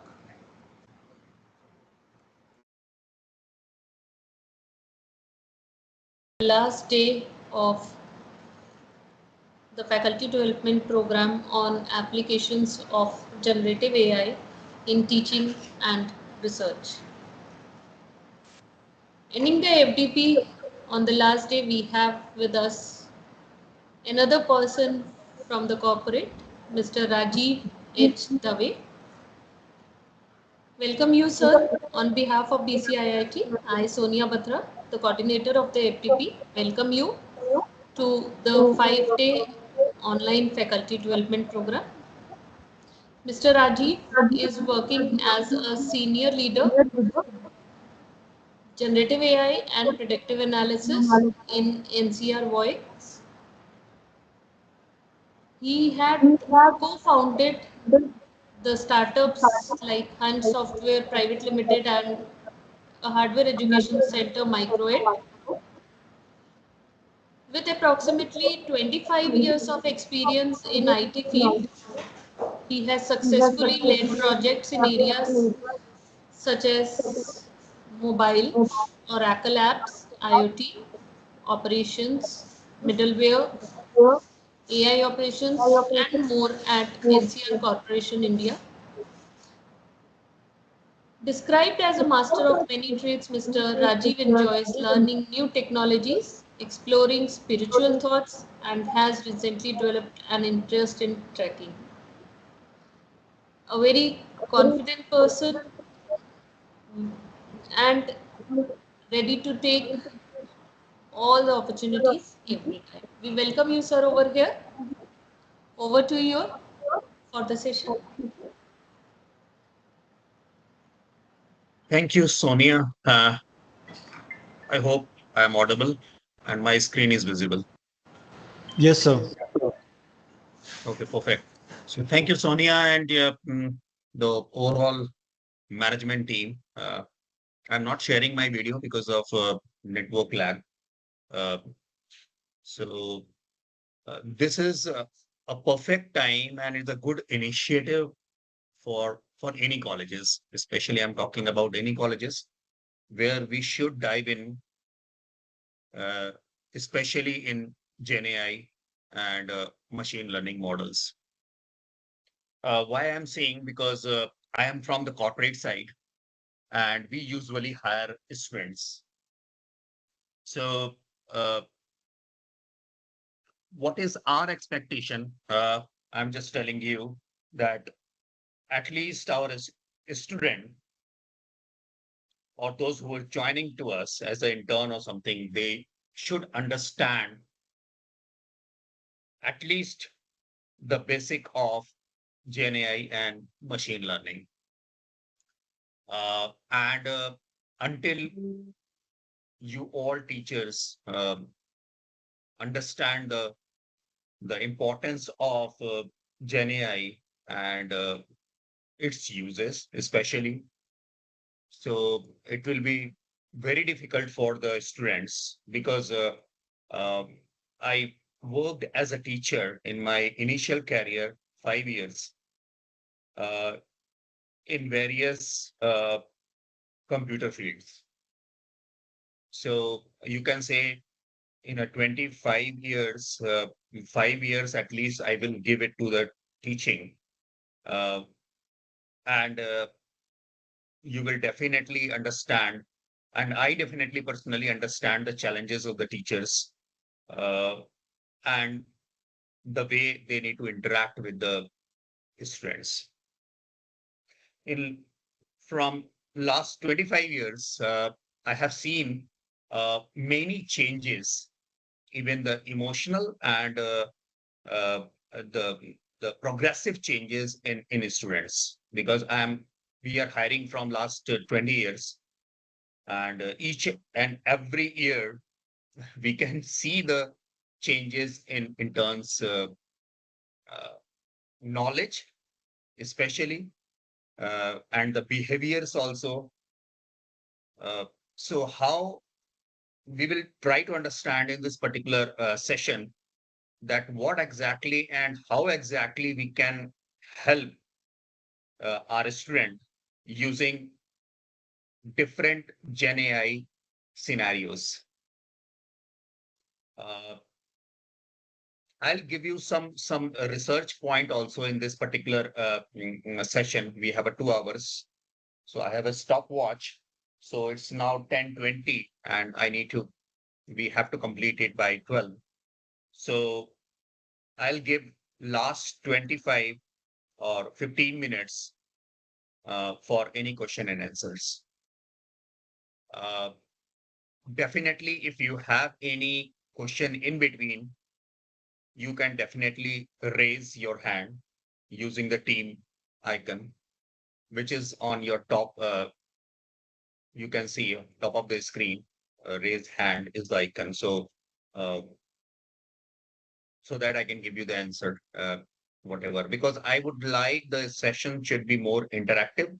In this session, I will start this session with one video.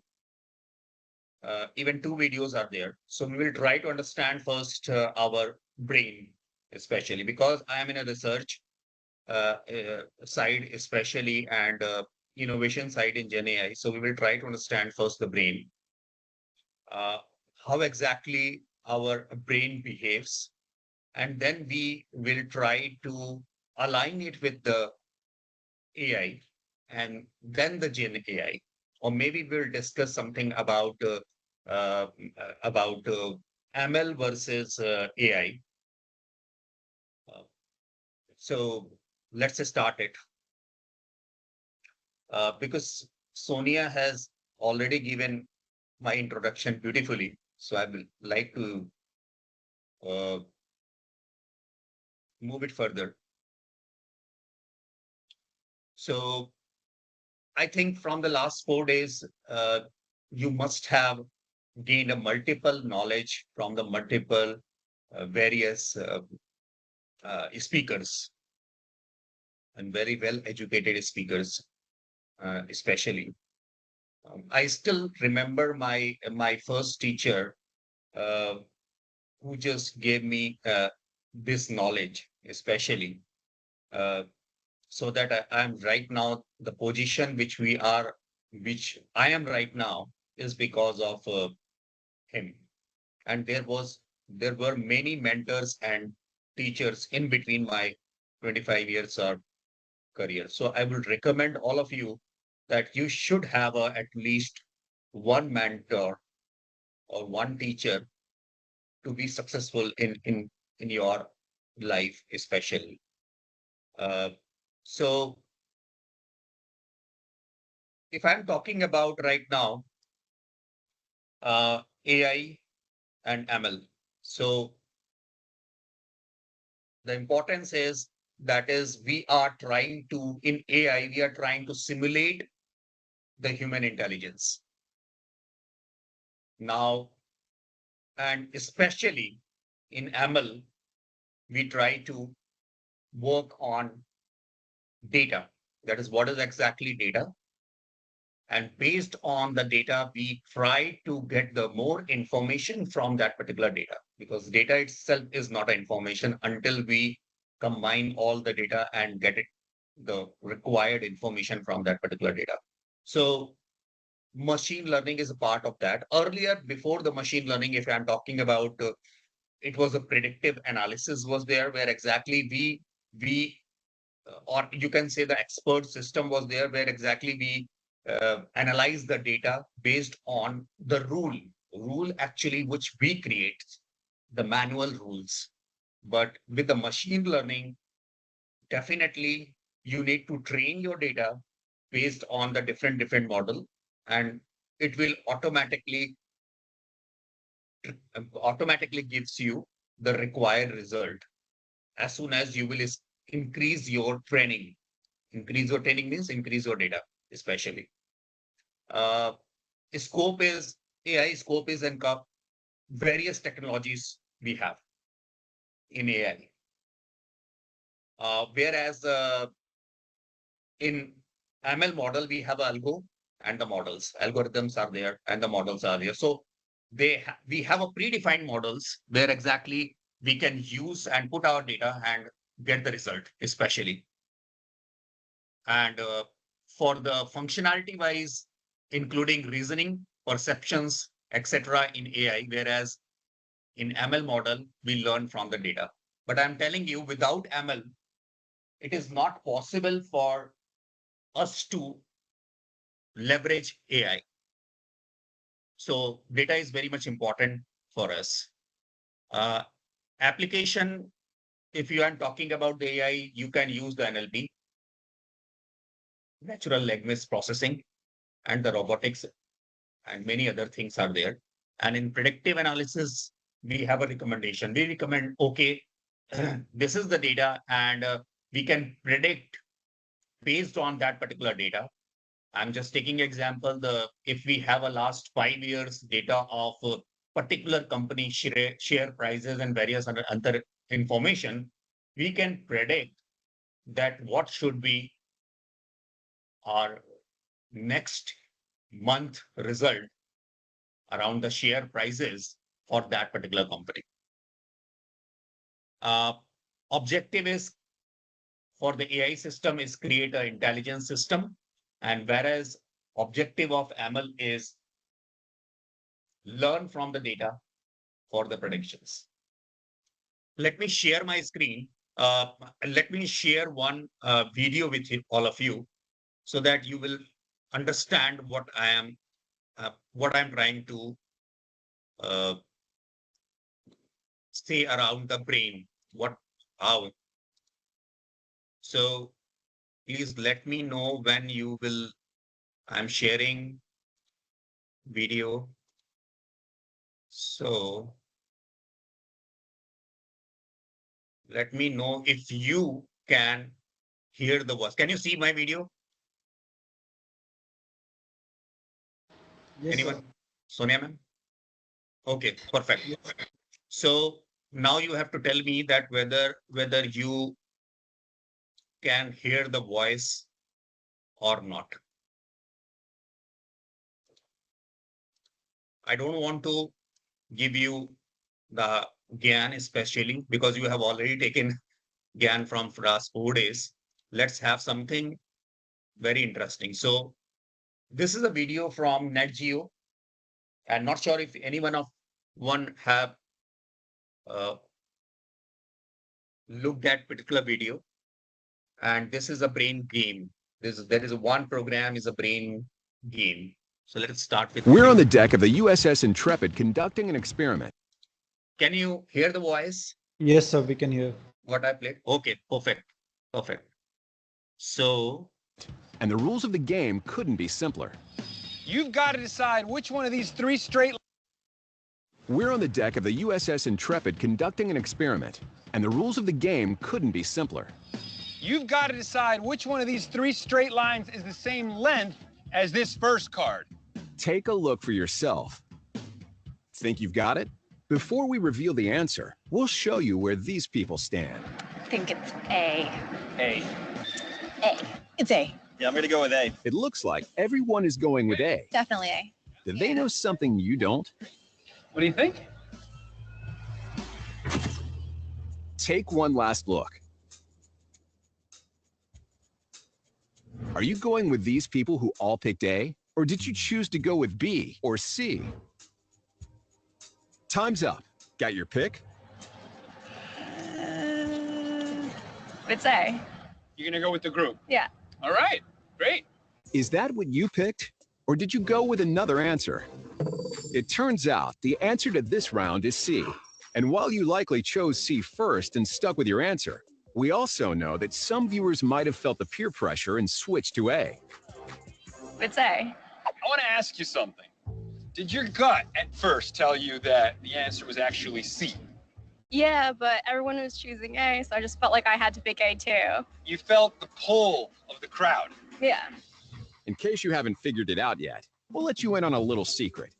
The first 9 people in this line were working for us, and each time we ran the experiment, they were instructed to pick the same wrong answer. A. A. A. It's A. Seeing all these people choose A left the last person in line who wasn't in on it with a tough decision to go with their gut or with a group. You're gonna go with the group. Yeah. Although not all of the test subjects at the end of the line fell for it. I think it's C. In spite of what everybody else thinks. You don't trust the wisdom of the crowd? I'm trusting my gut. Okay. To be perfectly honest, I think C looks closest. You think that they're all wrong? Yeah. Okay. Hi, guys. And don't beat yourself up if you were tempted to go along with the crowd. Make your choice.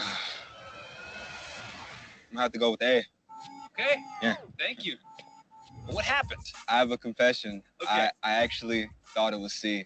Did you start to question your own judgment? I did. I don't want to be the dumb kid. I don't want to stand out. You know, I was like, A. Have you ever ignored the truth to fit in with a group? Just think, what if those weren't lines, but evidence in a murder case? Would you be able to see past the group consensus and just go with your gut? Studies show that when someone holds a different opinion than the rest of the group, the anterior cingulate cortex, also known as the oops area of the brain, produces an error signal. We try to fix that by modifying our opinion to be in line with the group, even if it's a viewpoint we're uncomfortable with or know is wrong. And that's because there's some major evolutionary advantages for those who follow along with the group, namely survival. If you want to stay safe, stay with the herd.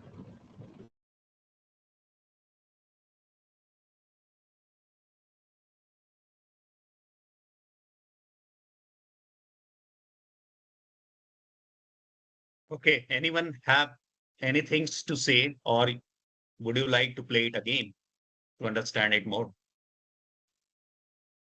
Anything if you want to share around this particular video?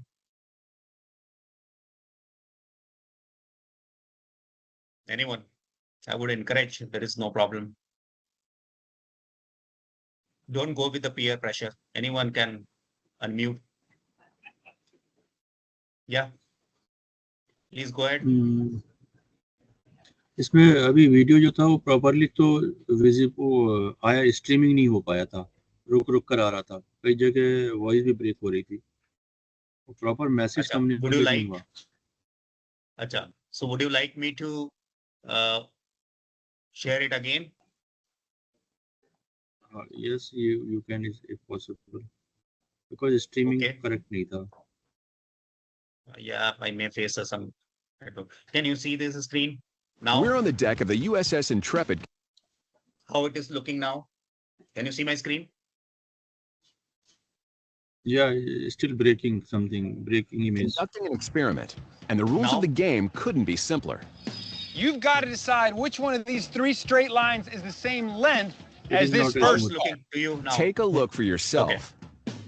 Think you've got it?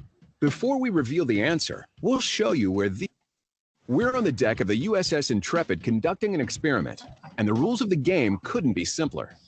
You've got to decide which one of these three straight lines is the same length as this first card. Take a look for yourself. Think you've got it? Before we reveal the answer, we'll show you where these people stand.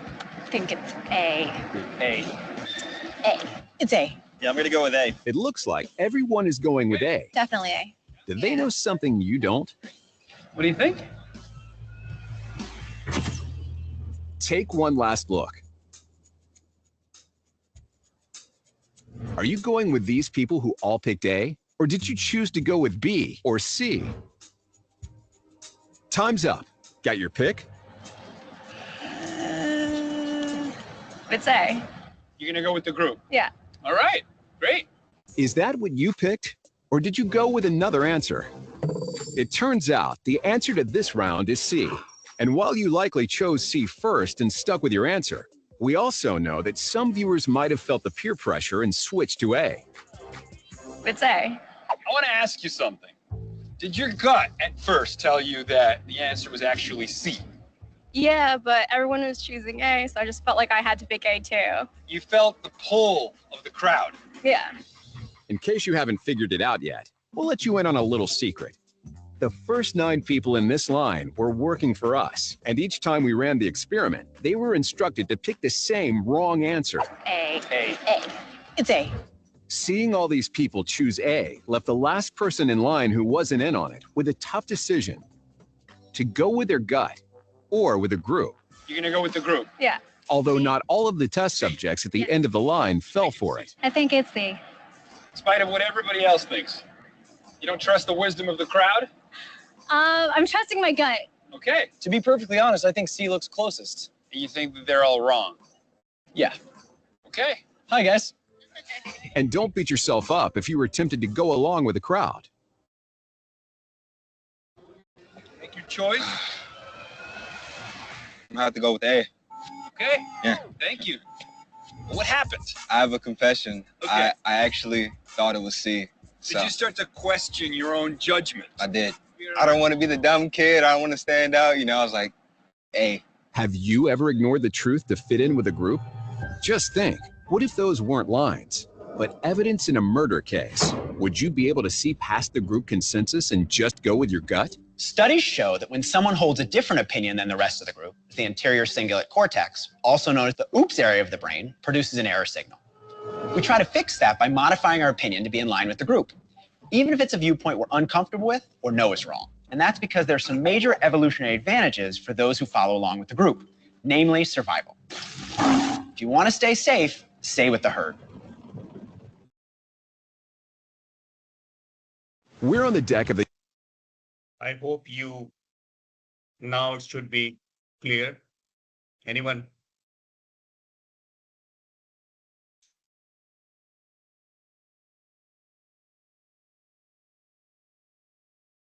Sonia, it was the video was lagging. So first time it was lagging, now it's okay. This time it was okay. Okay.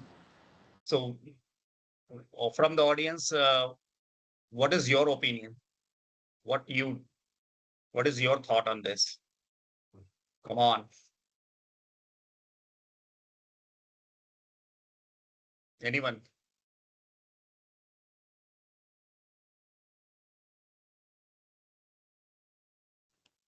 No?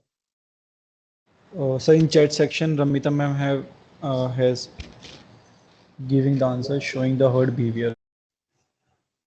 And Madhvi ma'am also. You can speak up if you want, because I want more interaction on this particular sign. Ramita, Madhvi. Our brain is, hello, sir. I'm Madhvi. Yeah. Our brain is, what we can say, functioned in such a way that we work according to how the other people in the majority or along with us, they are behaving. But there was one person, he talked about he wanted to go to the another lane. Right? If I'm not wrong. Exactly. And you are the one who speak up the he first. Wanted to show, so sorry. Please speak. No, I just saying you are absolutely right. Yeah. And if you see here, especially we have a 22 people and you only come up, right? So even after thinking 1 minute, but you are the one that is who is taking the courage to say that, okay, this is not A, this is a C, right? So we have a peer pressure, especially. And even in AI is just stimulating our brain. So AI is having a importance of the data where maybe data is showing something else, whereas actually it is happening something else, right? So peer pressure is one of the, means you can say that everywhere it is exist. I'm not saying in corporate also, in school also, in colleges also. We do not want to be different from others, especially. जैसे एक fashion आता है market में कि we have to wear something like this, so everybody start looking at that particular fashion and start wearing that particular clothes. But especially is our brain is something, is the key for our special intelligence. So if we will compare our brain with Gen AI, where exactly many people are talking about this thing, okay, Gen AI aa jayega ya AI aa jayega, so it will eliminate the jobs or eliminate the requirement of the people in the fields because of the automation. But still, I want to say that your brain is much powerful than the Gen AI, especially. And thank you, Madhavi, for speaking up, because this is what we want, that somehow it can be more interactive in this case. Yeah, may I say something for a statement? Yeah, please go ahead. As you said, it should be interactive, so I will take the chance. So every time when the new technology came, this thing had been happened. That this particular thing, when I do remember in say 1996 or when I was in my graduation years or around, so that time there was a thing that the computers have come now. What do the banks people would do?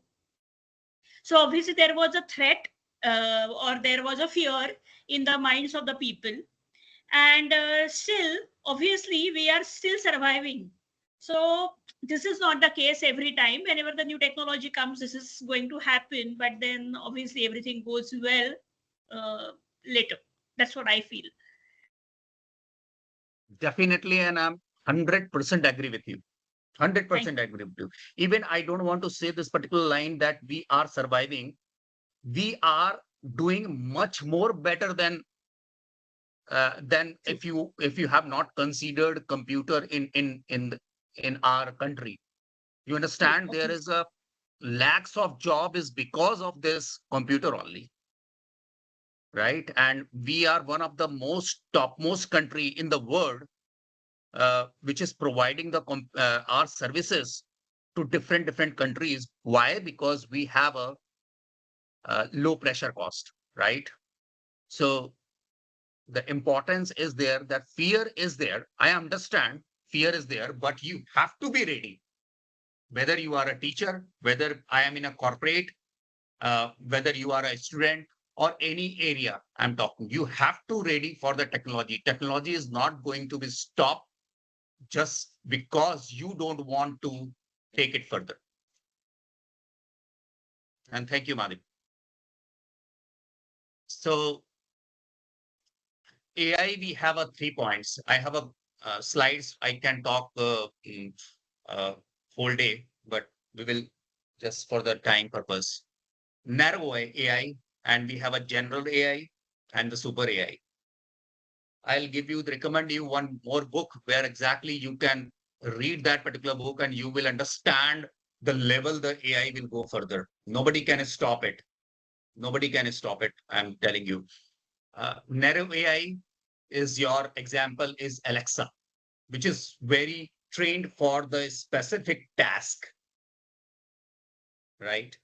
Which started, I think, if you can, Alexa or Siri, you have seen is started 2 or 3 years back or 5 years back. Now, this is the era of Gen AI, where exactly we are trying that our bot or our AI should understand similar to human and also give us a information just like a human, especially. So Gen AI is exactly area. I will discuss that where exactly teachers can use these particular things. Super AI that surpasses the human intelligence in all aspect. And I can give you a couple of more documentation where exactly you will not able to think that the work is going on around the AI. Currently theoretical portion, but the practical and everything is going on currently for this type of things, especially in AI. Now, I think this you already know because you are already teachers. Machine learning versus the human learn, especially. So I'm skipping right now this. So because in AI, we are trying to replicate the brain, especially. So this will be the process. This is the process, and this will be the process for how exactly it is going to replicate your brain, especially. So the upper one you can see are brain systems, where exactly you have a dendrite and cell body and axon terminals. So, and down, if you can see, there is AI architectures. It is similar to what we are trying to achieve in AI, comparing to the human brain. I will just take it one thing, that is,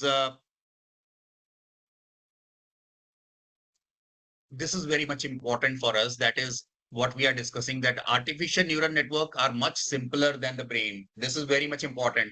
Whatever you can develop, but you cannot surpass your brain. Your brain have all the capabilities to do anything, especially. So this is very much important. And even the complexity of the brain, our brain, compared to the neural network is immense. Even I told you that you cannot compare the human brain, or you cannot achieve that particular. Maybe in super AI, we will try to achieve the human brain, especially. But this is most important, that whatever we are developing right now, it is just our brain which is developing this all the technologies. So technology will never surpass, but I cannot commit or I cannot say right now that it will never happen in this case. Energy efficiency. This is very much important.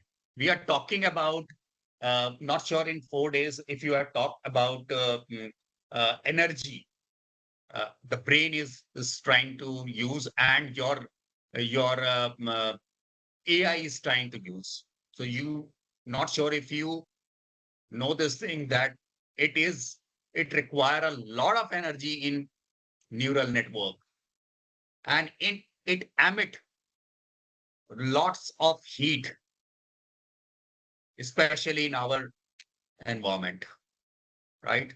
Because it require power to compile the data and get the information from the particular data. But if you can compare with the human brain is highly energy efficient, operating on a roughly 20 watts of power. It performs complex computation and the task with the minimum energy compared to the artificial intelligence. So maybe in near future especially, we may face some energy issues while working with the AI data, especially. Flexibility is, again, human brain is more flexible than neural network, especially. Now, this is a learning method, that is, a neural network rely on a large amount of labeled data. We have to label the data manually. यदि आपने chat GPT देखा हो, तो वहां पे कम से कम हजारों लोग बैठे हुए हैं जो मैनुअल डेटा लेबल करते हैं बैठ के. It is not about कि हमने कुछ दे दिया डेटा और it automatically do something. No, it label the data, and based on that particular labeling, our model understand that how exactly I need to think. So this is called a supervised learning, where exactly we need to label the data. But human brain learn through a combination of method, right? Including supervised learning from instructions, जो आप अपने बच्चे को देते हो, instructions. Unsupervised learning from the pattern human brain try to learn. And the reinforcement learning means learning from the reward and the punishment, जो normally schools में होते हैं, right? So even यहाँ पे भी option है. Not sure if you are aware, the reinforcement learning is the reward and the punishment method to learn to our data, to teach our data. Because this is a one topic, I can take a whole day for the reinforcement learning, but this is happening. So people are trying to clone our brain, especially for the AI purposes. Memory and storage, limited neural networks. Human brain is unlimited. Now let's take a one story. I will come after this particular stories. I will come to my projects, what project we are working, especially, and how exactly you can do in your area. So this is one story that Mrs. Johnson, a high school math teacher, struggle to provide a personalized attention to her student.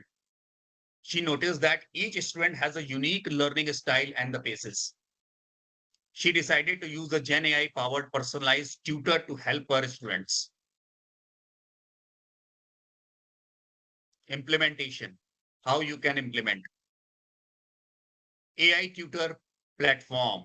Mrs. Johnson uses an AI tutor platform like Squirrel AI or a Smart Sparrow to create a personalized learning path for each student. Because you understand that each and every student in your classes have some different capabilities. So you can have your personalized learning for your student, especially adaptive learnings. The platform adapt to each student's learning paces, provide additional resources and exercise whenever they need it. This is very much important because my daughter is also learning, especially. So I understand that if many friends comes here, especially for the group learning, so I understand the pace of the different when they actually discuss any point. I understand the pace of the knowledge, especially the way they are taking the knowledge is varies from student to students. So I personally use this particular techniques where exactly I use many times the Gen AI, especially to simplify my topics, simplify my answers for my daughters and the other students, especially. So feedback, Mrs. Johnson received a detailed report on each student progress, allowing her to focus on the area where a student need to more help. So this is again a more important, even in your children case, this is more important that you need to understand that which area your son and daughter require the more help, especially. So you can generate many things from the Gen AI, just you need to explore the area, especially in different sections. Research trend. What is the research is going on in this particular area? Adaptive learning system is going on where the research is focusing on creating more sophisticated adaptive learning system that can tailor education content to the individual student need in real time. Tailored content, especially. Maybe in Gen AI, if you ask any questions, especially, so you can give them the prompt that, okay, I am a class 8 student. I am a class 10th student. I am a class 12th student. Same question. You will see the difference in answer. Because your Gen AI understand what should be your knowledge if you are in a class age 8, 9, and 10, and further, especially. And if you want, you can even simplify it for anything, any questions, especially. So we are working on various adaptive learning techniques, especially to understand what is your requirement, and based on the requirement, we are providing you the opportunity to learn in different areas. Story 2, the virtual assistant. Mr. Brown, an English teacher, spent a lot of time grading essays and providing feedback. I'm sure you may have faced this. He wished he had more time to focus on interactive teaching methods, especially. Even I'm telling you, that you don't need a smart class or something like this, but as a teacher, you can prepare yourself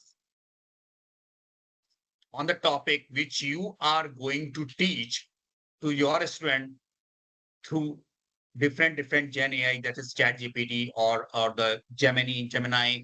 You can research on your topic very easily, especially before going or teaching to your students. So automated graded system. Mr. Brown uses the Gen AI tools like the Gradescope or the Grammarly to automatically grade essays and provide detailed feedback on the grammar, style, and the content. Very easily, you can provide this information to your student. Interactive session. Within a time saved, he planned more interactive and engaging classroom activities, especially. So you can engage your student interactive, because this is the way, because right now, if I'm telling you the truth, especially, please don't take it otherwise, but I have seen in many seminars, my seminars, especially in India, the problem is the more interaction, because we somehow our students, or we are not very much interactive, especially in asking questions.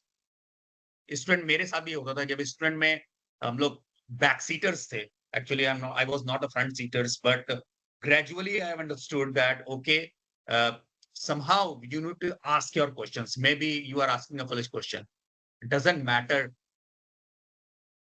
to anybody. So this is a more interactive session should be there with your students, especially if you are talking about any topics. Progress tracking. AI tools can instrument progress over the time, helping Mr. Brown identify trends and areas for improvement. So this is happening in various countries, especially I'm talking about around this Gen AI tools using this particular term. But still India need to adapt it. I don't want to say that Gen AI is a very old technology right now. It's just 2 years, 3 years, but I'm still, means when I got a invite from Sonia, so I was very pleased to see this. Okay, universities are taking initiative. Actually, they may not further gain the approval from the different areas, but at least you all are thinking to go ahead with this particular type of opportunity for all of your teachers, especially. So I am just giving you the fruit for the thoughts. You can do it anyhow. The research trend, I am just giving you what is the current research trend is going on. Advanced in NLP, natural language processing are driving research in automated assessment, making it possible for AI to understand and grade complex student submission more accurately. Right? It will definitely reduce your manual job, and you will focus on your teaching, especially to deliver. The language learning companion. This is a one, I'm not sure whether in your area it will be useful or not. Mr. Garcia is a teacher, Spanish to diverse group of the students. Some students are quick learners, while others need more practice. She decided to use the Gen AI to create a more engaging language learning experience. So what he or she did, conversational AI. Mr. Garcia integrate conversational AI tools like Duolingo and Babbel that allow students to practice speaking and listening in Spanish with the AI companions. I understand maybe the student or college students are joining, they may not be able to understand English very well, right? So we can give them the chance to learn in Hindi, especially, right? So if you do not know the English, it should not stop your learning. We should give them, every student, a chance to learn anything in their specific languages. Custom exercise you can give based on quizzes for the each, and this quizzes and everything is readily available in ChatGPT and the Gemini platforms, free of cost for all of you. You can generate 1,000 of questions for your student on a particular topic. I'm telling you, particular topic. My daughter is preparing for next year NEET, and I usually prepare her questions using this ChatGPT and just give the topic, a small topic, and it generate me the number of questions. Even you can say the 500 questions in a small topic, especially. Engaging students are more engaged and motivated as they receive instant feedback and current practice at their own pace. Research trend. Research is conducted to improve the conversational capabilities of AI, making them more effective as a learning companions. Now this is again, you can do this thing. This is all maximum thing. At least you can do it free of cost. You don't need to, you just need to go to your laptop and research on this particular. I hope this PPT will be available to all of you. You can go through this particular PPT and learn it more. Dr. Patel, a science teacher, wants her student to engage in more research project. However, she finds it challenging to guide each student through the research process. AI research tools are there, like Irish.ai and Research Rabbit, that help them to find the relevant research papers, generate summaries, and organize their findings. But please encourage your students. This is very much important, because we are using a ChatGPT. Now we are not trying to use our brain. We are trying to do everything using the ChatGPT and Gemini, which is really very alarming for all of us. Really very alarming for all of us, because until you use your brain, you cannot grow your brain. So try to use ChatGPT, GenAI, your best way. Please do not leverage it like anything. That for anything, if you are going to write, you should leverage the ChatGPT. Please do not do this thing. Otherwise, definitely, it will not help you. Hypothesis generation. The AI tools assist students in generating research hypothesis and designing experience. Collaboration. Students use this tool to collaborate to research project, sharing insights and resources easily. Research trend. AI is being used to accelerate scientific discovery, with research focus on how AI can assist in hypothesis generation, data analysis, and literature review, especially. So first, use your brain. Try to write down something. Use GenAI to elaborate it more. Get the more information from the GI. Again, use your brain, that how exactly we can leverage this information from the GenAI, and then prepare something for your classes or for the research work. I will skip this. Now, these are a couple of case studies which you can try. Again, I'm telling you, you can try free of cost. I will show you that how exactly you can do in your own computer. Document intelligence in education. GenAI chatbot for the student support, GenAI for the database queries. Document intelligence in education. How exactly you can use your document in this story. Mr. Thompson, a history teacher, spent countless hours going through the student handwritten essays and projects. She wishes she could have automated the tedious task for the grading and organizing these documents. GenAI tool. Mr. Thompson uses a document intelligence tool like Kyra system or DocuSign Intelligence Insight.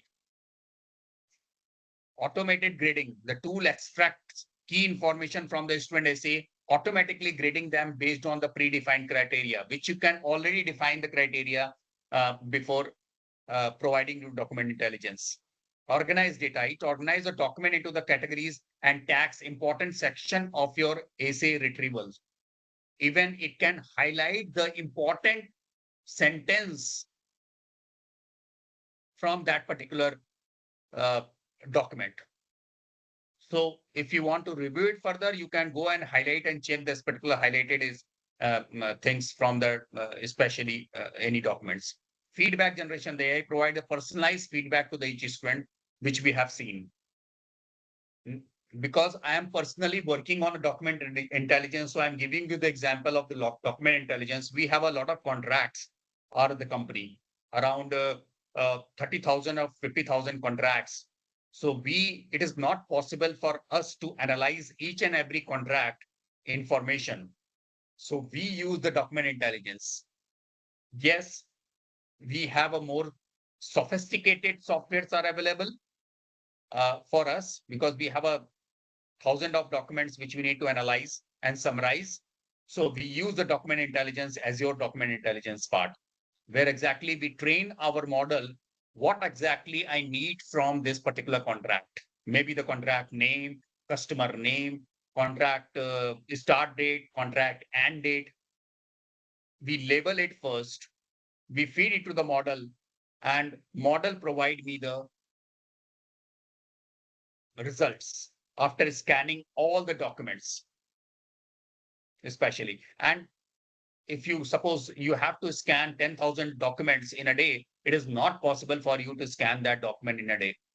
But document intelligence Azure can do these things, especially. I personally use the Azure, but you can use the Siri AI and the other document intelligence, which is a couple of sites are very readily available, free of cost, but it may have some limited information. GenAI chatbot the student supports. Now this is where exactly students are seeking academic and career advices. So you can do this thing, especially in your area, using the GenAIs. Database query. Not sure if you all aware about the database. Those who are in IT maybe understand the database. It is for a couple of people, it is very hard to write the query of the database. But GenAI is providing you the opportunity, especially so that you can write your database query, your requirement in natural language format. Please show the student whose cell, whose grade is less than 9. Or please show the student, just you need to type this, please, show the student lesson. You don't need to write the whole database query. The GenAI will handle it automatically. It will convert your natural language into the query and provide you the results.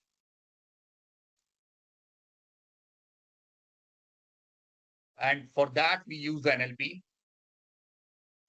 natural language processing, especially to improve the ability of the AI system to understand and process the human language.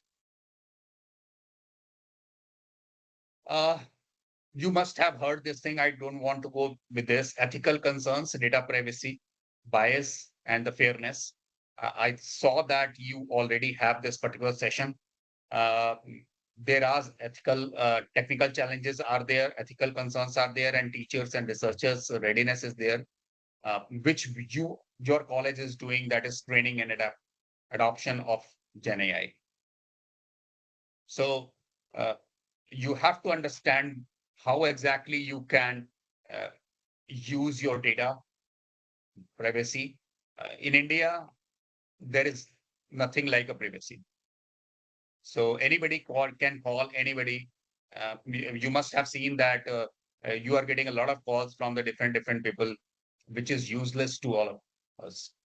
So still India need to grow on the data privacy area. But when you are developing your application for your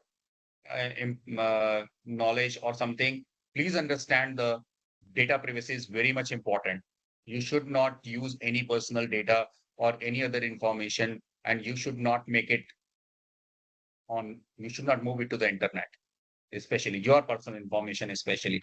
So this is very much important for everybody. Future products, prospect area, prediction for the next decade, potential breakthrough and the innovations, the role of educators and researchers in shaping the future of GenAI. This is very much important, the role of educator, because you need to think, you all teacher need to think that how exactly we can improve our education researches using the GenAI. There are a lot of opportunities still it is growing, because I have seen, especially I told you earlier that in India, especially in teaching side or college side, we are slow to move further on this particular area.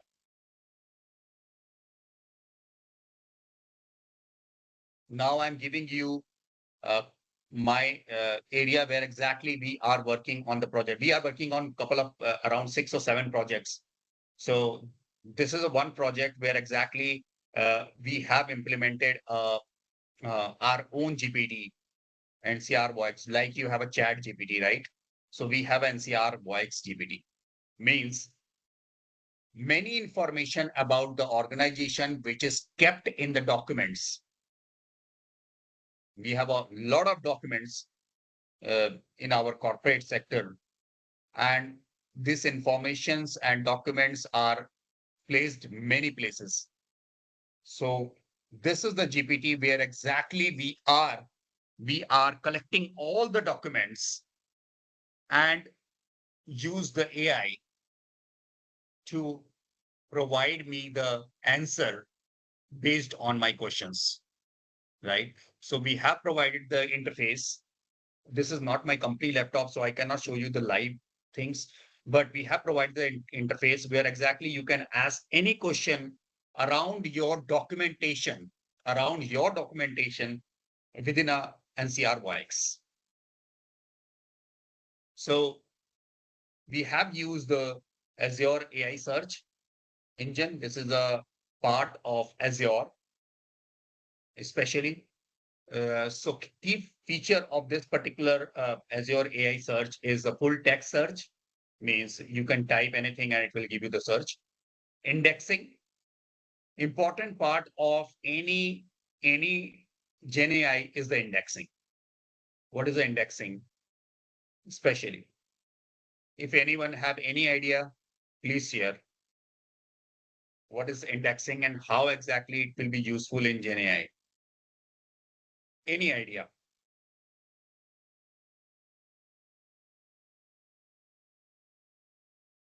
In databases, Okay.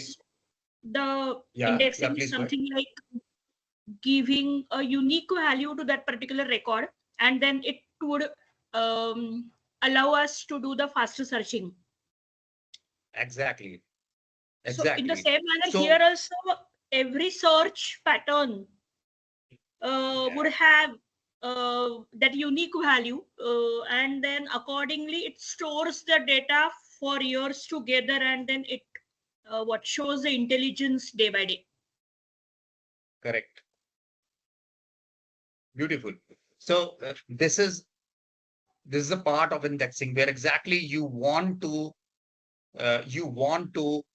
fetch the result fast, right? So you have to index your documents also.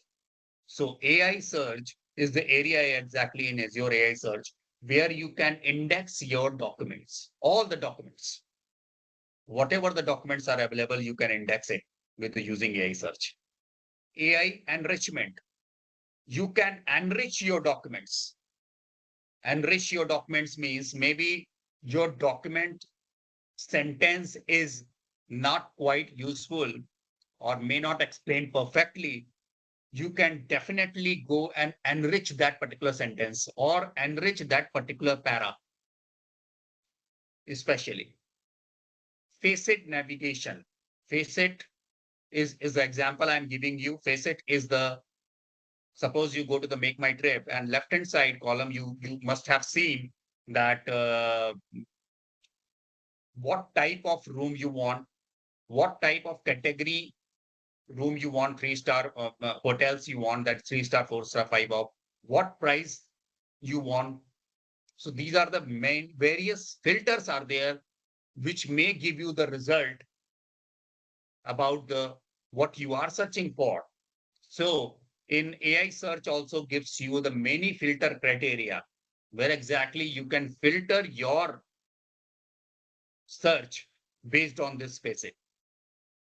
Synonyms map. This is very much important, right? The way I am writing a question may not be the same question other people write the same way.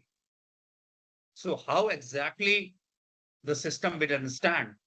So AI search provide you the synonyms map, right? The question may be the same, but the way you are writing, the framing the sentence, it may be the difference in both the cases. So, so this particular system is a synonyms which is providing you the opportunity where exactly this is an automated process. You don't need to do anything. It automatically frame your sentence and provide you the result, whether you are asking a question in different multiple ways, but it will give you the same result. Custom scoring. So you have a scoring for here. Score your accuracy. How accurately you want to show your data on your screen. So this is a accuracy section we will discuss in detail with the next couple of slides. And we have a multilingual search. Means anybody can type in any language. Around not any language, 15 language support is there. So if you are asking questions in Spanish, it will give you the answer, but it will not convert your output in Spanish until and unless you will give GenAI the direction.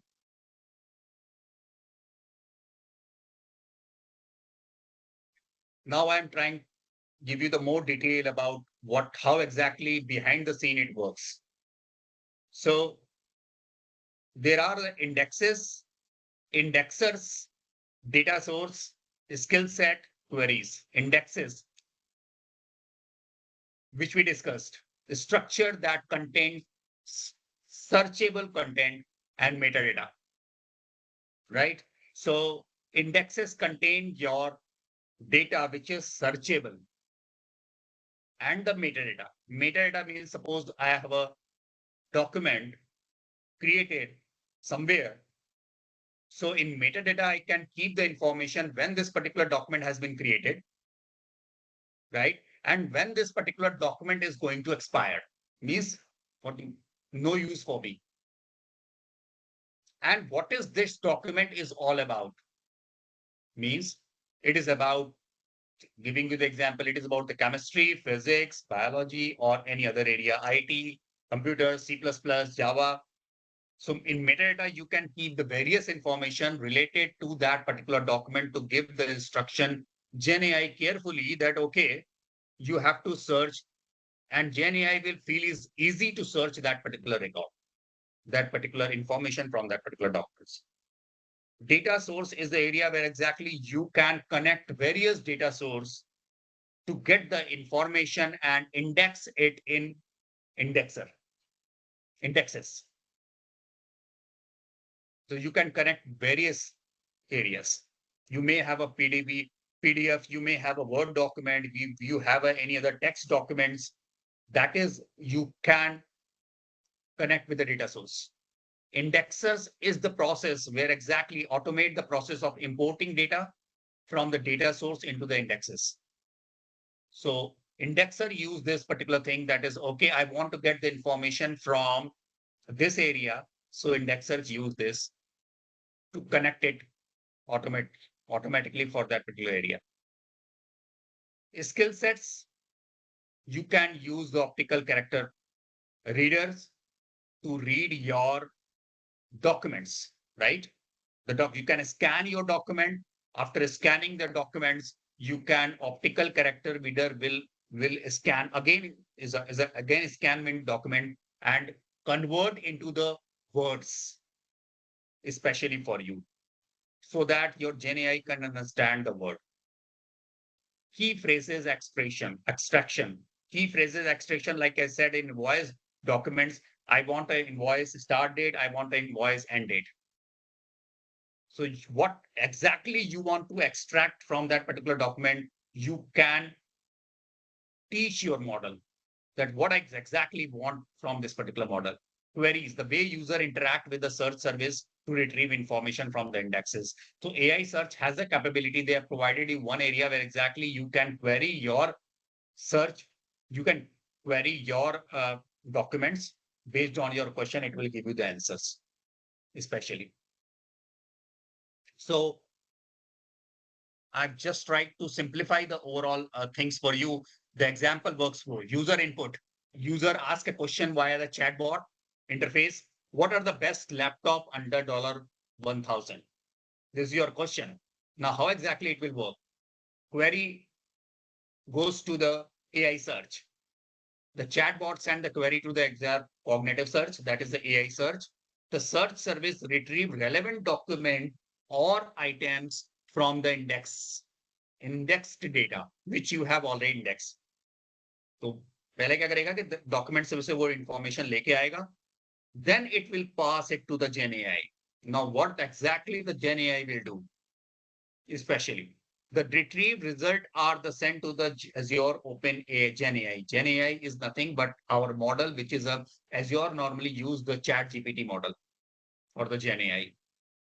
So it passes the information, the retrieved information to the Gen AI, and the Gen AI model process the result and generate a natural language response, right? You may have a 10 documents where your answer is there in 10 different documents, right? If you have asked. But Gen AI, what the Gen AI will do, it will summarize your result from the 10 different documents. And it will give you the summary and then the document links also, so that you can open the documents and see the actual information from the documents. So Gen AI is normally used, which we use for this particular project, to summarize our answer, especially. And we provided a response to the user. Now, let's take an everyday example of, okay, there is a two type of search we generally do. I'm just going to the more technical. I will go very high level, especially in this case, what we develop, but I will give you the some glimpse of that how exactly it will work. You will try to understand. You can ask your question. I'll give you at least 20 minutes time to ask your questions. So there is a two type of search is there, especially.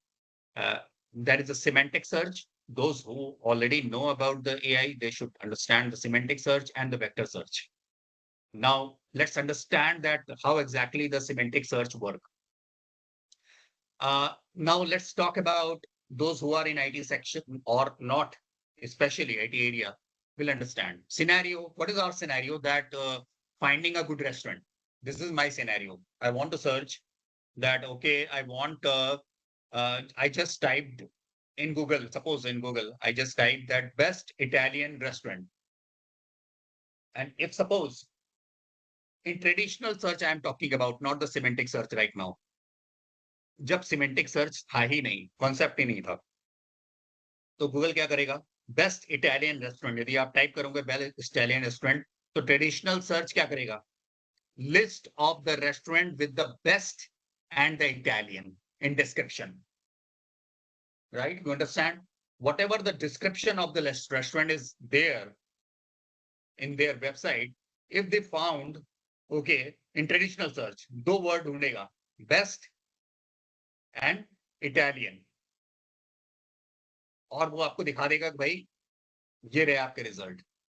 दो word खाली find करेगा, best and Italian. But in case of the semantic search, जो कि अभी हम लोग use करते हैं for the AI search, now understand the semantic search query. कैसी होगी क्वेरी हमारी? Even you can type the best Italian restaurant also, but हमारी क्वेरी कैसे हो सकती है? Where can I find a good place to eat Italian food near me? Now, understand that what is happening behind the scene. When you have typed, where can I find a good place to eat Italian food? Semantic search का result क्या होगा? Restaurant serving Italian food with the high ratings. Semantic search आपको पहला result क्या देगा? Restaurant serving Italian food with the high ratings. क्यों ऐसा देगा? That we will discuss in next slide कि वो कैसा क्यों देगा. Suggestions considering location, reviews and user preferences. Now in semantic search, अब कैसे देगा? That we will see. पूरा scenario we will try to understand in example. Same example. User का intent. This is the two things very much important in AI. that is the intent and context. So what was AI first understand your intent. When you type your question, it understand your intent. What was your intent? Previous question. The intent was the user wants to find a place to eat Italian food. This was the intent. The context understanding was what? जब हम लोग पहले जाएंगे तो उसमें देखेंगे कि what context was there. उसमें context ये था कि उसको चाहिए good place, उसको चाहिए near me, उसको चाहिए Italian food. This was the context. It gets from your query automatically semantic search. And based on this context and intent, the automatic process is semantic search. Based on your intent on the context, it give you the result. Or this is also called a prompt engineering. If you have heard of this particular thing many times. Step 1, interpret the user's intent, find a quality Italian restaurant. This was the intent, find a quality Italian restaurants. Step 2, analyze data. What is the data? What user want? Restaurant reviews. Why? Because he want a good place. Ratings, because he want a good place. Location, near me. So he tries the semantic search, try to search data based on the data analysis and return the relevant result based on the user intent and context. So 2 things is very much important for your AI model. That is the intent and the context. So whenever you write down anything in a ChatGPT or Gemini, please try to understand that your query should have a proper intent and proper context.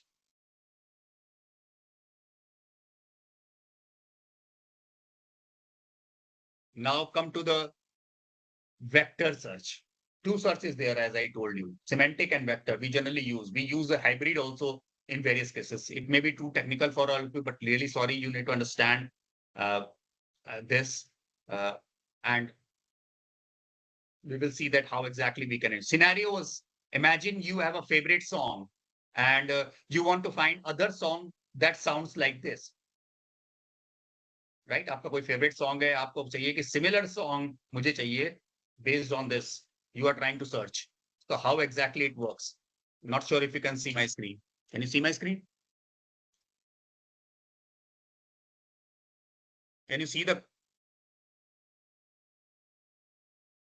Yes, sir. Yes. It is looking white or is visible to all of you? Hello? Hello? Am I audible? Yes, sir, you are audible. Yes, sir, you are audible. Okay, now you can see your screen? Yes, sir. Okay, so whenever you want a similar type of songs, turn songs into the numbers. So each song is converted in the list of numbers, vectors, based on its feature like melody, rhythms, and instrument. Compare the number. In vector search, normally it happens that it converts into numeric forms first. Compare the numbers and find a similar song. So if you can see, it's white.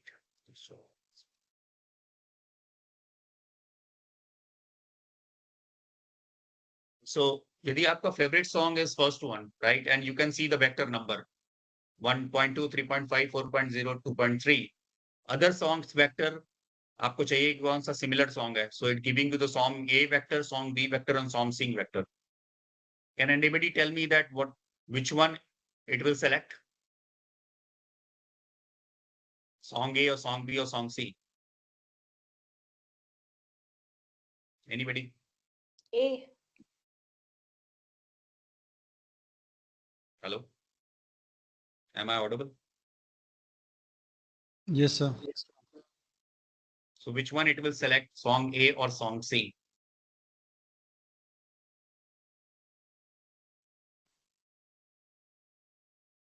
Which is nearer to your favorite song vector, 1.2, 3.5, 4.0, 2.3. So it will select song A and song C because both are nearer to your first song vector. So behind the scene, there are very things is happening. NLP, near language processing, transformer architecture. This I don't want to discuss in detail because these are purely technical form where exactly you can see this.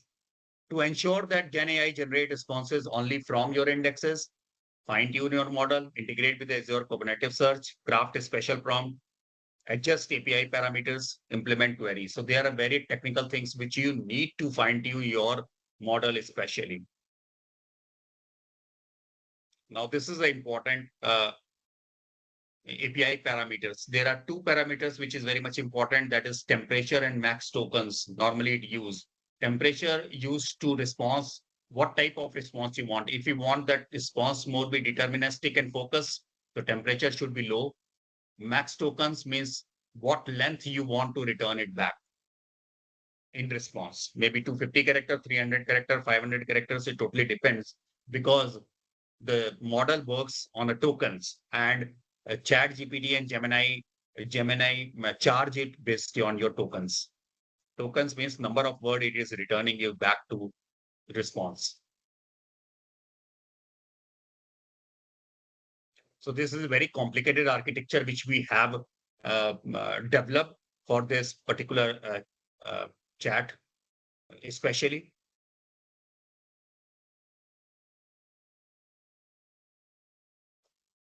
Now I'm opening, just before the opening, am I audible right now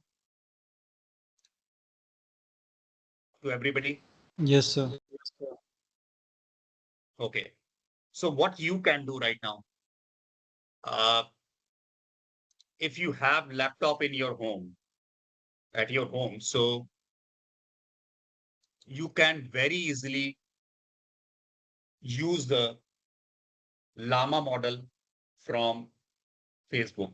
You can install that particular model in your computer and create your own model or ChatGPT from using this particular model. And this particular model is free of cost. Facebook Llama 3 model is free of cost to everybody. So I have installed it. How I've installed it? This is, first you need to install this one, Ollama first.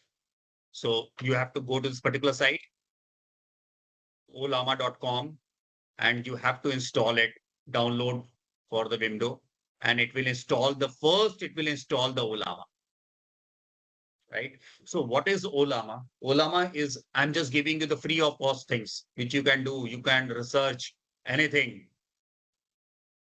Give you the answer. I'm just show you this overall live in this case, especially. So when you will download the Ollama, especially, so Ollama, what it does, Ollama is a open source project that serves as a powerful and user-friendly platform for running your LLM on your local machine.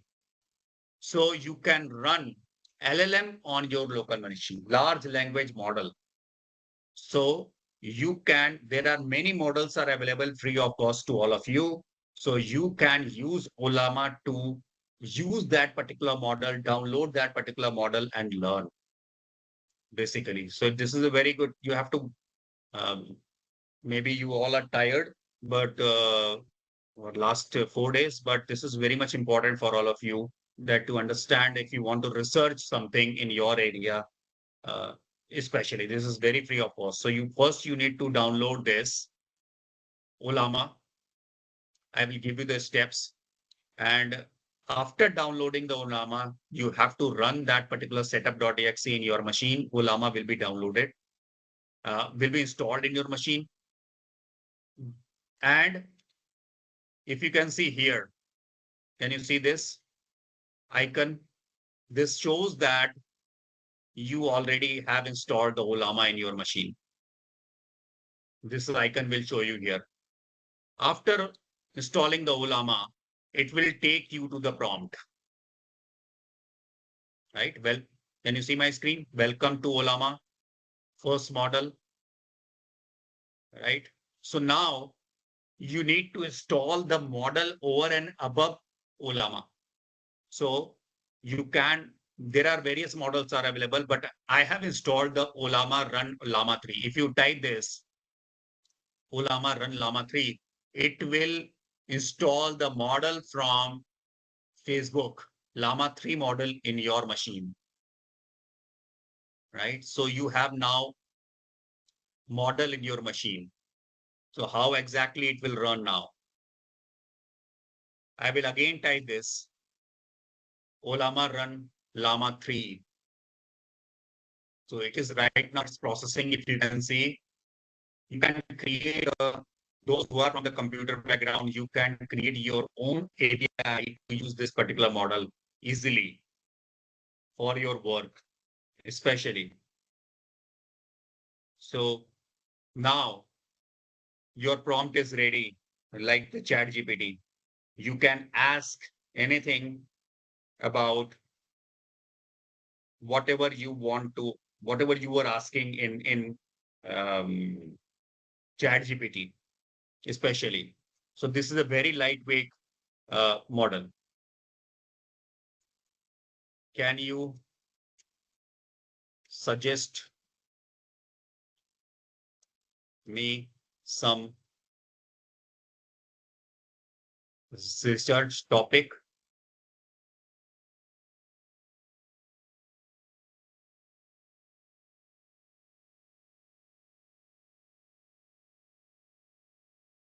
Now, this is not a very good intent and context. Here are a few ideas across various disciplines. Computer science, developing a machine learning model for the sentiment and trances on a social media platform. Investigating the effectiveness of the blockchain-based user. It is running slow because totally depends on your computer memory. So you can see this particular model is not required internet. Not required internet. It is installed in your machine. And now you can create your own API to use this particular model and create your own ChatGPT. Especially. Sir, I have one query. Yeah. So in WhatsApp, Meta AI is available, which is Exactly. Exactly. It is a Llama So 3.1. I think it is same. Yeah. Correct. It is same. You are absolutely right. But I'm telling you, if you want to research your own, right? So you can install it in your machine. You don't need to go to the Meta there, right? So same is including Llama 3, and you have installed the same, whatever is in your WhatsApp in your local machine. And now you can create your own API and use this thing without internet. There is no internet required for this because you have already installed this particular model. We have many models are available to install in your machine. You can see, right? But for your research, it is very much important in your machine, right? Especially. I cannot show you, especially, let me show you if I get a chance, because this particular takes a high memory. So I'm just stopping it. Let me show you how exactly you can do something if you are interested. I have just stopped it right now. So I'll just give you the glimpse of what actually exactly I do, especially. So not sure if you are aware about this Jupyter notebook, because this is a Python tool where exactly you can write your Python code, right? So I will show you that how exactly I have used this Llama in my research and development. So if I were able to show you this something. Let me show you this.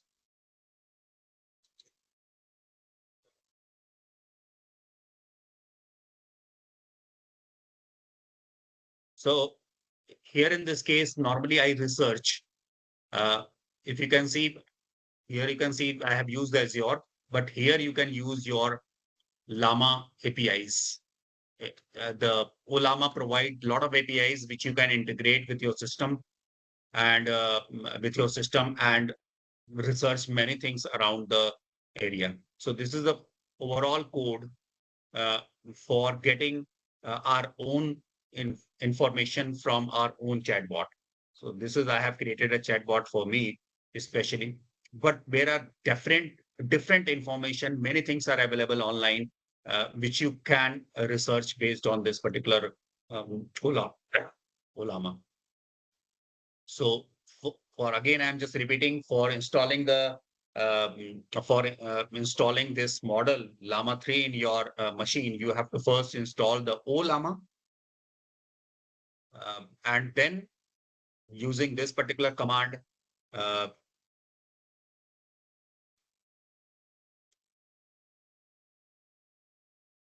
you can install the Llama 3 and use the Llama 3 for your research work, especially because many people ask me that is because Azure and Google are, everything is paid. So how to research on the models, especially. Right. So this is it. And now it's time for your questions.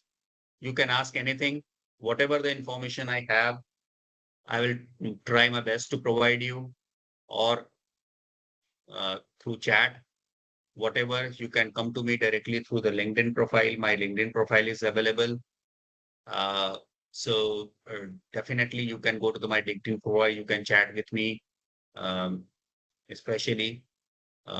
So the floor is open for your question. And let me know whatever the question, if your code is any confusion, if you have any question, relevant question, if you have, you can definitely ask me. Don't think that is a foolish question. Please be open. Don't go into peer pressure. Try to ask your question. I'm here ready to answer your question.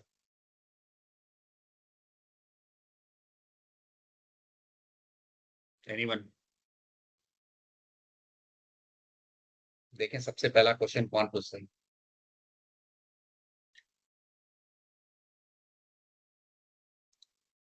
I hope you are not sleeping.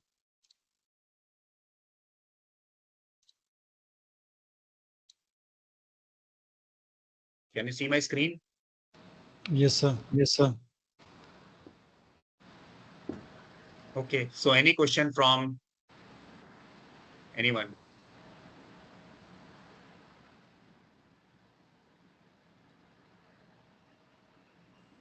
And I hope you understand that the Ollama part is clear to all of you.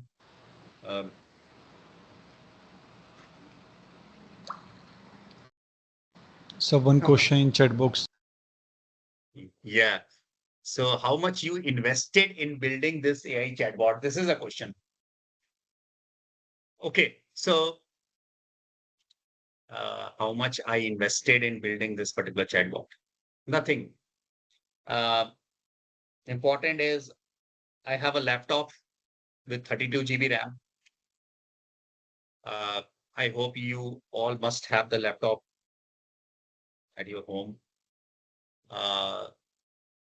Invested my time to learn from the different documents. That's all. And time and day. Okay. Because I am a truly technical person, so it took me 2 weeks to understand and set up everything so that I can use it, especially. I'm not sure about your area, but if I'm not wrong, 1 month should be good for you to learn this using this particular tool in different area. The challenges will be not the challenges, because the challenges will be the API which you need to create to return back your information. So why I'm showing you this Ollama and Llama? Because right now model gives you all information. All information means political, geographical, educational, every information. But if you want to be very specific, in your bot, that suppose my bot should only provide the information about travel. So you can restrict that information using the different API. Or my bot should only give the information about the physics.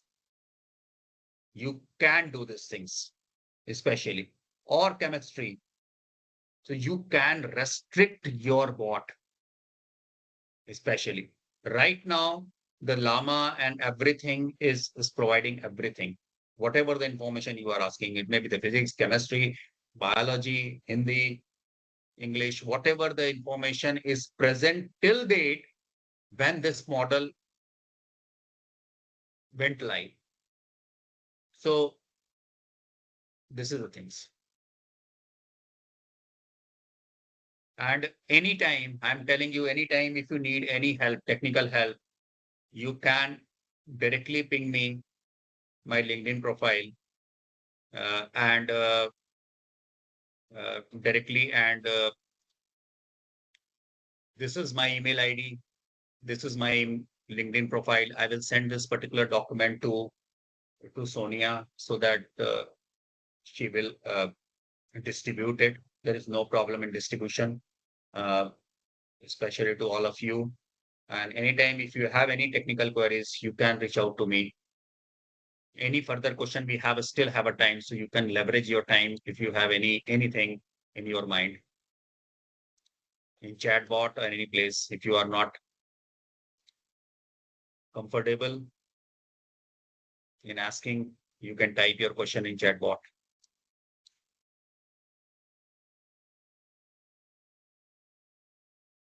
आप मुझसे question Hindi, English, Gujarati या बंगाली पूछ सकते हैं because I know 4 languages. I may not be able to.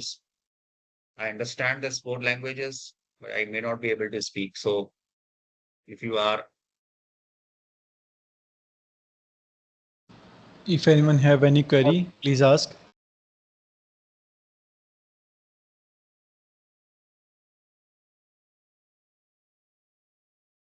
Okay, so I think thank you so much, everyone, for your precious time. I understand the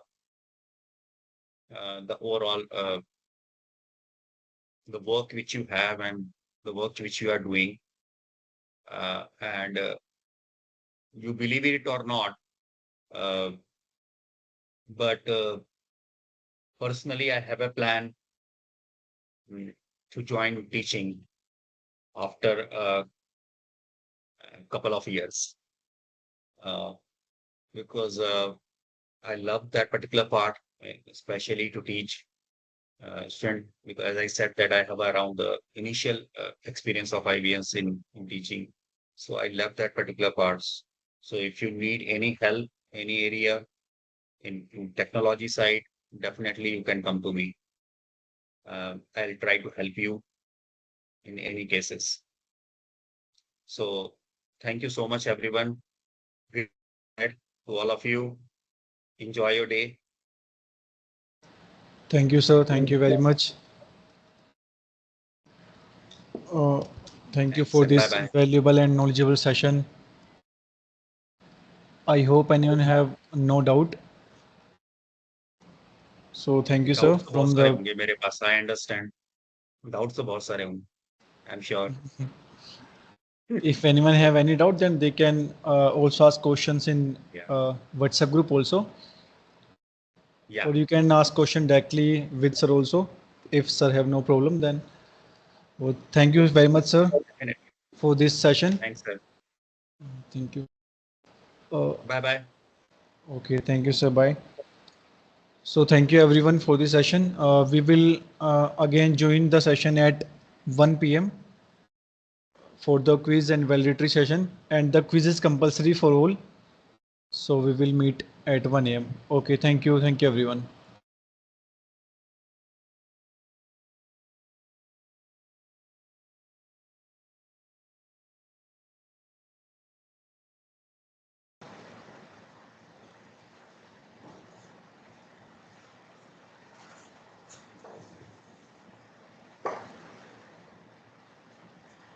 Good afternoon to one and all present here. We are over to the last phase of the faculty development program. I, Sonia Batra, on behalf of BCIIT, would request our worthy director, sir, Dr. Ravish Sagar, to start with the valedictory session. Thank you, ma'am. Am I audible? Yes, sir, you are audible. Okay. First of all, foremost, I would like to extend our gratitude to all the participants for believing on us, registering and attending the 5-day FDP. Our special thanks to all the speakers who have taken the sessions, very informative sessions. And I also like to extend my thanks to Sonia Madam, Mitendra ji, and Sandeep for organizing this 5-day FDP. They worked very hard and they have conducted this FDP very successfully.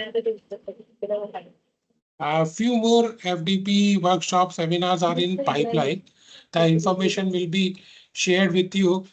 Sonia Madam or Mitendra ji will share with you, and hope to see all of you over there. Thank you. Thanks a lot for attending. Thank you very much. Over to Sonia Ma'am.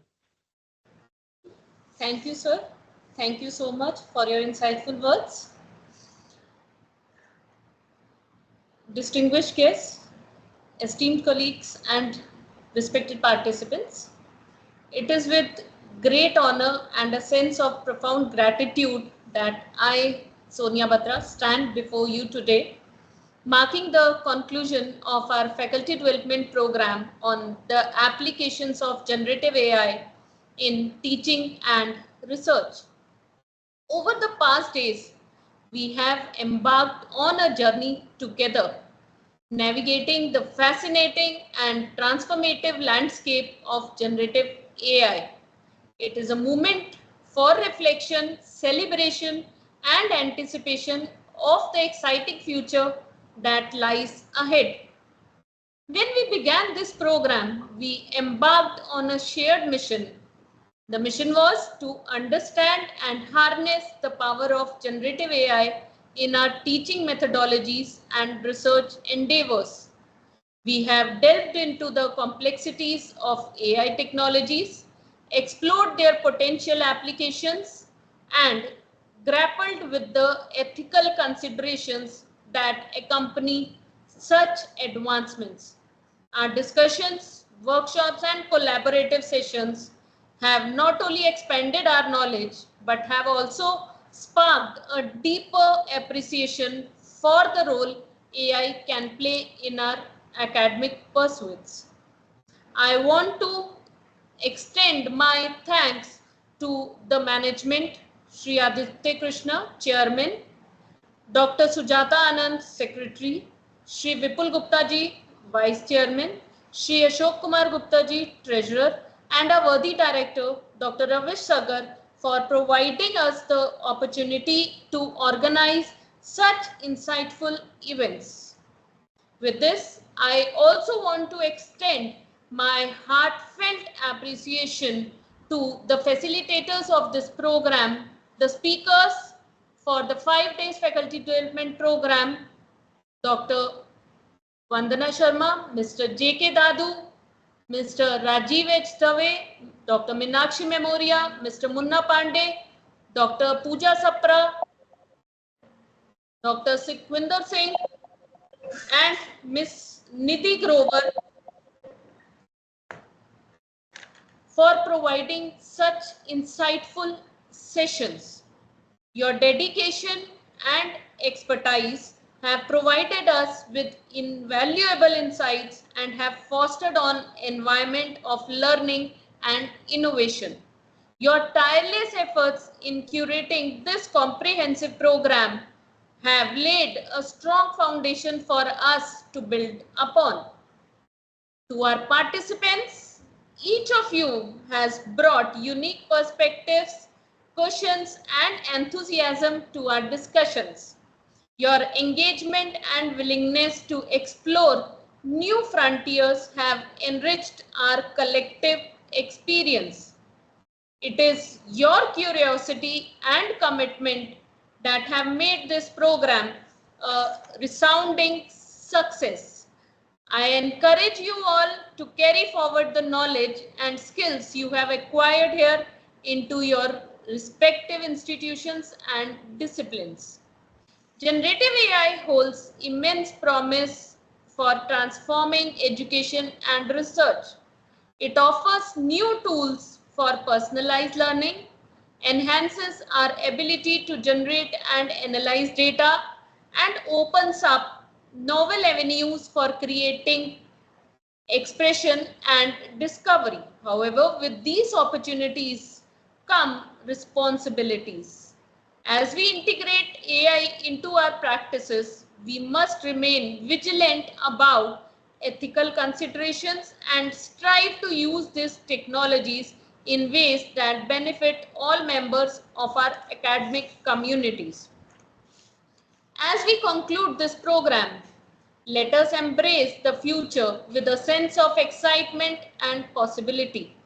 The insights we have gained here should not be seen as an end, but as a beginning, a catalyst for ongoing exploration and innovation.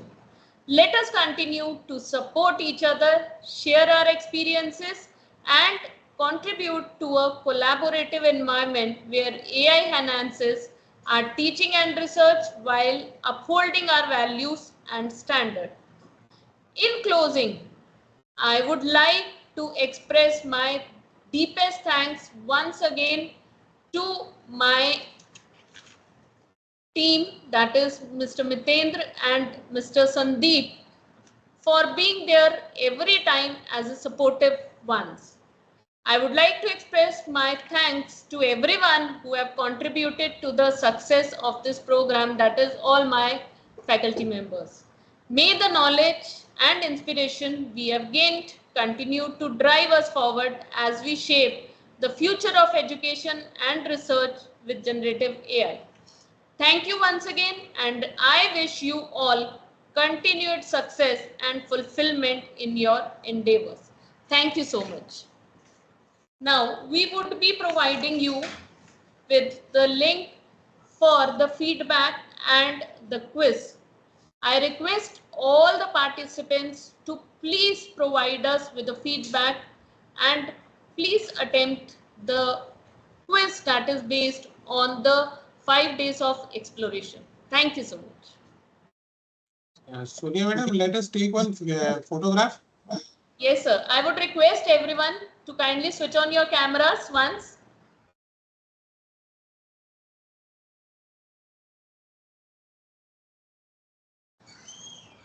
All the participants who can switch on their cameras can please once switch on their cameras so that we can have a last photograph.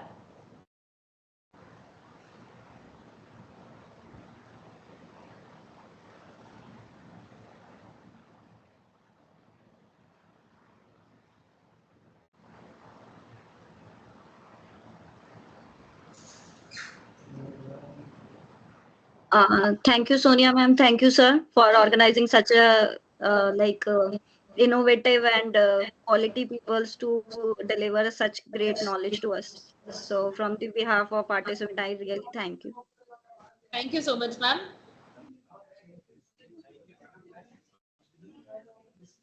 Sonia madam, taken the photo?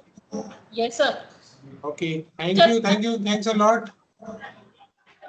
So just 1 minute. Yeah.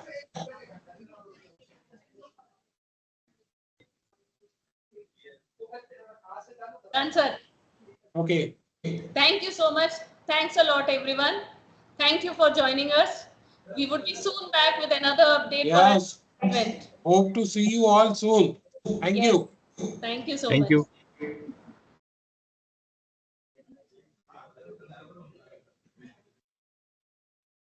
We'll be providing the link for the feedback, and we have already provided the link for the feedback and the quiz in the chat section.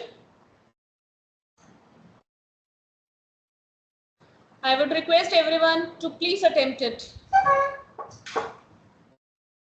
Your certificates would be released in the next week. By the end of the next week, the certificates would be released on your mail IDs. Thank you so much. Thanks a lot.